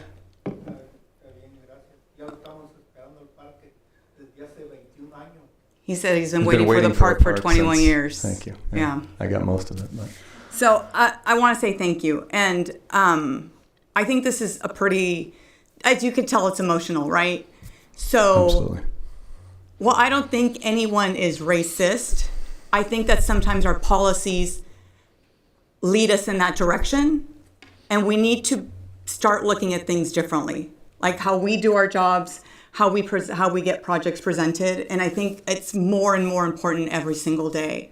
So thank you for making the changes. And please, if you're doing projects in places with people of lower incomes, let's just stop and think about them, because sometimes I think people get forgotten and it's pretty sad.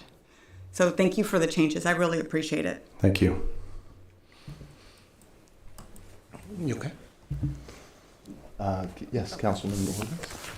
I watched the Planning Commission meeting twice, just so I made sure I understood what was going on. And I can't thank you enough for all the adjustments you've made to this project. You've catered to the request from this dais with both the Planning Commission and with us. And it's really nice to see a developer come in that really wants to work with the city they're presenting a project to, and you've shown that. I look forward to future ones if there are any. Thank you, sir. And can I make a comment? Oh, yes, I'm sorry. I think this Vice is Mayor. worth all of us making a comment because truly what you did was wonderful, all of you. We really appreciate that you took the time. Sorry, just you. Thank you. Just Kevin. Yeah. That Just you for took the time accuracy, to just for really the records. Yeah, please. that you took the time to really listen and hear the desires of the residents and what council was trying to accomplish and staff working together and all of that. And I truly appreciate that. I think this is when it does work, and our hands are tied in so many ways, but you working with us really made a difference here tonight. So thank you for that. Thank you. Yeah, I also want to thank you, and I'm going to buck the trend and also thank your team behind you, and our staff as well. I know this is very, very difficult, and your ability and your skill set in order to navigate on your feet this way is greatly appreciated. I know our community is worth our best efforts, and tonight I think we got our best efforts, and so thank you for that. Well said. Thank you. If there's no further discussion regarding this item, I need a motion to close the public hearing. I'm sorry, Katie. So I think you closed the public hearing, so we're good to go there. But the documents that were prepared for this evening were predicated on the project that was brought to you, not what has evolved over the course of the night.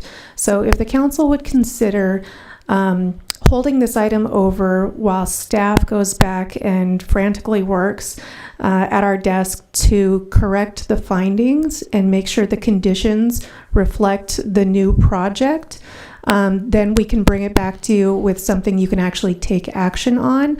Otherwise, these documents are not ready for you to act this evening. So if the council would be amenable to not quite closing this item out yet and perhaps moving on to item G2, then I will disappear with Ms. Hagan and we will bring back modified documents. And if you'll permit me one further thing, so what I have in my notes is that lots 1 through 5 will move south to the edge of the property where you enter through Hanson Lane, leaving open a larger open space for park purposes. The project will add a masonry wall along the western side of the project on top of the retaining wall. And there had been earlier discussion about converting the EVA to a full street, but I don't think that's what is wanted now. It's going to become part of the park. I just want to make sure everyone's on the same page about that because that's the way staff's going to write it up. All right. And keeping the 0.6 acre park on the, what is that, the east side of the project. Yeah. Is there any further direction or clarification before, I will defer over here. Staff would like clarification on whether it is the north or the west perimeter that we're talking about the block wall. So is it parallel with Lone Tree? West. Okay, so along the single family homes within the city, and okay, got it. And you want to maintain that wall as the edge along the new park location as well to provide, because it's, I think that's better for all, so that makes sense. All right, Mr. Mayor, so if that's acceptable to you all, I will say that this is not typically the way you all approve subdivision maps, and we generally prefer them to be a little more buttoned down, but staff feels that we can write conditions in such a way as to clearly document the expectations of the council here. If you would be amenable to giving staff direction or finding out if the rest of the council would be happy to give staff direction to take this item and complete the work to bring it back, then I'll ask Damien to come back and you all could move on to item G2 while we worked. Council, are we? Yes, thank you. Okay, and while we wait for Damien to return,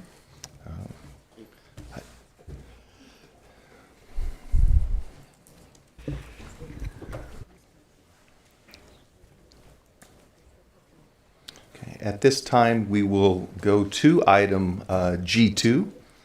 This item is related to amendments to the rules and procedures for public comment. And our Assistant City Manager Darren Gale will present. Darren. Thank you, Mayor and council members. This evening, I have an item as a future agenda item request from the Planning Commission. At the June 6th, 2023 Planning Commission meeting, the Commission approved a future agenda item to consider amending the meeting rules and procedures to allow the Planning Commission to accept public comments on items that are on the agenda during the general public comment period at the start of the Commission meetings. Staff at this time does not recommend this request and has not spent significant time or resources beyond preparing the staff report. Included in the staff report are a number of reasons that detailed why staff is not recommending moving forward with additional staff time and resources. And I can answer any questions or go into more detail about any of the items that were included in the staff report this evening. Are there any clarifying questions of staff at this time? Vice Mayor? Thank you. Given our recent decisions about Zoom meetings and public comments, it appears to me that this is no longer, it wouldn't be the same item anymore. Can you talk about what it would look like with those new regulations in place or new policies in place? It would make it, again, a little bit more difficult, and it's one of many reasons why staff is not recommending and does not believe it to be good governance. I still believe the planning commissioners and the planning commissioner who made the recommendation feel strongly about allowing people to speak at the beginning of the meeting during, normally when people are talking about non-agendized items, they want to allow people to speak during that time so they don't have to stay through the planning commission for a variety of reasons. And that's the purpose. I think your comment is spot on in that it might not be needed, but I still believe that's the planning commission's direction. And so we're bringing that, before the city council this evening for discussion. Okay, thank you. Are there any further clarifying questions of staff on this item? Okay, seeing none at this time, we will open public comments. Margaret? If you're participating via Zoom, please raise your hand to speak under public comment. If you're in person, please file a speaker card with the city clerk. We'll take public comments from those participating in the chambers first, then those participating from Zoom. Your microphone will be muted if you speak on items that do not pertain to this agenda item or after the timer has expired. We received no written public comments on this item prior to the meeting. I don't have any speaker cards in the chambers. I do have 2 hands raised in Zoom. I'll call on Danny, followed by Rod.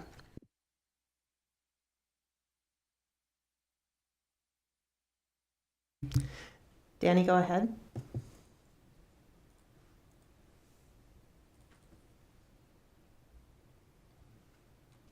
Item prior to the meeting, I don't have any speaker cards in the chambers. I do have 2 hands raised still.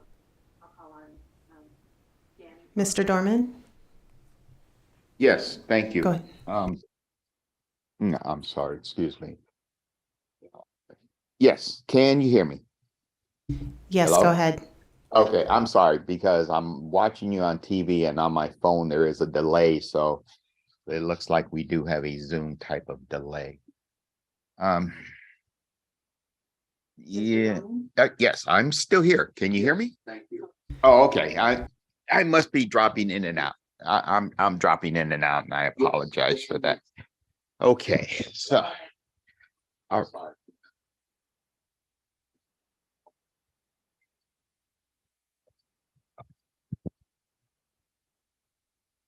Boy,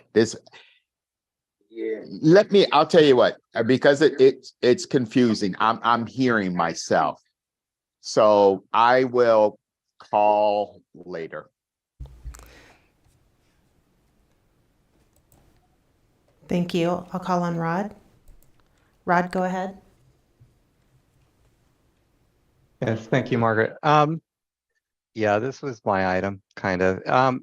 I do appreciate the work that staff put into the report, and I didn't really mean to put them through so much work, but my feelings on this are pretty well known, and I do appreciate that we no longer have Zoom at the beginning, we have it at the end, but the concept is still the same, and I do believe that this could be implemented, and then when we do allow public comment at the beginning through Zoom again, which we will inevitably do because this other thing is going to pass, I'm sure. And plus I have lots more suggestions on how we can deal with that. But the idea is just that people shouldn't necessarily have to wait. I think that this would be pretty easy to implement. You could just give people the option. You could say, if you want to speak on an item, speak on that item. That's your time. And because they're speaking on an item, then even if we were back at the beginning and they was Zoom bombed, it's still the same thing. If they're on the item, you can boot them. I still believe that you can boot somebody even not on the item, as long as they're making a comment that is not about something this council can address, right? It has to be business that the council can process. And so all the hate speech does not fall in that category. So it just becomes a disruption as well. So, which is why I think we can do Zoom comments at the beginning.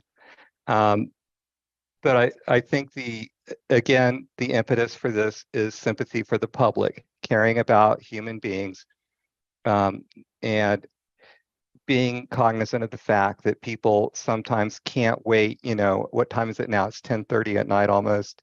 Can't wait until 10:30 to speak on their item. The mayor, or actually the chair, could inform the public of the benefits of waiting. They get all the benefits as mentioned by staff, the presentations and all. They get to view the staff report, but mostly it's about the fact is that the mayor sometimes, even now, has allowed on occasion somebody to speak during public comment on an item that was an agenda item, just out of compassion, which is all I'm asking for here. And our meetings are very lightly attended. It's not like a big deal for us. I don't think it would actually even be a big deal for the city council to implement it the way I envision it. And I would be glad to work with staff to put something forward that was positively motivated, like positively explains how it could work rather than just, the reasons why it shouldn't. So that's what I would like to do.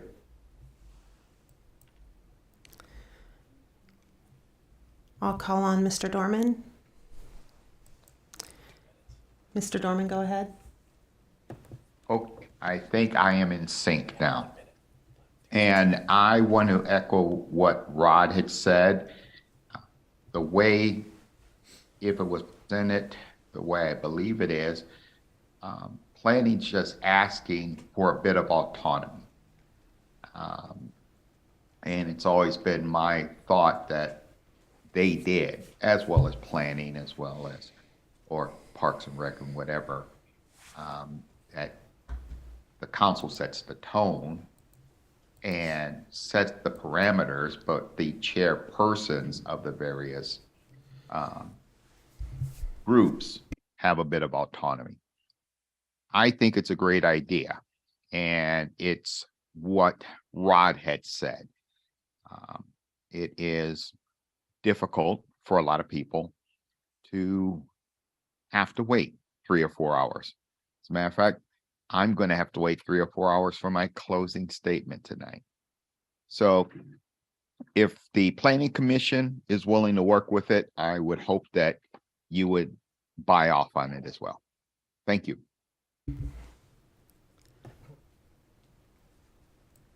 Thank you. I have no additional hands raised. Thank you. At this time, we'll close public comment, move into council discussion on this item. Just like a quick question in regards to what Mr. Dorman just said. Are we taking Zoom comments at the end for general comments? No. Because that wasn't my understanding of what we passed on the last meeting. No, we're not. That was for the last meeting. Right. And just given the circumstances, not the last meeting, but the one before that, given the circumstances of the Zoom bombs. And what council decided was that for the beginning public comments, it would just be in chambers, and all of the comments would be via Zoom. And that was what council decided. That was, if you recall, I repeated it probably more times than I should have, but that's where the public comments are at the beginning of the meeting. If you want to make them, you're in chambers for those. If anything else, you can make via Zoom, but there are no public comments at the end of the meeting. Correct. We had decided that because we were changing the meeting midstream, we would give everybody the opportunity to make Zoom comments at the end of the meeting for that one meeting. But our decision was no more Zoom comments on general public, correct? Okay, That's not just what making I sure. recall. I think we need to watch that meeting again because I specifically remember you saying the general comments through Zoom would be at the end, and we didn't For think that anyone- meeting. No, I thought it was forever. No, that was. Did you? I was I thought it was very- forever too. Actually, I thought it was our new policy. No, he kept going over it over and over again. Like, are we, because there are people here that have, like, are we going to have it just for what do we want to do? And I think that's when I made the comment, why are we even doing it later on? Because we're not going to be doing it even anymore. If we look back at the videotapes. And then it was like, well, we should just be able to allow them to have public comment because they were there. That was the expectation. But the decision that was made was from ongoing. Let's see how it is for us to you can only do the general in public, but you can call in on Zoom to talk about the specific items. And that was what the vote was. That's what we agreed to. So I'm sorry. Yeah, we've got a lot of residents who are confused about it too then, because I've talked to a lot of people who thought If that was you the look, case. I'm sorry to interrupt, but first of all, we're kind of moving away from the agenda item before us. We're talking about general public comments for this particular meeting and where they go on Zoom or they don't go on Zoom. The agenda was published. You'll note there is no public comments at the end. You have your last future agenda item and then you adjourn. But when I was repeating the motion, again, I'm sorry if it wasn't clear, but I really thought that I had made sure that everyone understood that the comments at the end were for that one meeting, and then after that, you wouldn't have you wouldn't have any Zoom comments for general public comments. Yeah, I must have missed that, but I mean, it's fine. I think we can see how it goes, and if we have people saying they want to Zoom in, like just if anyone wants to comment and be having a Zoom at the end, reach out to your council person, and then we can readdress it if it's an issue, right? If people in the public still feel like they want a Zoom option for general and they're willing to wait to the end, then they can reach out to us and we can go from there, I think. Certainly, you can bring any item forward as a future agenda item to consider that. But for tonight, right now, we have the item before us.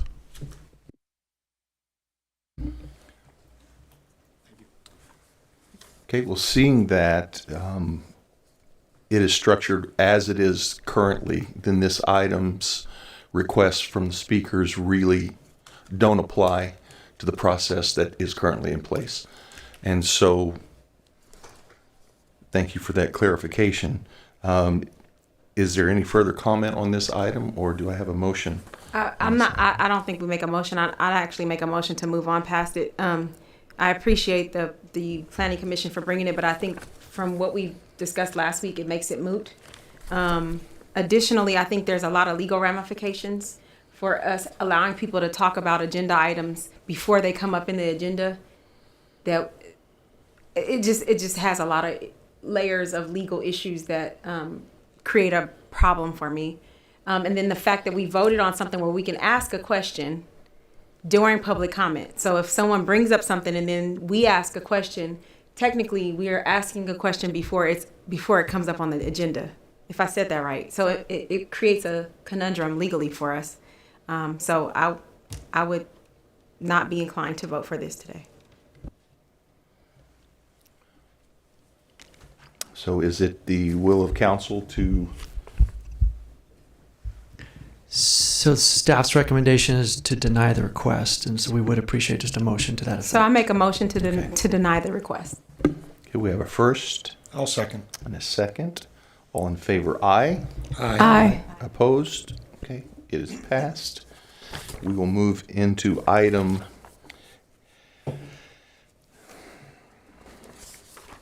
Are we at item H right now? I.1. Here we go. Yes. Okay, so item H is a request for future agenda items. A new agenda item request. Do we have any new agenda item requests tonight for these items? Okay, seeing none, we will move into requested future agenda items. Item I.1, consider a request from Council Member Pierson regarding a review of Brentwood Municipal Code sections that are no longer enforceable.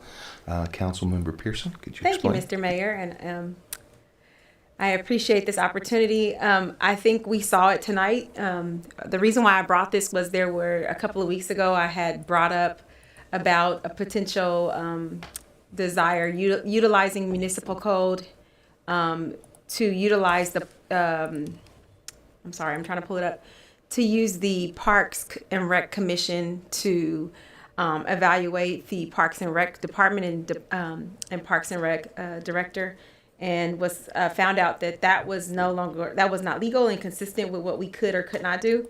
I think it was under Title VII.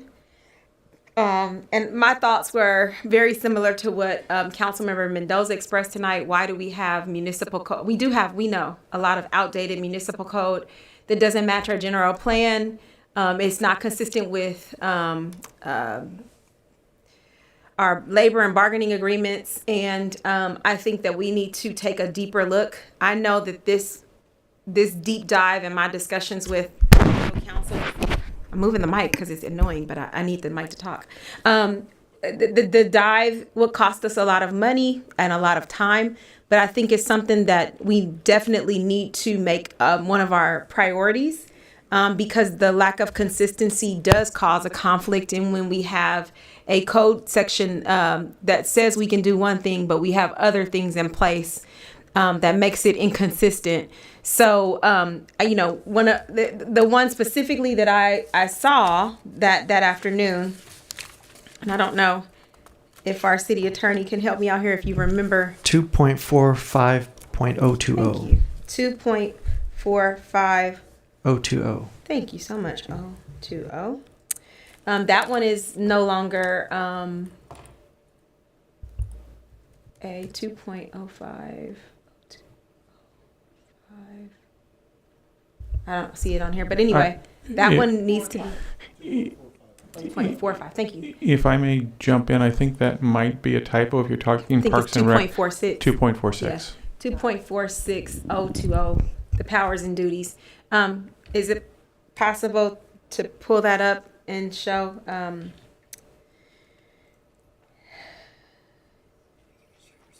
Oh, okay. I can share my screen. I forgot. I'll share my screen.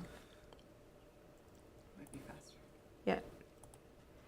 So I think the section that is no longer it's out is the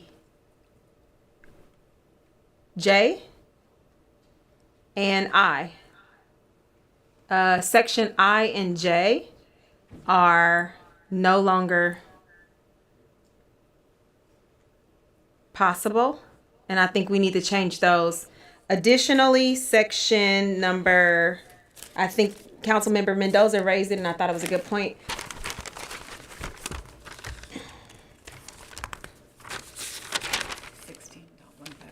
Thank you. 16.150.050 is not consistent with our general plan. So I think when we see these lack of consistencies, it's the time for a note to say, do we need a general plan amendment? Instead of just saying, let's change the municipal code to go down to, like, for example, in that example, 3.2, maybe we needed a general plan amendment in order to look at the actual calculation of size of the number of residents in a home.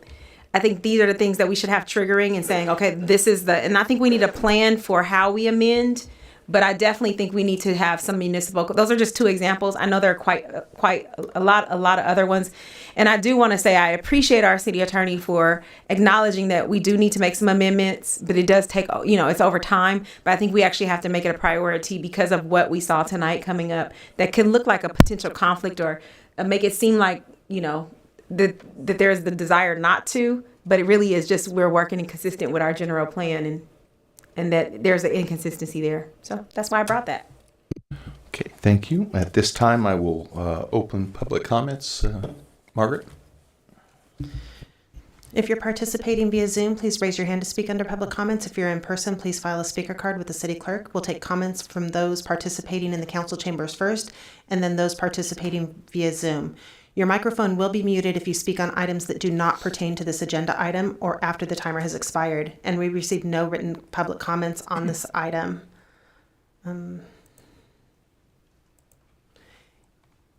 And I don't have any in-person speaker cards, and I have one hand raised in Zoom, and I'll call on Rod. Rod, go ahead. And thank you, Margaret. Yeah, I totally agree with this. It's very difficult for us on Planning Commission to be trying to research an issue, and we look at municipal code and we look at designs, guidelines for that matter, and we look at all these different things because there are numbers of different places to look. The general plan is very generalized, and then the code gets a little more specific and design guidelines get a little more specific. So they need to be consistent with each other for us just to be able to do our jobs, and not have all this confusion, and then stuff ends up coming back up here to City Council because we can't make a decision that's consistent because the materials in front of us are not consistent. So yeah, this is a great idea. Thank you. Thank you. I have no additional hands raised. Thank you. At this time, we'll close public comments, move into council discussion. Vice Mayor? Oh, sorry, go ahead, sorry. It's okay. I completely understand the need for this. My concern is it's such a huge project that how do we prioritize the most critical adjustments that need to be or revisions that need to be made first, and how do we figure out the timeline and budget the timeline? It's a very, very big, expensive project. And again, I understand the need for it to be done. I'm trying to figure out how to break it into chunks that are a little bit more digestible and affordable and prioritized, and I don't know how we would make that happen. Is that a question for your operations manager? Yes, if we get direction on this, we would probably need some outside legal consulting to help filter through some of this.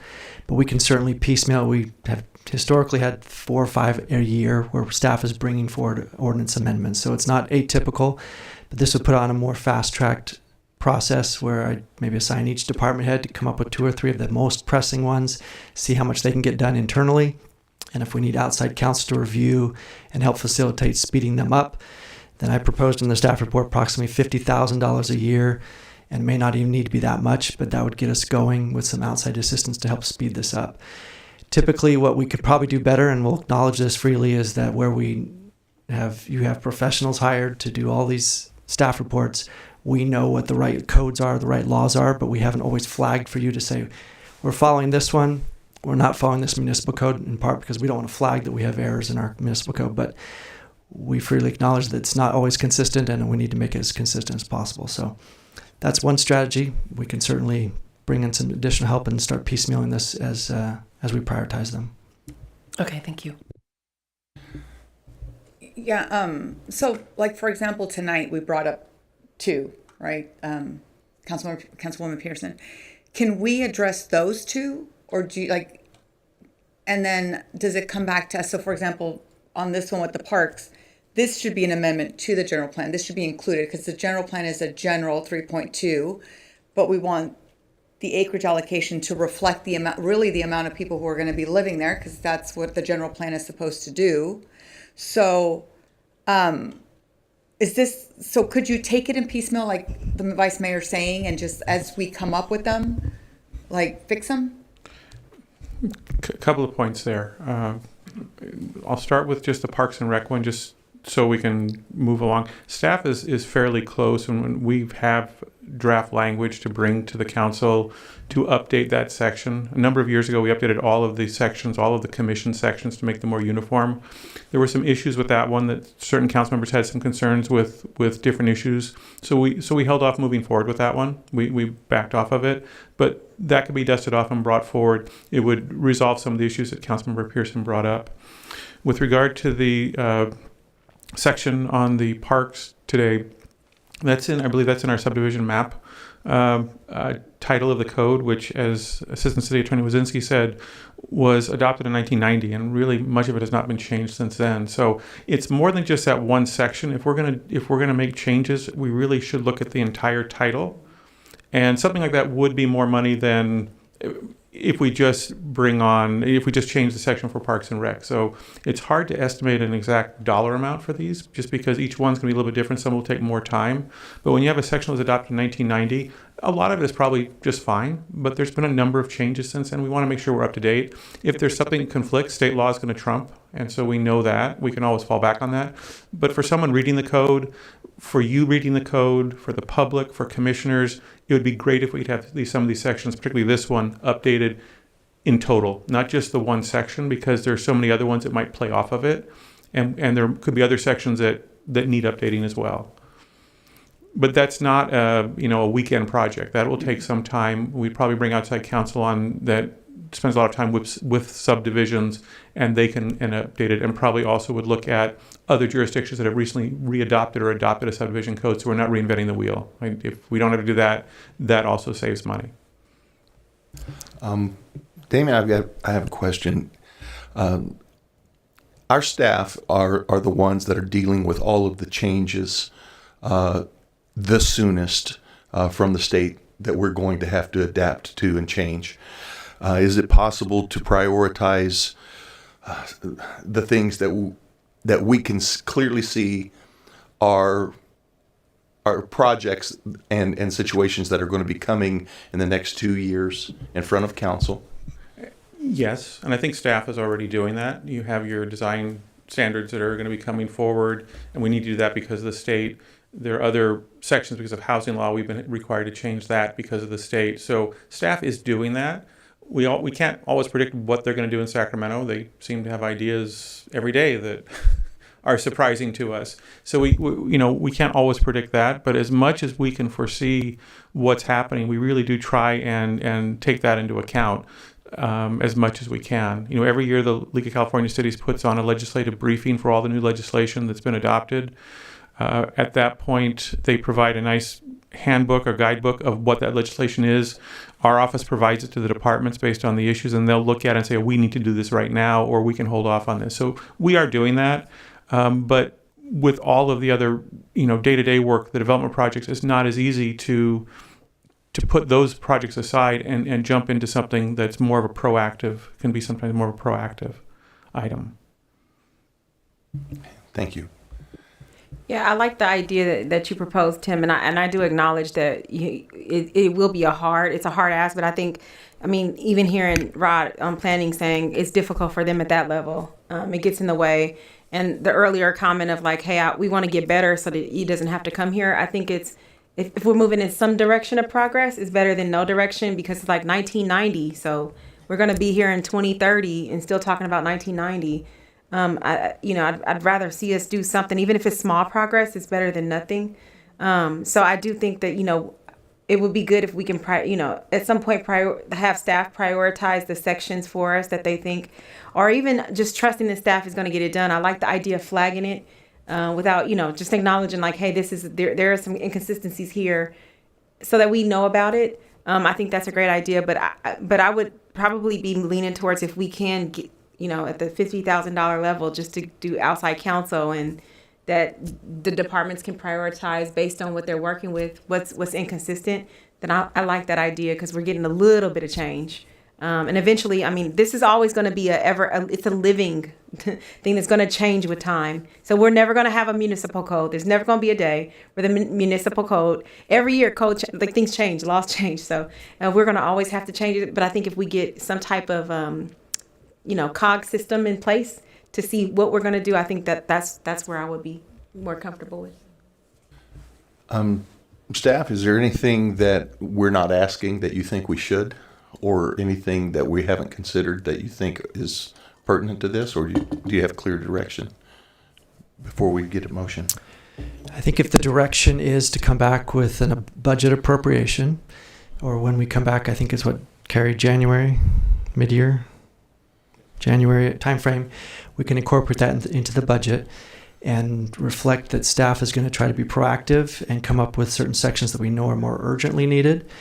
Damien highlighted the Subdivision Map Act. That's going to require outside assistance. That's a huge lift. So there's going to be some that are easier than others. You'll see on your very next agenda in November, I've been working on one about East Contra Costa Fire Protection District, reflecting it's now with Confire. So we're working on these as they come up with free time, etc.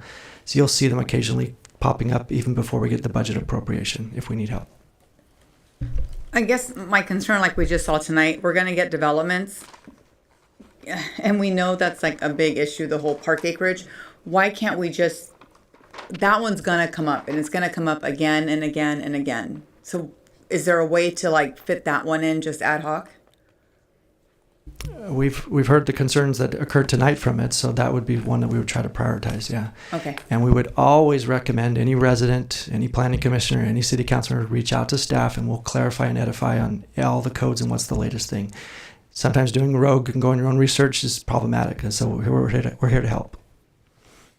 Yeah, I guess I want this, like we were saying, this needs to be amended into the general plan is what we would like to see if legally possible. So, I mean, I don't see, I mean, going rogue is one thing, but I mean, that's our municipal code and that's what we want the general plan to be if we can do it. And that starts to move a little bit away from our agenda item. And I recognize your concern, but you're talking amendment to the general plan, and this item is amendments to the municipal code. Two separate documents, but clearly they're related because they are so tied together. And so I think there does need to be some consistency between the two, but this item specifically are amendments to the code, not to the general plan. And when we come back with this one specifically, and that may be a few months, we can reflect if there's a general plan amendment that's also needed to do additional things. We can clarify all that when we come back. So, Okay, Councilperson Pierson, Member Pierson, I'm working on it. It's I'd like to make a motion if the mayor will accept the motion. yes at this time. Is there a motion? There is a motion. I'd like to make a motion to give staff time, attention, and resources to bring back to us, one, changes to section 2.46.020. I'd also like for staff to give us some time and attention and resources to come back with us with a proposal on amount of budget to go ahead and work through and timeline for priority of what sections to work on. I'd also like to add to it, because from what I heard the city attorney, is instead of just one section, just like, can we also give time and attention to review Title 16 specifically? And I think Councilmember the park dedication. The entire Title 16. Okay. Yeah. And then that would take care of what you're concerned about. They can also give us a detailed staff report about, that specific section, and then it will cover the other things. So do I need to clarify that anymore? Or? That works. Mm-hmm. Damien? And I was just going to clarify, the way that your agenda item is written, you have some broad authority. It specifically talks about 2.45.020, but which is the wrong one. It should be 0.46. But it also talks about any other section of the municipal code. So it does give you some broader authority.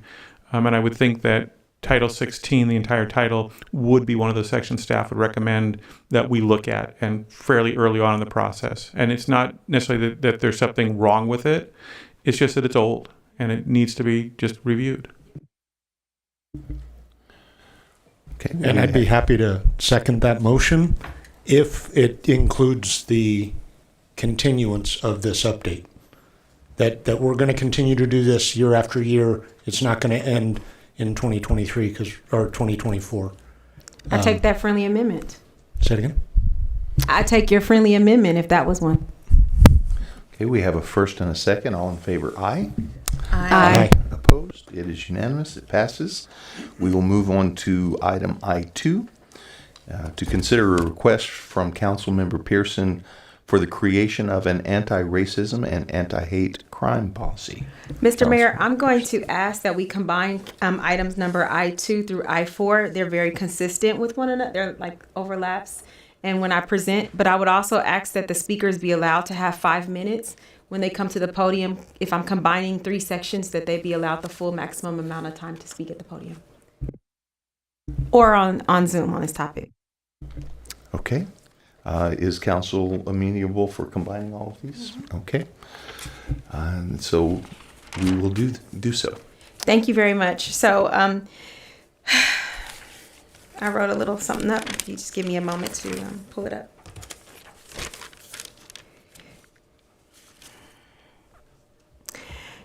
Hate violence has become a daily occurrence and is increasing at epidemic rates across the nation. History has tragically taught us what happens when people stand by and allow acts of violence and hatred to occur.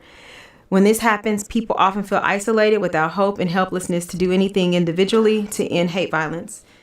I think that it would be prudent on us that the people of the city of Brentwood stand together to oppose racism, anti-Semitic hate acts, and commit with their neighbors to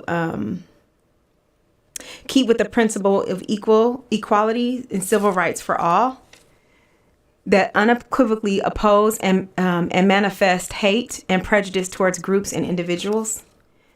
I would like for us tonight, I heard us, because I almost felt like item I2 was moot because we had a proclamation read by the mayor tonight, the United Against Hate Week, but I think we should be united against hate for the entire year. So I would like for us to create, or have staff time and attention, one, to create a anti-racism and anti-crime policy. Secondly, I know that cities like in 2019, Mayor London Breed signed the Racial Equality Plan, mandating the development of a citywide racial equity framework. I would like to see that type of framework in the city of Brentwood. And so I am asking that we come up with the creation of a citywide racial equity plan, because as it stands forward right now, I don't know what our plan for equity is. We talk about it on certain items, like tonight, oh, can we take a net? Can we do this or can we do that? But I don't know that we have a rolled out plan. I know that for the people in the city to know, behind the scenes, our HR manager and our city manager have worked diligently with an outside company to get some statistics and facts about where we stand. But I would like to see, as a city, us roll out a racial equity plan, one where we say we will stand against hate, where we will stand and say, here's what we want to do to make sure that all hiring in the city of Brentwood in all areas are equitable, that all voices are recognized, but also that at our upper management in our city, it looks like our city. That I know that the school districts are trying to make sure that our teachers look like our kids.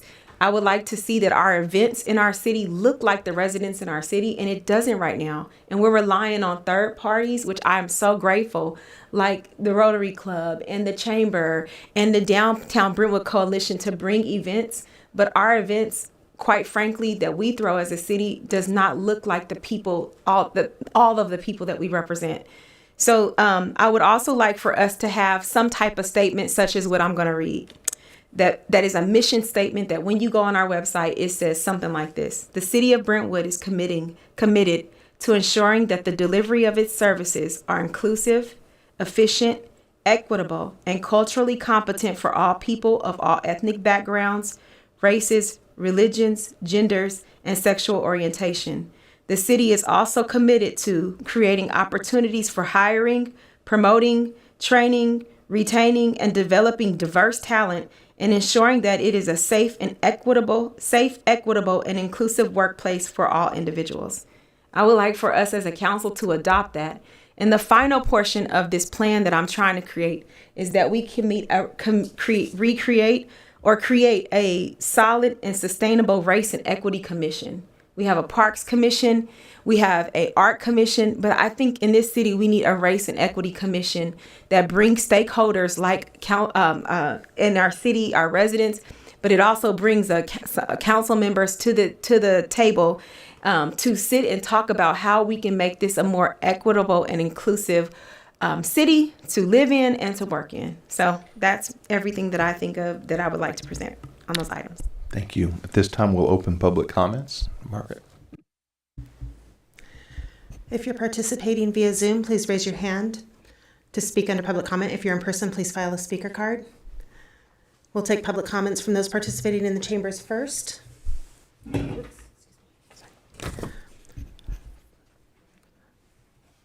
Sorry. And then from those participating via Zoom. Your microphone will be muted if you speak on items that do not pertain to these agenda items or after the timer has expired. As stated earlier, remarks for these 3 combined items will be 5 minutes. And I do have 1 speaker card in person. I'll call on Gerald.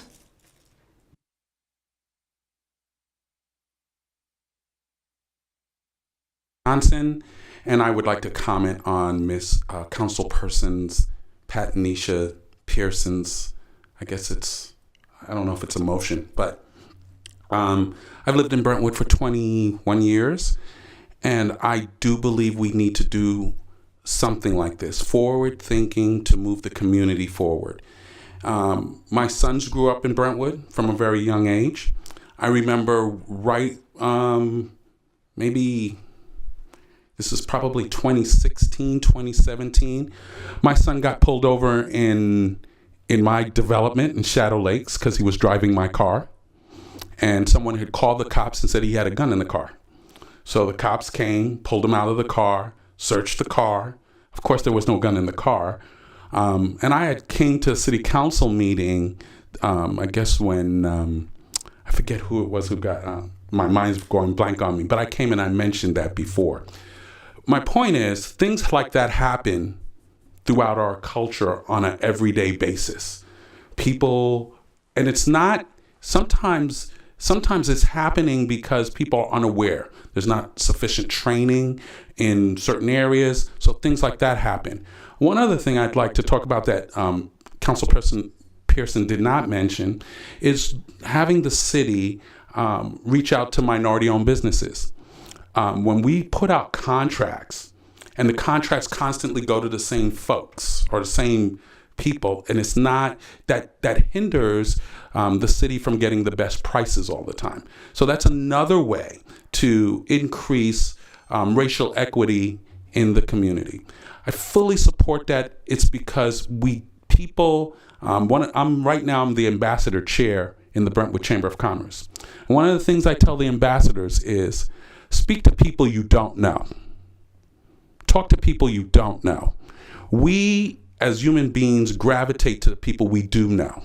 And when you do that, it forces connections that don't normally happen or that keep happening over and over again. And it makes it harder for people you don't know to integrate into society.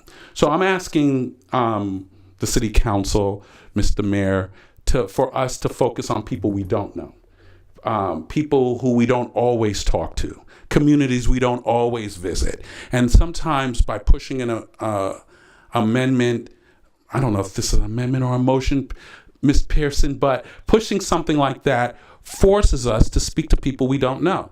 I speak to all of you sometimes here and there. I'm lucky in that regard.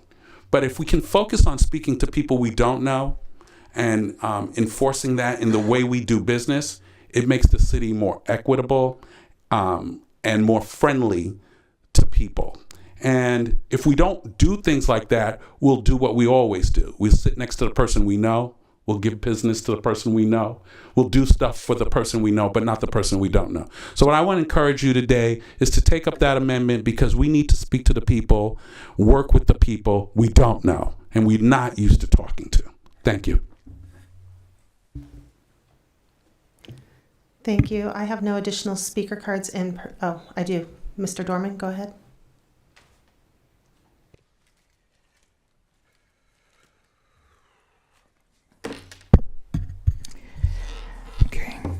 Good evening. What I heard tonight sounds ambitious. And listening to the gentleman who had to go through what a lot of us have to go through if you're different. So the idea of fair and equity, it sounds great on paper, but we have a problem. Since the first of this year, This body has had a councilwoman disparage members of the public, calling one a buffoonish bully. And her husband of a sitting council member threatened a member of the community. I don't know where that racial community fits in there. You had a full meltdown of another council member who all but said he has a carry conceal permit on the chamber floor during his triad. A total breakdown of statutes, courtesy, creating a room of fear, and for resolution, the motion was called that it was all your fault. That doesn't seem fair nor equitable.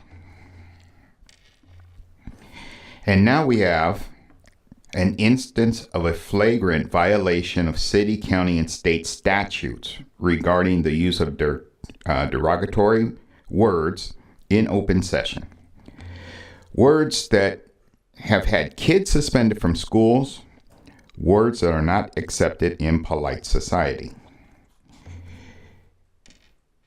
And we're here talking about fair and equity. Mr. Mayor,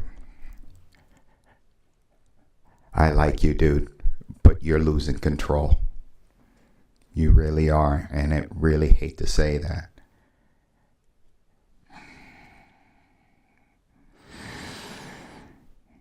There should be no doubt what needs to be done.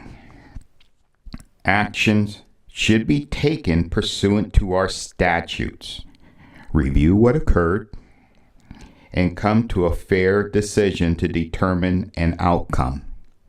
If you want to talk about fair, equity, treating everybody with respect, you got to do it from the top. And so with this in mind, I'm asking for a future agenda item to address the use of inappropriate language. Mr. Mayor, I'm going to ask you to have the speaker stay on topic of the agenda item. Thank you. Through the chair, can you tell me where I was out of topic? These combined items are regarding a equity policy. Yes. And so this is regarding something that is beyond the scope of an equity policy. This is regarding Brown Act considerations, and that is outside the scope of what we're talking about along these lines. But if we're talking about equity and we're talking about putting together a group of individuals to help enhance and increase the experience of equity, would it not be fair to at least point out areas where that equity may be in question? Pointing out the areas, I think, aligns itself with it. I don't think calling out specific individual violations of the Brown Act falls under that heading. Okay. Or alleged violations. Okay. Well, I don't think I'm going to do that, but going back to fairness and equity. If we want to be true and equitable and fair. The speaker's timer has expired.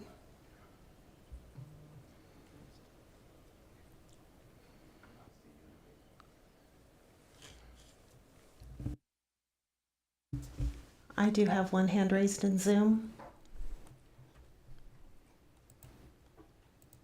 I'll call on Rod. Rod, go ahead. Thank you, Margaret. Yes, thank you. Yeah, I wanted to say some stuff about this. One thing is that I want the city council to know, and particularly the council member moving this forward tonight, that racism is not something that affects only the direct victims of racism. racism shocks the moral conscience of anybody who has decent feelings, any decent human being.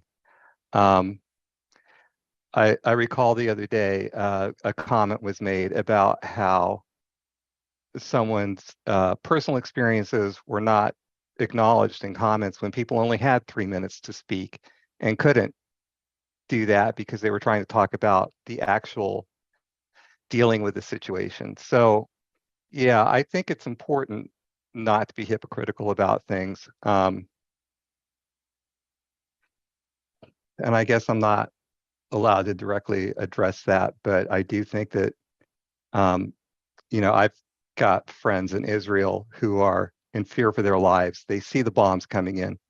They see the Iron Dome blasting them out of the sky, and if it doesn't work, they die. So I think it's important that we, consider not just inclusivity, but not enabling Nazis to shut us up, which is what we're doing tonight, by suppressing comments at the beginning of the meeting. But be that as it may, I think as somebody who's been called, and I won't say the word, but I've been called an N lover to my face more than once. So to say that I don't know anything about racism or how it affects people is to not understand what my life has been about and what I've been through. And I think that if we're going to be inclusive, we need to speak respectfully to everybody, understand that everybody's experience in life is different, and that, look, I'm a fat nerd kid, been all my life. I've been bullied. I know what it's like. I do know what it's like. And I do care about this. And I think it's a good idea. But let's not kid ourselves. Let's not be hypocritical about it. Let's be straight up honest with everybody. And let's take the actions that we can take to make sure that our community stands strong against racism, against fascism, Nazism, against the ideal that says that genocide is the solution to our problems. And that genocide is aimed at Jewish people, Black people, people that are not, people that are not included. By excluding people forcefully, they create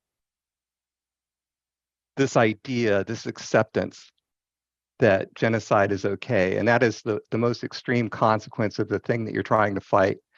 And to facilitate those people in any way, the way that this city council has, is just rabid hypocrisy. And then to say, well, let's have some committee meetings. So I do think it's a good idea. I'm in favor of the idea, but I do want to just encourage everybody to think about what they're doing up there and think about what you're doing to the community by silencing people, and let people speak, because Mr. Mayor, I'm going to ask that you have the speaker inclusivity. stick on the topic, which was the equity and race plan, and not the public comments. Fair enough. Fair enough. But I think inclusivity has to include everybody, and that includes public speakers. Thank you.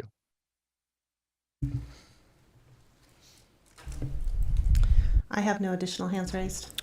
Thank you. At this time, we'll close public comment, move into council discussion.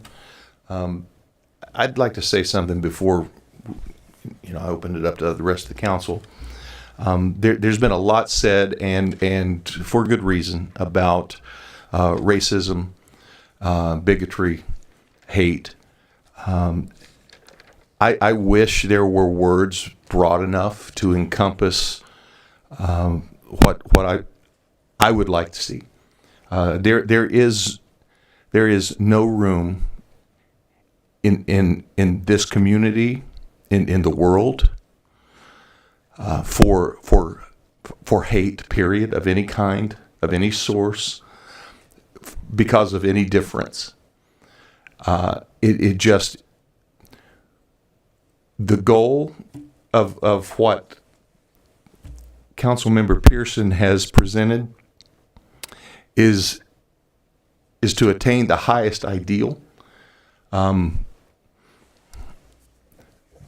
the caller was very accurate in saying that nobody can accurately judge from the outside what someone else's life experiences is. There's no way, without having been there every step of the way, that you could possibly understand what another person has or hasn't gone through, simply because of the circumstance that they are in right now. And so, in addition to the fact that we have got to not only speak out against hate, but we have to take measurable steps to prevent it, take a stand against it. Saying you disagree with something is nice. Actively opposing its implementation is something that has to be done. And so how we do that, I think these are some of the steps that we actually actively oppose hate, discrimination, racism, bigotry, because there's just simply not a single individual in our community that doesn't have equal value to any other individual. It just doesn't happen. I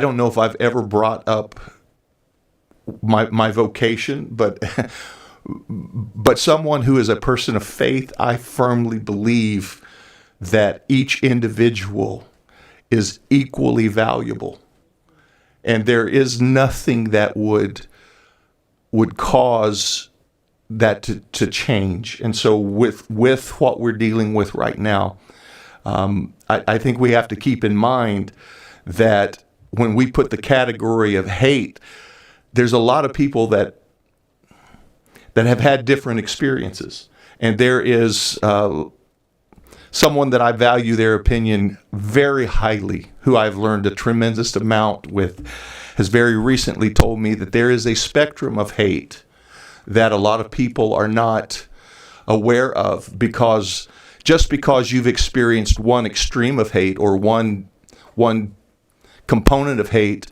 that may have been more extreme, sometimes that experience can make you numb or blind to a lesser level of it, because of what you've experienced was more extreme. It doesn't mean that something that flies under your radar because it doesn't seem to be as menacing or graphic or personal doesn't affect someone else. Being a person of mixed heritage, I have both experienced and observed bigotry of all kinds, hatred of all kinds, and it's just not acceptable. When I was a young person growing up in public schools, there was something called the Golden Rule that was on every chalkboard in every classroom, and it was very, very simple. Treat other people like you want them to treat you. And I think that we have to get back to that point. And in addition to creating a policy that actively stands against bigotry and separation, I think we also need to make opportunities, like one of our public speakers said, to integrate our city, our city council and the leaders in our city and influences in our city with the community. It is impossible to know someone that you don't spend time with, and it's impossible to spend time with somebody for a long period of time not to get to know them and to learn to respect and love them and appreciate them for their similarities and their differences. And so I think we really need to move forward. And I know Council Member Mendoza, you were going to speak, so I'll turn the floor to you. Yeah, I'm all down for all of this. I think it's great. But I think it starts with us and with Tim and Damien, right? Like, as the head of the city. And like the mayor was saying, sometimes we don't even know when we're being racist because of our bias. We have this internal bias sometimes. But I think that every time we make a vote, every time that a staff agenda is printed, we should be thinking about the impact on people of color.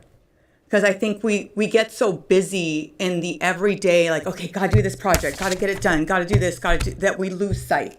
And I myself have lost sight sitting up here for the last few years, right?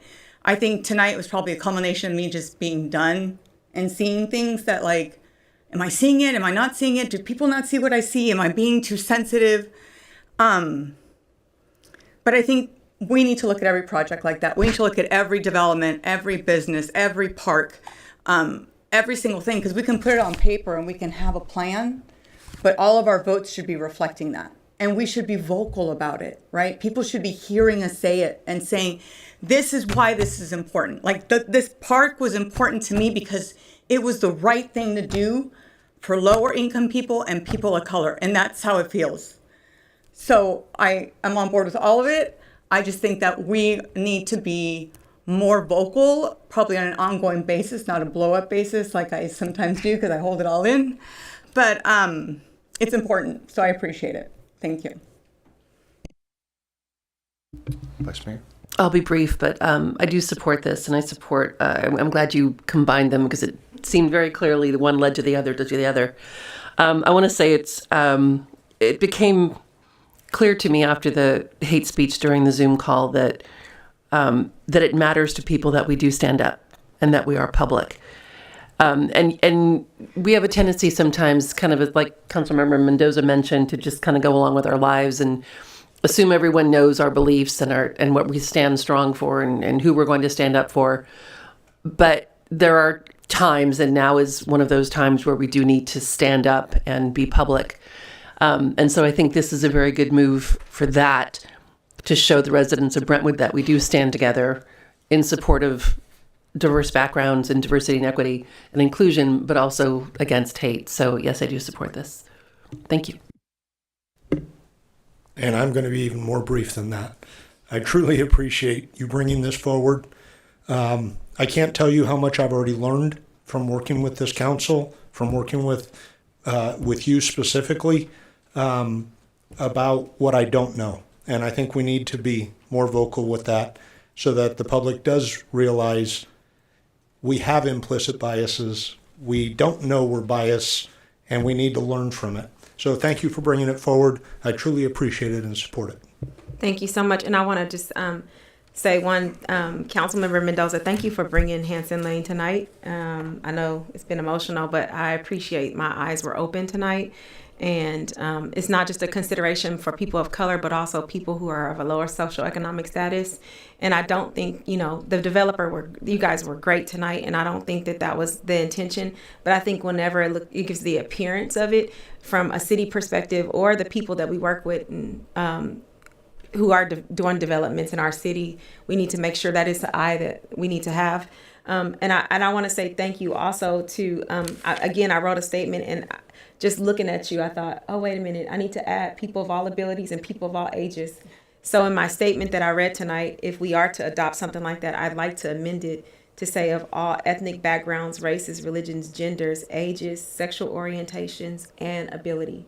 And socioeconomic background. Thank you. I got emotional 2 weeks ago because this means so much to me. Just to make sure that everybody feels like they have an opportunity. I don't think at any time that I ever represent that if you're not a person of color, you don't understand what racism is. Or if you're not gay or straight or whatever, you don't understand or female, you don't know what bigotry means. Or I don't think I've represented that. What I represent and what I will continue to stand for as I sit here on this dais is no matter where you come from or what you do, we should all have a seat at the table. We should all have equal access to everything. I have sat here and watched people stand and say they hate me and they don't know me, but I still believe in that they have the right to their freedom of speech, that I still believe that they have the right to their own opinions, and that no one should get in the way of how they feel or what they have to say. And I will stand for that, I will stand for people who said they hate me, because I believe that they matter. So I will continue. I'm going to tell you guys, I am going to be your diversity, equity, inclusion police. And I might die whenever, and we may not be where Dr. Martin Luther King thought we should be, but I'm going to continue to fight the good fight so that we make sure that everybody feels included. Just to see how those people walked out of here tonight, knowing that they were heard, meant the world to me. It was the reason why I sit here. I don't sit here for the money. It doesn't, I get paid a crap ton of money as an attorney. I sit here for the people. That's why I'm here. And so that's what I want to see change. And I appreciate the willingness to go where we need to go. So thank you to all of you guys. I don't know how we roll this plan out, but I would like to, if the mayor would allow for me to make a motion tonight. Do we have a motion? Not yet. Not yet. Okay. A few clarifying questions. So your citywide racial equity plan, when you say citywide, do you mean workforce of the city hall, or do you mean community members, or both? I would say both, Okay. workforce and community. Okay. And then the commission, you want that to include both elected officials and stakeholders equally having votes on the same kind of a commission? Yes. Okay. And the policy, can that come out of the plan? Or do you need it to be independently running from the plan itself? I think that the stakeholders should make the policy. Okay. I would like to see them crafted. So it can go in that order then? Absolutely. Perfect. Thank you. That makes sense. And then Sakari is going to be helping take the lead on this. Sakari, do you have any follow-up questions at all? No, I don't. Okay, now do I have a motion on this item? I would like to make a motion that we develop a citywide racial equity plan. Of that, a race and equity commission will be developed that would include stakeholders and elected officials, and that as a result of that commission would create an anti-racism and anti-hate crime policy. I'll second that. We have a first and a second. All in favor, aye. Aye. It is unanimous. We will move back to item F1. It appears that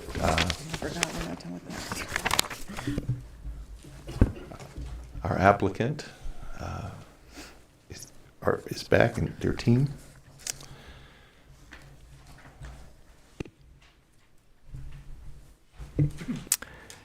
Thank you for that extra time and the commitment to try to get this done tonight for everybody's interest. We'll go ahead and turn it over to, I think, staff. Do you want to take the lead, or do you have the applicant take the lead to explain what we've done? Yeah, so I can take the lead. If you could please share my screen. Staff has drafted modifications to both the Vesting Tentative Map resolution as well as the design review resolution. We've prepared them in red line versions, so I can go through these with you for your consideration. As long as you can see that. First is attachment 3, which is our resolution for our Vesting Tentative Map. Staff has gone through Please and make it larger. Okay. Thank you.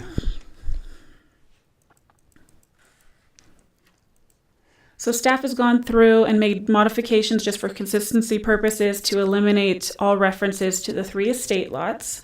As you can see here in section A and section B. On page 3, there was no modifications. Okay, and then on page 5, we talk about the action and the density transition policy, where previously we talked about the application meeting the policy, and now we have modified it to indicate that the project does qualify for 1 concession under state density bonus law, and the applicant has requested to waive the density transition requirement as its concession. And the City Council has determined that there are no grounds to deny this request.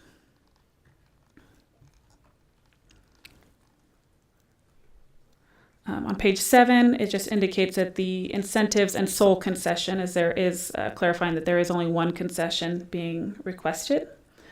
And on page 8, requested concessions, we struck out the reference to the mid-range policy and replaced it with the applicants requesting compliance with general plan density transition policy as the lots to the western boundary for the project. For the waivers, we did modify the percentage of the 5,000 square foot lots from 25% to approximately 28%. And then now we get into the actual conditions of approval. Staff is referencing what we are now going to call Parcel X. Parcel X will be the future parcel along the western boundary that will be approximately 1 acre in size, and it's created as conditions of approval contained within this resolution. Condition 5 indicates that the map shall move lots 1 through 5 to the southwest corner of Hanson Lane and Maganos Road, and each lot will be a minimum of 5,000 square feet in size with a minimum of 50 feet in width, and the setbacks for each of these lots shall be generally consistent with the rest of the setbacks for the project. The final plotting plans for each of these will be submitted to be reviewed and approved by the Community Development Director prior to issuance of building permits. The final map shall also create a new secondary park labeled Parcel X along the western property line at the west side, along the west side of Maganos Road between lots 5 and the EVA lot, and the total acreage of both Lot B, which is the previously proposed park, and Lot X shall be approximately 1.5 acres in order to fulfill the project's Quimby Act parkland dedication requirements. Parcel X shall include decorative block walls on 3 sides, which is consistent with our city parks requirement.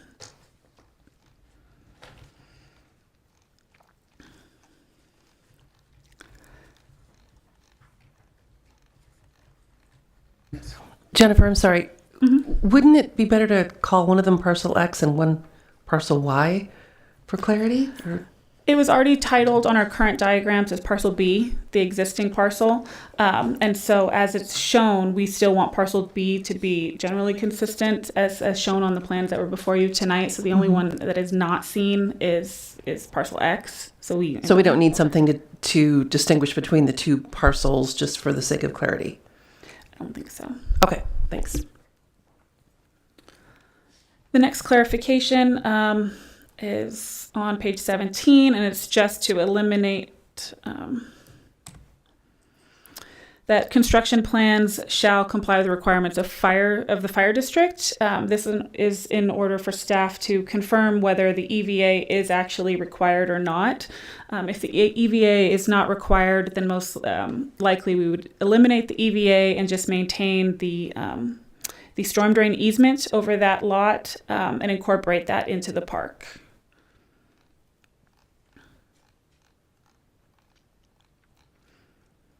Staff did eliminate the condition that was added by the Planning Commission to reconfigure the bioretention areas to maximize the open space since the applicant has already provided us the revised diagram showing Lot B. Staff eliminated the condition of requirement for the in lieu fees since there will be no remainder of in lieu fees. 27 is modified to include both parks. So the park shall be constructed and completed by the developer to the satisfaction and approval to the city engineer and the director of Parks and Rec, as well as community development director or their designee. Prior to issuance of the 47th certificate of occupancy, one park shall be constructed and completed, and prior to the issuance of the final certificate of occupancy, the remaining park shall be constructed and completed. Homes adjacent to the park shall not be constructed until the adjacent park is complete. Condition 27 just adds its Parcel B as well as Parcel X, so it's just adding both of those. 29 is that the developer shall dedicate in fee to the city Parcel X, approximately 1 acre, as created by the conditions of approval contained herein, and Parcel X shall be improved to the satisfaction of the city engineer, director of Parks and Recreation, and community development director or their designees. And the timing of these improvements shall be consistent with condition of approval 27 above, and maintenance of these improvements shall be included in the landscape lighting district for the project. Lastly, the last condition, I think the number went away for some reason.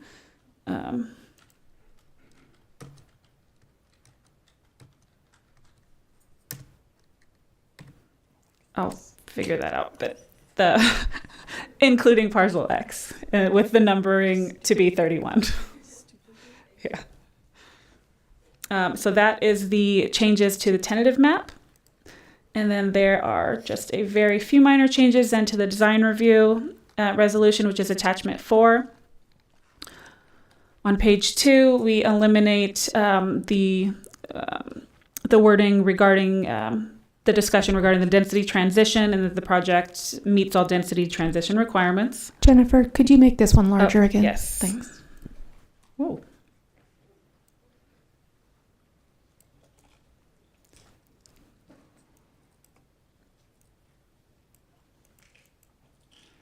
Okay. So on page 2, we eliminate that out of the findings. The same thing, we eliminate the reference to the EVA parcel, as we previously discussed. And then for conditions, just for clarification, on number 3, we said as well as in the Planning Commission Resolution 2330, which is the previous approval for design review. And then in condition number 15, the permittee shall be responsible for construction of all good neighbor fences between properties, bioretention fencing, and perimeter walls as required. And permittee shall construct a new decorative masonry block wall along the western property line to be a minimum of 6 feet in height from both sides. And that is the last change that staff has drafted for your consideration. And if I may, just very quickly, I imagine you want to hear from the applicant, but Jennifer was doing this work incredibly quickly, and if the council in making its motions might consider giving staff the latitude to clean up any inadvertent typos, any of that type of stuff, so we can bring you something clean for the mayor to sign, that would be appreciated. Thank you. Yes, sir. Hi. I just wanted to thank you all and staff especially for their effort to get us to this moment. I probably shouldn't say thank you before there's been a vote, but I appreciate the effort and time taken to try to get us to this place. We have reviewed, the applicant team has reviewed the changes as presented by staff that were just read to you and are in agreement with the changes as proposed. Okay, thank you. Are there any further questions of applicant at this time? Okay, seeing that there are no further questions, if there's no further discussion, do I have a motion regarding this item? We will need 3. So, do you want me to just add and clean up typos to the end of each one? Yeah, okay. So as detailed in the staff report just presented by Jennifer, adopt a mitigated negative declaration for the Hanson Lane project and allow staff to clean up any typos they find necessary. Okay. Do I have a second? Second. All in favor, aye? Aye. As detailed in the staff report, adopt a resolution approving vesting map, tentative subdivision map, and the number stays the same, 9547, and allow staff to clean up any typos they may find. And this one would include any changes offered this evening. And any changes offered this evening in our review of the latest tentative subdivision map. Okay. Do I have a second? Second. Okay. All in favor, aye? Aye. And lastly, as detailed in the staff report, adopt a resolution approving design review 21-006 for 94 single-family homes and allow staff to clean up any typos they find necessary. Okay, and all of the changes reviewed tonight. And a quick question, maybe for Katie, if the street name on Bonita Way, since it doesn't go through, if that can change, could that be included as well? It might be the hour, but I'm lost. Chief, you want to just maybe clarify that one? I probably should have spoke up earlier. Since Bonita Way does not connect because of that, for response purposes on our end, it would be better to change the Bonita side and the new development to a different street name. Because if a first responder is coming in to that development, they would go to the other Bonita versus going to the new Bonita, or to the new Bonita versus the old if they're responding to a emergency call, is all I was looking at from that perspective. I understand. So we would actually change that on the map, I imagine. I think that can be done administratively. I don't think we need any further council direction. Does the council understand the issue there? Yes. So if you're fine with staff exercising their discretion to ensure that we have accurate names that will lead our first responders to the correct address, we would appreciate you just giving us the ability to take care of that. Yes. Okay. Okay, we have a first. Second. All in favor, aye? Aye. Okay, this item moves. Before we have staff leave their positions, I have several bottles of water over here that I would appreciate you turning into wine. Because the amount of work that has been done, Jennifer, thank you, and Alexis and all of our staff and the applicant. Thank you so much.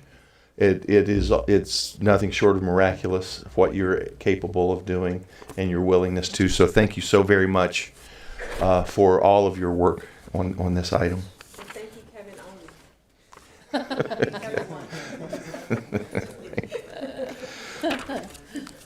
Okay, thank you. At this time, we will move into item I.5, a request from Vice Mayor Meyer regarding amending the process for council presentations of proclamations. Vice Mayor? This is a fairly quick item, and it came about because we have a lot of proclamations, and that's a beautiful thing. We like to recognize people for their good work and people doing great things in the community. But I think there's going to come a time when each one of us wants to recognize someone, and so we have proclamations that go a half hour or longer. So I think this item in this write-up actually could have included the previous action that was taken, I don't even remember when it was, if it was a year ago, to move all proclamations to consent until someone has a receiving person there on site to actually be a part of the process, and then it would get pulled from consent. And that was also an attempt to keep things a little bit more running smoothly and efficiently. But I don't want the impact to be lessened because we've got so many people coming to accept a proclamation. I don't want there to be like a conflict of interest. I would like to see if staff can suggest ways that we can make sure that we're being efficient. I'd like to prioritize people that live or operate a business within the city limits when we can do that. And completely up for suggestions here. I think at some point we're going to end up with, wait, but I want to recognize, but no, I want to recognize. And I would just rather avoid those things happening if we can do that in advance. Okay, thank you. At this time, we'll open public comments. Where does that happen with a future agenda item? If you're participating via Zoom, please raise your hand to speak under public comment. If you're in person, please file a speaker card. We'll take public comments from those in the chambers. Then those participating via Zoom, your microphone will be muted if you speak on items that do not pertain to this agenda item or after the timer has expired. And we received no written public comments on this item. I have no speaker cards and there's no hand raised in Zoom.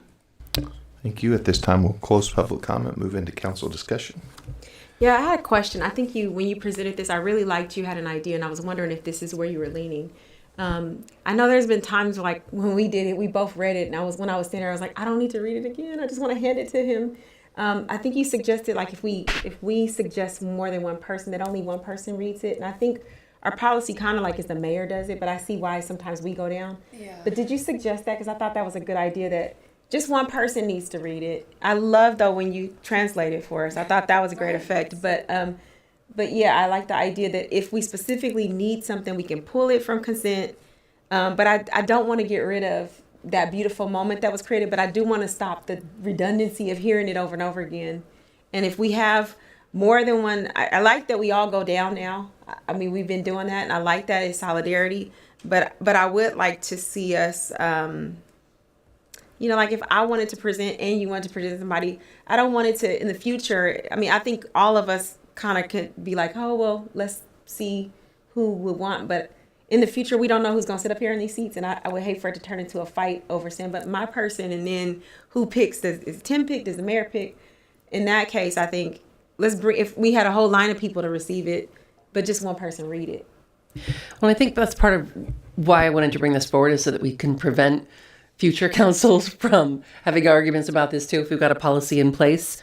I'm completely open to ideas. I'm just trying to make the process more meaningful, because again, if we have a room full of people receiving a proclamation, is it as meaningful to each of those people? I don't know. I mean, I don't want it to turn into, well, I asked first, or you know what I mean, or it means more to me. I don't think that's not what I'm looking for here. But I have a recommendation. Yes, if that would please. be okay. in addition to council, I issue proclamations in my other vocation as well a lot.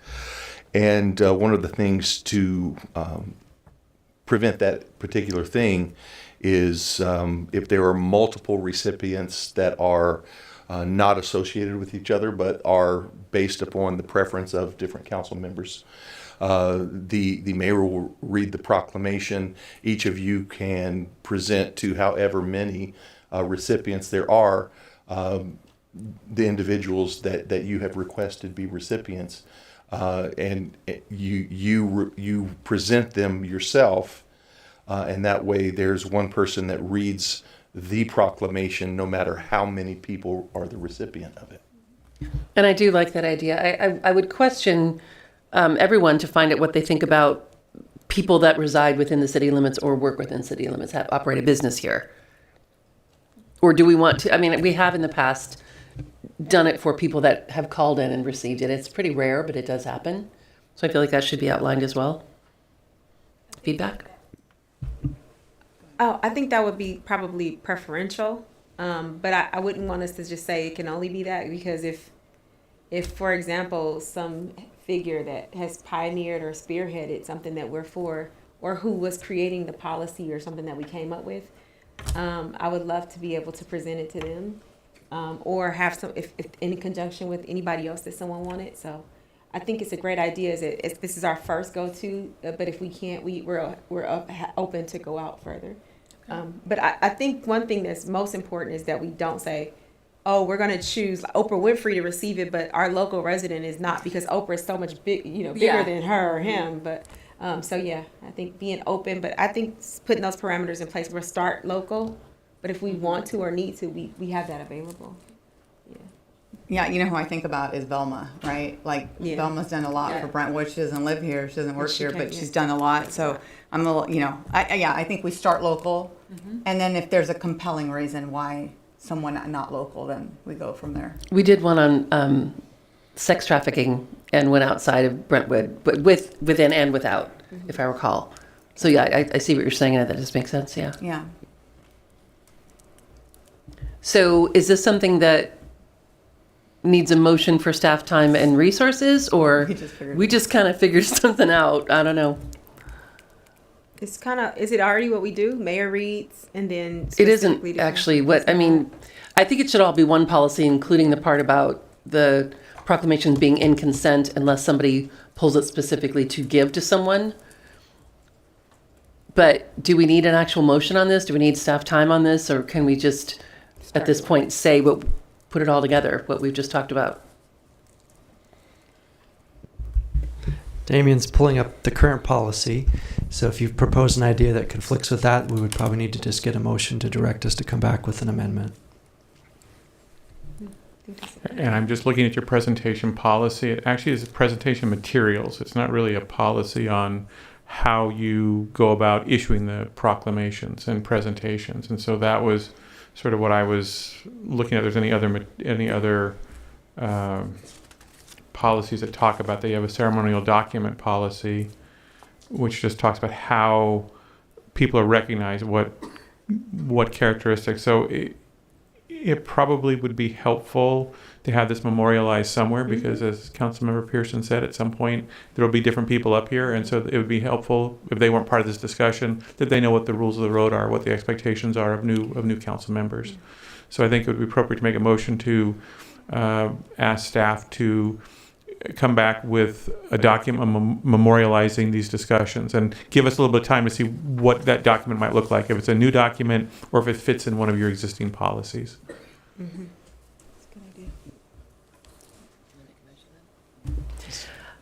I would like to make a motion that staff come back with something to memorialize this discussion and include either add it to an existing policy or create a new one based on including what is already there with keeping proclamations in consent unless someone's here to receive them and a council member pulls them.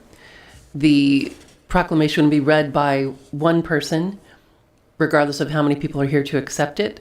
But if a council member brings someone in to receive, they could have a copy to present, right? we prioritize people that are either living within the city limits or operating a business within the city limits, but go beyond if it's appropriate. Am I missing anything? No, I think you did. I wrote it down. Proclamation remove. Yeah, you did all of them. I just was going to clarify, read by one person or read by the mayor, because that was. I think it should be one person, because the mayor sometimes also is understanding of someone if it really means. I mean, it would have to be decided ahead of time. Like if there's 5 of us, then it probably should be the mayor. But if it's just, yeah, I don't know if that's clear enough. Is that clear enough? Yeah. In discussion with the mayor. How do we determine, who determines, I guess I like to try to figure out when there may be conflict. Who would determine if there are 2 people who want to read? Then it's, I think, the mayor. If there's more than one, if there are more than one, if there is more than one person that wants to read, then the mayor should read. Okay, that clarifies it. Thank you. Yeah. Or we could do Rochambeau, which is, no, okay, we'll go with the first one. Then I second that. Okay, we have a first and a second. All in favor, aye? Aye. Okay. We'll move on to item 6, to consider a request from Vice Mayor Meyer for the creation of a council committee for age-friendly communities. Vice Mayor. This one's a little longer, but I'll try to I'll try to be efficient with it. So this came about because twice this year, the California Department of Aging offered up grants that were about basically implementation of master plan for aging goals. Something about improving the quality of lives and the safety and et cetera, of older adults and adults with disabilities living within communities. And when I brought these opportunities to Tim, he thought they were great ideas. There was, wonderful chances to bring money in, but if we didn't have a plan in place already, then it wasn't something we could apply for. And there was not enough turnaround time between when we first talked about it and when the applications were due to create a fully fleshed out plan. So in further discussion with Tim, he suggested that maybe what we look at is coming up with a committee that would look at some of these goals and try to figure out how we would implement them within Brentwood. But I wanted to say, of all of the East County cities, Brentwood has the highest percentage of population identified as over 65. We have 15%. According to the most recent census data, 15% of Brentwood's residents are 65 and older. So of all of senior households in Brentwood, 14% earn less than 30% of the median family income. And this goes on and on. The master plan for aging, the first goal is housing for all ages and stages. And when we look at what we hear about homelessness and the senior numbers, the senior population is the fastest growing percentage of homeless population. Housing insecurity for seniors is becoming more and more challenging because of rent costs going up without the cost of living increases with Social Security. So we do have housing insecurities within the city. There are a couple of programs that I brought forward to Alexis. Tian was on one of the calls that they were discussed, where they're kind of alternate ways of looking at housing that are both more affordable and safer for people who are living alone. One of them is called Home Match, through which an older adult who either owns their home or rents their home and is maybe struggling to afford it can bring in a partner to live there, a roommate. And there's a matching process through the nonprofit that would vet actually both sides, and also match them up to make sure that they were compatible. The person who moves in could sometimes get a reduced amount of rent to help with errands, groceries, cleaning up around the house, that kind of thing. So it's a double whammy in that it helps the older adults stay in their home longer, and it could also help with affordable housing for someone who's, for example, going to Los Bernardos College. So a lot of really good things about it. There was even in one of the meetings I attended for the Measure X Community Advisory Board, and Tiana and I have talked about this, there's a pot of money called intergenerational thriving. And I think a lot of what age-friendly communities is figuring out ways to make older adults feel like they actually belong in the community because it's adapted to them and to their needs. So we're talking about sidewalks that are wide enough to accommodate a stroller and a walker and a wheelchair, for example. In trying to cut a lot of this out, but the Contra Costa County 2020 to 2024 Area Plan on Aging there was a quote in there that said that the Brentwood Senior Center, built just 10 years ago, has now exceeded capacity. So a lot of this is around just adapting to our growing numbers here in Brentwood. We are lined up to have a huge amount of increase by the year 2033. Brentwood is expected to have a 20% increase in adults over 60. So everything is lining up for us to really need to do something to make sure that our older adults can afford to live in their own homes and that they can do so safely. And if we can look at ways to incorporate the master plan of aging, the age-friendly communities into our planning, then I think we're in a better place to make sure that our residents are being taken care of as they age. So there's a lot more to it. I have a whole bunch of notes I'm happy to share with staff, a lot of links to websites with a lot more information. Homelessness for older adults more looks like an inability to afford their daily costs. It's not as much for older adults about, obviously family drama or drug and alcohol as much as it is about the cost of living, and they just cannot afford it anymore. So my thought was we would come up with a committee that it would be a stakeholders and council and staff, that kind of things that people could get together and kind of look at what this means. Now, I don't necessarily think we should be having this huge discussion where it's $50,000 to bring a consultant in. It's more like, what can we put together? What can we look at planning wise so that if an opportunity comes up for a grant, we're in a better place to apply for it. Because it's not just the California Department of Aging, it's also AARP. There are state grants. There's a state grant website that you can filter through for seniors or planning or housing or whatever it is. And I just think there's things that we can do that would make our community a little bit more safe and accepting and adaptable for older people and people with disabilities. Thank you. I'll open public comments. Margaret. If you're participating via Zoom, please raise your hand to speak under public comment. If you're in person, please file a speaker card. We'll take public comments in the chambers, followed by Zoom. Your microphone will be muted if you speak on items that do not pertain to this agenda item or after the timer has expired. And we received no written public comments on this.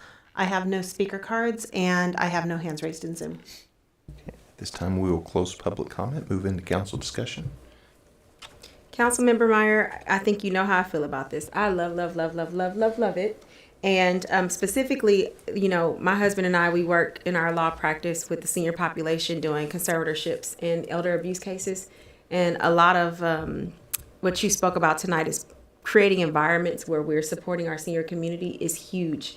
And I think as sometimes when I hear people, they think a lot of our clients aren't in Brentwood. They are. A lot of our elder abuse clients are here. So I think having something like this to get grants and give subsidies, I think we talked about it when we talked about the water and some type of funding that we can get. It's big. And I really like just all the ideas and thoughts. I think it would be great to have a council commission that's just bringing this forward, especially when we give our informational reports, just to be able to give the information back out after they've met or people can come to those meetings or listen in. It's just a great idea. I love it. So I wholeheartedly support this one. I love it too. Here's my question about it. So in looking at Hanson Lane, I looked at a lot of census data and a lot of census tracts. And we do have a large senior population. A high percentage of them live in Somerset and Trilogies. So I'm wondering, I like your idea about having someone live with them. I wonder if there's laws, because, they have you have to be 55 and over. I wonder, how can we work with that? Because I think there's a great opportunity, especially in Somerset. There are some anomalies in Somerset where there is multiple people in the house. And I'm like, those are probably houses where it's like a caregiver house. I could see them in different here and there. So I think that would be a great opportunity, is figuring that out beforehand instead of afterwards. If we're going to do a program like that, is how do we work with 55 and over communities? And can we do something like that? Because it'd be great to do it. So one of the other nonprofits that I've been kind of thinking about incorporating into this work would be the village concept, through which people actually stay in their own homes. And it's kind of like a banking type of situation where if you're still active enough, you can bank volunteer hours and support someone else who needs help with groceries or whatever. And then you bank those hours and then they come back to you when you need them. So in that kind of a program, you're living in your own home. You're a little bit more safe there and a little more supported. So I know there's other ways of bringing in support systems, and I think you're right about that.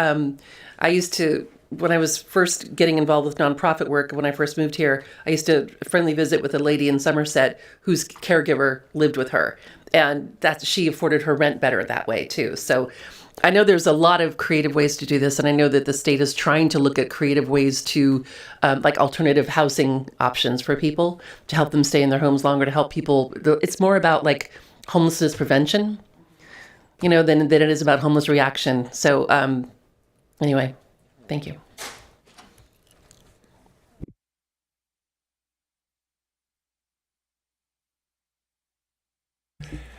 It's early for that to be doing that by 3 minutes.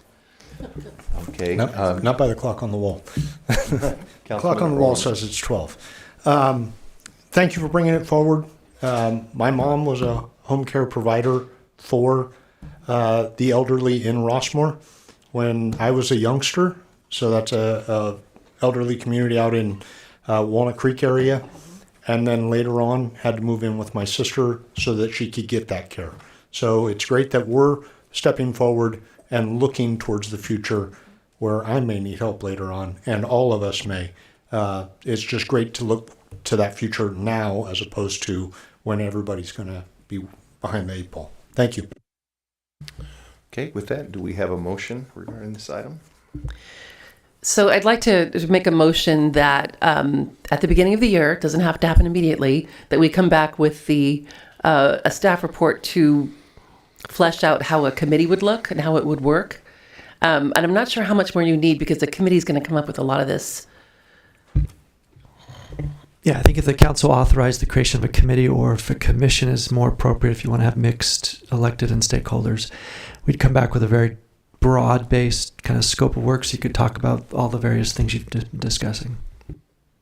So then would you advise then a commission so that we could, because I like the idea, like Triad, for example, has stakeholders from the community. And I think that's always a great, I can't remember what the phrase is, but you're talking about people's lives without inviting them to the discussion. So it would be a good idea to bring stakeholders in. So in that case, it would be a commission.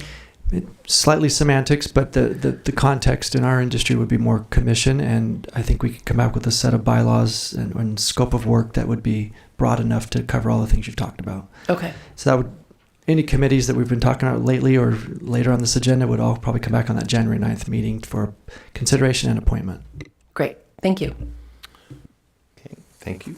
So we have a motion. Was that enough of a motion? Was that clear? Can I just clarify one thing? Sure. Vice Mayor, you mentioned not too soon, but or the first of next year, which is in like a month. So just to clarify. It's almost 2 months. 2.5 months, right? Yeah, 2.5. You're right. 2.5 months. Yeah. But it's very quickly coming. So. I think we need a motion for the creation of the committee, because I think as I heard it, it was just like staff to come back with how we. Oh, so you're saying that there's something in between that I'm missing? Yes, I think so. Okay. So I think, can I make a friendly amendment to you? Well, I think what you're saying is what I just said, but to have staff come back with a staff report to discuss the creation of the committee. The committee would be created in January. Yes. That's correct. Okay. Exactly. Okay. Great. That's it then. Okay, we have a first. And a second. All in favor, aye? Aye. Okay. It moves forward. Moving item I.7. Consider a request from Council Member Mendoza to have department directors report to the City Council. Council Member Mendoza. Well, this one might be quick. So that spreadsheet you showed us today, because I don't get all the information I need from your updates. So, but that spreadsheet you showed us today was fantastic. Could we get that on a monthly basis? Because I think that would answer my questions. Because right now I feel like I'm in the dark about a lot. And I think that spreadsheet was really good about the time and what it is and all of your notes and the associated cost. Could we get that on a monthly basis? So that's not what this but agenda I'm saying topic is. that would be in lieu of this. In lieu of? Yes. Interesting. If you can give Sure. me that, because the reason for this is because I don't feel like I get the information I need, right? And so if you could give us that spreadsheet, that would give me all of the projects of everything going on and what the status is and all of that.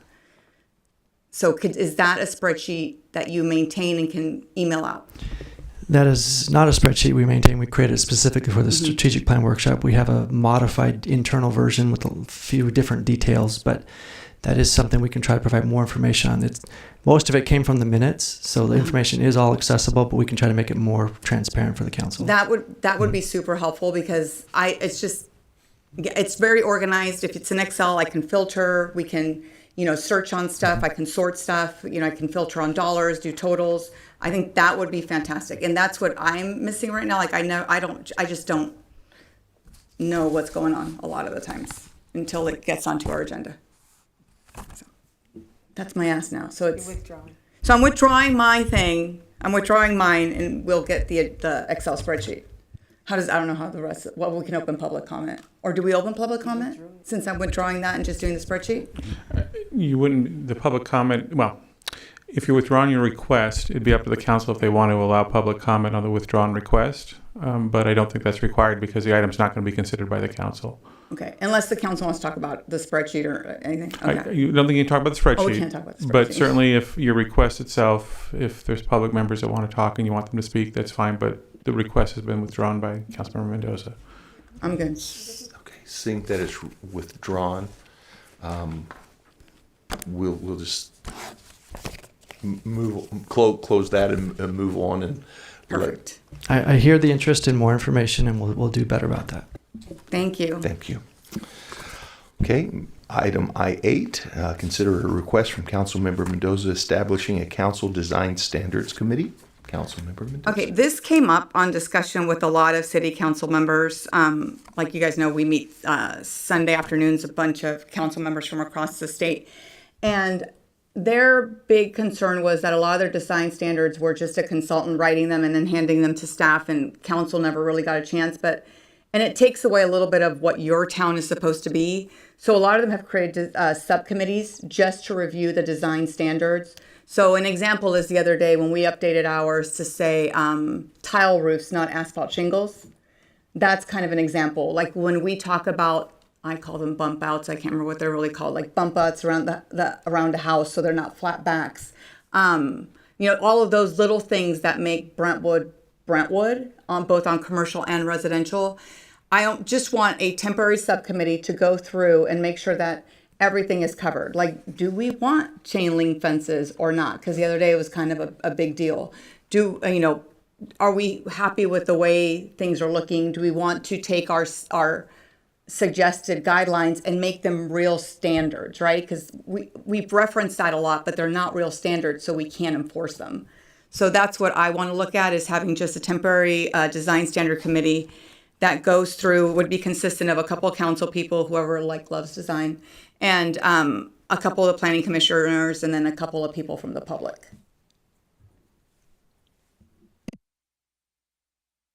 Wrong buttons. Thank you. At this time, we'll open public comment. Margaret.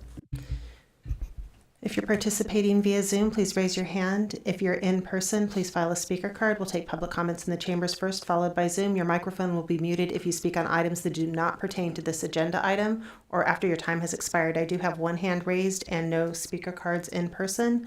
I'll call on Rod.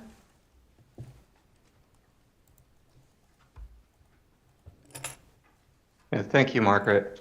Yeah, I think this is a great idea, actually. I'm on the design review subcommittee, and we don't ever meet anymore. I don't know whatever happened to it, but as of this year, it just basically never seems to come up. We do get a lot of things coming through where we're questioning the design and we're asked to make exceptions, and it's really hard to know what to do. So if we had some input, certainly if there was a joint committee, that would be great, just establishing that line of communication so that the Planning Commission had a clear understanding of where the council wants us to go with things. Again, it's another thing where if we can handle things correctly in the Planning Commission, then they don't have to come to City Council, but we just need direct guidance on what to do. And unfortunately, the guidelines document is beautiful. I recognize some of the names on it that produced it, and it's back at the turn of the century, and people that clearly had wonderful ideas for the city of Brentwood. It's kind of fallen by the wayside a little bit. And now because some of the standards are not objective, it's starting to run afoul of the state guidelines as well. So this would be just awesome for us to have this and to have solid guidelines, not just guidelines, but objective standards. If we could make it not be guidelines anymore and make it be objective standards that everyone agreed upon, and just kept Brentwood to be the beautiful town that it was meant to be, and that the people that started this town envisioned it to be, that would be awesome. Thank you. Thank you. I have no additional hands raised and no speaker cards. Thank you. At this time, we'll close public comment, move into council discussion.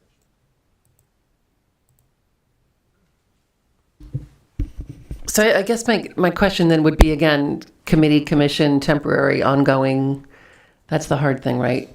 Are you looking at something that's going to be consistently doing design review for projects? No, or it's just creating the objective guidelines. But then it's like a checklist, like, okay, this has to be the pitch of the roof. This has to, this is the kind of siding that we allow. Because if it's not specific, then we can't enforce it. Someone mentioned they forgot to put pitch of roof in their objective guidelines, and people did flat roofs. So it's like, we've got to be that specific. If not, then they can do whatever they want. So then it's a short term, like 6 month or short-term, whatever it would be. until the document is done. Yeah. Okay. So I have some questions for staff. Basically, we have, the one thing we're certain of is the state is going to constantly change what we can and can't regulate. I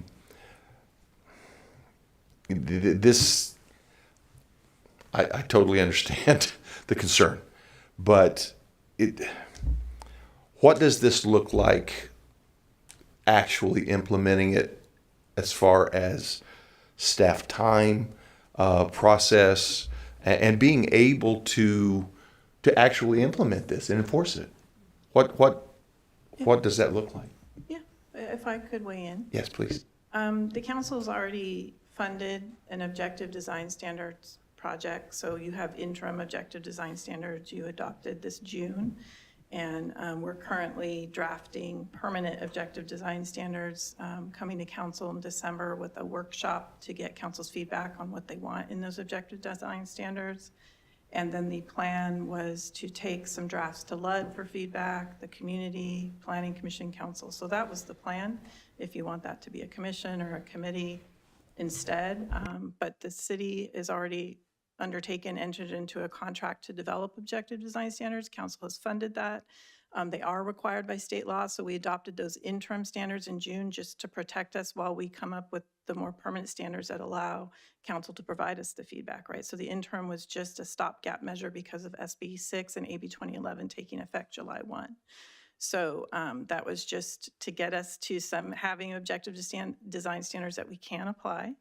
And those only apply to projects going forward. So projects that were deemed complete 2 years ago, like Hanson Lane, that just came before us, we applied the design guidelines to those because that's what was in place when they were deemed complete. And if those design guidelines are not objective, then they don't apply to the project. So going forward, anything deemed complete after June, the interim standards will apply to them. And then when we adopt permanent objective design standards, those will apply to new projects.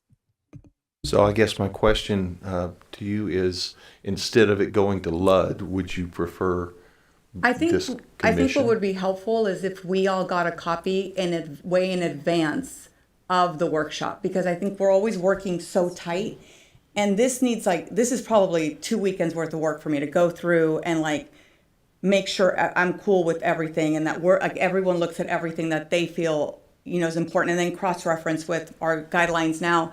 And I think that's one of the things that's hard for me is I feel like we get everything on Thursday. And this is one of the most important documents. So if we could get it a couple weeks before our workshop, that would work. So yeah, so that is absolutely understood because this is going to be a very detailed, lengthy process. I'm not going to sugarcoat it. I mean, you can talk about the pitch of a roof for 3 hours. Yeah. It's incredibly complex because once we adopt these are the standards, and they have to be mathematically precise according to the law. This is the position the law has put us in. What the workshop in December is not to review draft guidelines. It's to give the background to the public and the council, and to get your direction on the areas of priority, right? So is it the back elevation and having reveals? Is it durability of materials? What kind of things do you want to see in those guidelines? So in that workshop, you wouldn't be getting a product 2 weeks in advance to draft. It's the kickoff, basically, right? So then when we do go to whether it's a commission, a committee, or LUD, certainly you can have ample time to look at those ahead of time, because it's going to be very detailed and very complex, and it's a lot of work on the decision maker's part. It's going to be a lot of work to look at all that stuff. Can I make a suggestion? Is that it's kind of like a combining of all the ideas. I really, really like the workshop that Parks and Rec put on for this Sand Creek Sports Complex. I think it was really well done. I think it brought all the stakeholders, which was a consultant. It brought the department. Bruce was there with other people from Parks and Rec, and it brought council was there, even though we weren't really saying this is how we feel. So it wasn't a council meeting, but we did separate around and sat at tables so we can hear what the residents wanted. And then we had residents as well as people who were in that. The workshops, when we do them from here, it does feel a little bit like, well, it's just our voice. Is it possible to do a workshop very similar to what we did to the Sand Creek Sports Complex? And it's more of a community setting where everybody can come and kind of give input, but it's not a council meeting. Of course. So the reason we did the interim standards is because we figured, based on how important design and aesthetics and quality of life are to the city of Brentwood, that this process would probably take a bit of time, and that it would require public input. So it was not ideal to adopt interim standards without a big public process, right? That was only because we were put in a position by new state laws that we had to have something.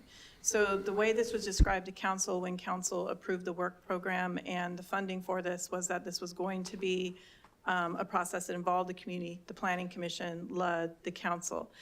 So I think that's a great idea. If that's not particularly on the agenda tonight, but if we had some sense of whether there's a committee or a commission or LUD working on this, part of the workshop in December could be next steps on how we would implement that. So we could talk about something more like a charrette when it comes to planning, to get the public's feedback on design. We could certainly make that a part of the December presentation for council direction. Yeah, I do think that the Park and Rec one worked really well. I also think we had a translator at one of them. I think that's important too. I think we should make it. Oh, sorry, we're talking about something else.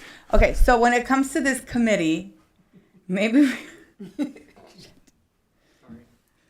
Okay. And if I could just insert, LUD can do everything you're talking about. So to create a second committee that's duplicative doesn't make sense. So we can already do it. Already do it through LUD. Okay, then I withdraw my. The two parts. Oh. LUD can do everything you're talking about. It's whether or not you want to disrupt the current process that's got a consultant already working on something and do it piecemeal, which is, I think, was also heard tonight. So we just need council direction. Do you want it all at once, or do you want to try to segregate I it? think this is a case of where I don't know what's going on. So I think your spreadsheet is going to, because I'm always like, I don't know where we are in any process. When was the last time we looked at the Amber Lane? Can we see the equipment on the top? I don't know. It's just, I never know where we are on anything. So that's why I'm like, well, I need a future agenda item, because I feel like nothing's happening. Right? So I think that your spreadsheet will take care of this. So let's withdraw this now. And I think it's going to be up to us. If you have cities that have best in class design standards or design guidelines, objective standards, if you could send those to us, we could start reading those and go, you know what, this works for Brentwood, this one doesn't. But I believe there are cities that do it really well. And I think that would eliminate this. So yeah, I withdraw this one. See, look how easy that is. Okay. Seeing that I-8 is withdrawn, we'll move into I-9. Consider a request from Council Member Mendoza establishing a budget review committee. Council Member Mendoza. So this is something the city has done before. And I think, and I've seen other cities do it. The latest, and in meetings, they have subcommittees. The latest one was, I think Clayton was doing it, and the two people on their budget committee really knew the ins and outs. So when the rest of the council was voting, they looked at these two council members for a lot of detail. And they did look at staff, but I think there's, sometimes you want your fellow council members to be like, yeah, dude, I read it, I'm good to go. Like, it's fine. Or, you know what, I have questions about this. Like, I'm not feeling good about it. So I don't think it needs to be year round. I think that it needs to just be during budget season, because we have a budget season. And it's where we understand everything. And it came up the other day because we didn't know there was another account that had funds for park and rec. And I'm like, there's all this stuff that we don't know. We don't know all these details and all these dollars. And I just think it'd be good for a couple of us, whoever it is, to sit on that and know the intricacies. Also, I think that there was a lot of good things that came out of previous budget subcommittees. I don't know if you want to, do you have any examples of anything good or like positives or any drawbacks? Yeah, certainly. Thank you. Our previous ad hoc committees, they really helped guide us in the implementation of our pre-funding strategies for the retiree medical. They also looked at some of the costs of getting into a second tier on the pension benefits, those sorts of things. So some really high-level policy things did go through them, in addition to, I think, more what you're talking about in terms of they always wanted to see the budget before it came to the workshop, and they would ask their questions there.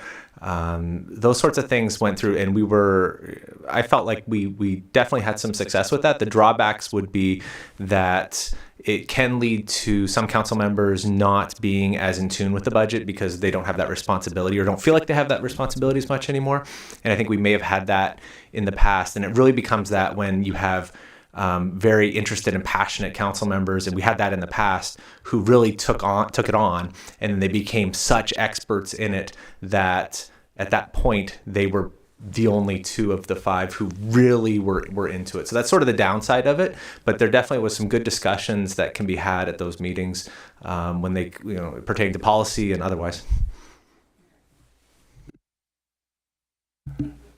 Thank you. At this time, we'll open public comments. If you're participating via Zoom, please raise your hand. If you're in person, please file a speaker card. We'll take public comment in the chambers, followed by Zoom. Your microphone will be muted if you speak on items that do not pertain to this item or if the timer has expired. And I have no speaker cards, and I see no hands raised in Zoom. Okay. At this time, we'll close public comment, move into council discussion. I will say, having been on a council that did have, a few councils that did have this, I think one of the things to help alleviate some of the concerns that Carrie was talking about was regular reporting out during certain things on specifics from the ad hoc committee. That wasn't something that was done as regularly as should have or could have been done at that time.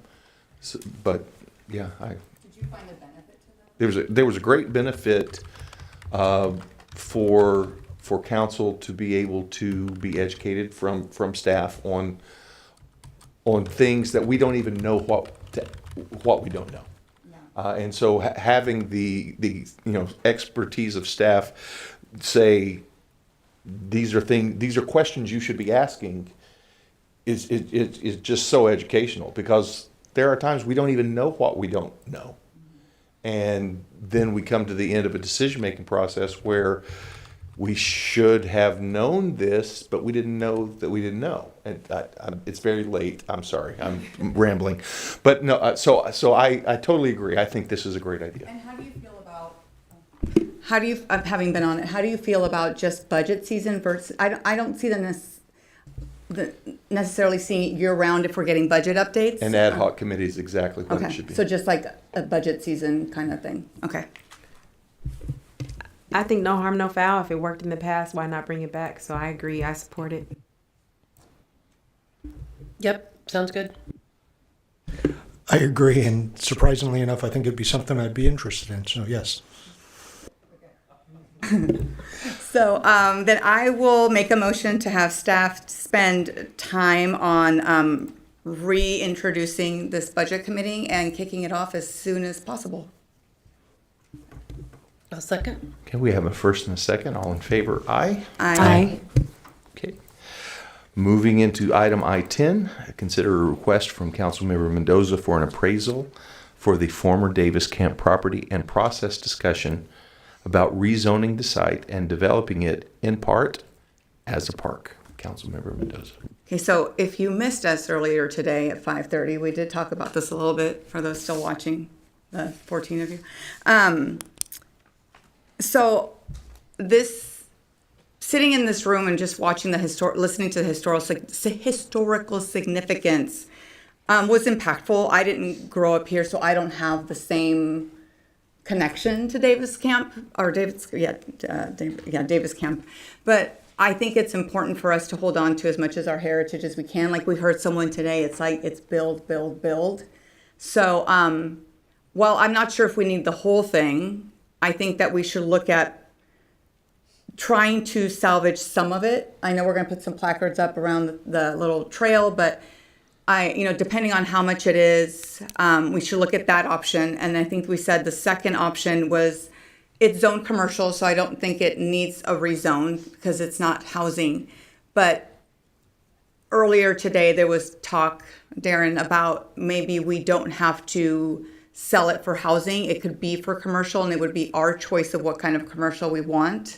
I think any kind of commercial that takes advantage of the outdoor space would be fantastic. Like I think of, again, I said it today, like a Scipolini's or a Gott's roadside or, something like that would be awesome. So those are my ideas. I don't want to just get rid of it because it sounds like there's a lot of history there. Again, I didn't grow up here, but when you hear it, it's impactful. So anything we can do to hold on as much history as possible would be fantastic. At this time, I will open public comments. If you're participating via Zoom, please raise your hand. If you're in person, please file a speaker card. We'll take public comments in the chambers, followed by Zoom. Your microphone will be muted if you speak on items that do not pertain to this agenda item or after the timer has expired. And we received no written public comments on this item. I have no speaker cards. I have one speaker in person. Mr. Dorman, go ahead.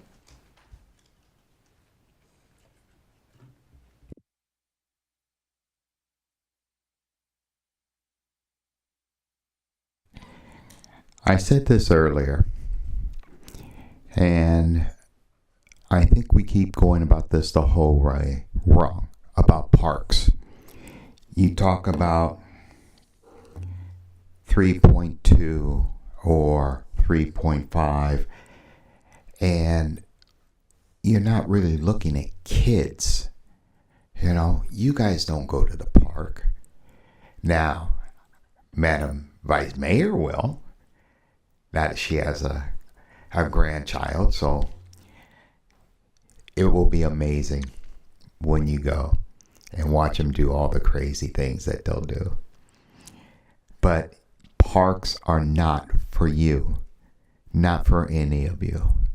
And so to decide based upon metrics and do they deserve it, I think there's a lot of validity that Council Member Mendoza brought up about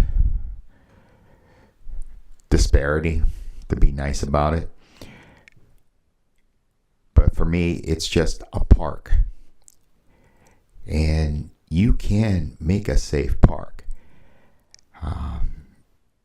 So using Brentwood Boulevard or there's a park kind of around the corner. No, those are excuses. And to build up residential, and this is the part I really wish I was eloquent enough to express, but to have kids in an area where it's a park and they play, those same kids in an area where it's commercial, what are they going to do? It's the space, it's parks, it's kids. It really should be simple. I don't know why it's such a challenge. Maybe it's because the district it's in. Maybe it's because who runs the district. Maybe there are just some people who claim they love kids, but don't. So, Madam Vice Mayor, I know you know. Parks, they're a beautiful thing. Thank you. I have no other speaker cards in person. I do have one hand raised in Zoom. I'll call on Rod. Rod, go ahead. Yes, thank you, Margaret. Yeah, I love parks. And I do believe that there's different kinds of parks, and lots of parks are for kids and some parks are for the whole community. And I believe parks, even in a senior community, are a wonderful thing. Parks are open space. And to that end, if you do establish a new park, I don't really recall, but I don't think it's automatic that you put it under the Measure Q overlay, but I certainly hope that you will explore doing that with each new park that we open, including this one and the two that were just created tonight. So not sure if that's a thing that you have to do. I don't think it's automatic in the ballot initiative. It wasn't automatic as far as I know. So let's just make sure that when we make those parks, we get them protected. Thank you. Thank you. I have no additional hands raised.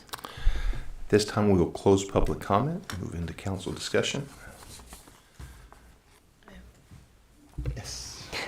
I love the idea of a park there. And I mentioned earlier, if we were talking about the parcel pretty much next door being zoned for affordable housing, and oftentimes affordable housing doesn't come with enough green space and open space and play area. The problem is our funding right now, and the idea that we can't really afford.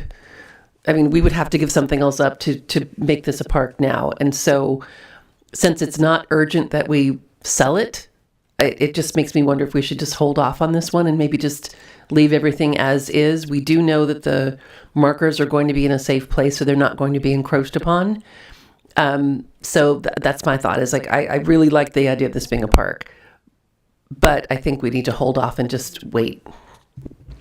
I agree. I think that's a good idea to hold off. There's a lot of things to consider.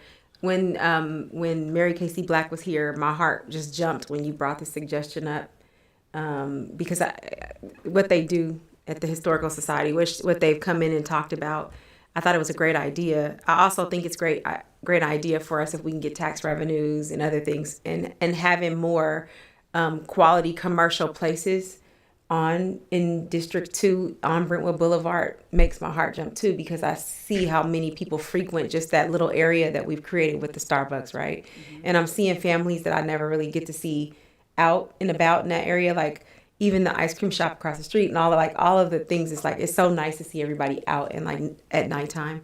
But I'm happy the markers are going in that place, but I do think we do like we did with the women's, is it the women historical space? We said, let's wait on it to see what we can do. I think this is going to be very similar. Just kind of wait and see, because there were some other suggestions without going off of the agenda, Mr. City Attorney, that you've brought up that I'm looking forward to hearing about, like best in class type stuff. And we have to make sure our money goes to certain spaces. So that being said, I would like to see if we can just put this off and reconsider it next year. But I'd like to make sure that we say we're gonna, like we specifically choose a time to relook at it versus like, oh, we'll talk about it later and we forget about it. Yeah, that's exactly that.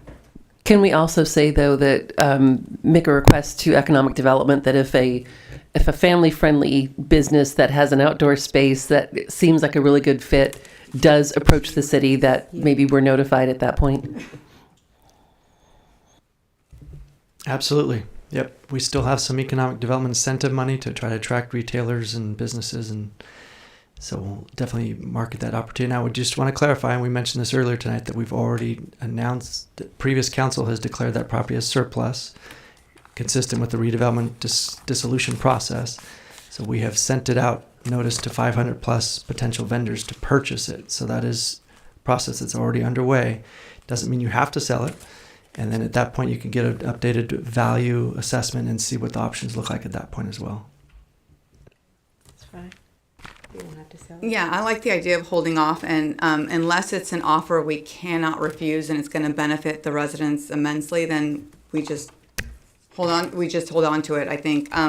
I think my biggest concern was it turning into residential. Like there was that confusion. So I think knowing that that's not an option and it is our choice on who we sell it to, and that can be a criteria in the sales agreement.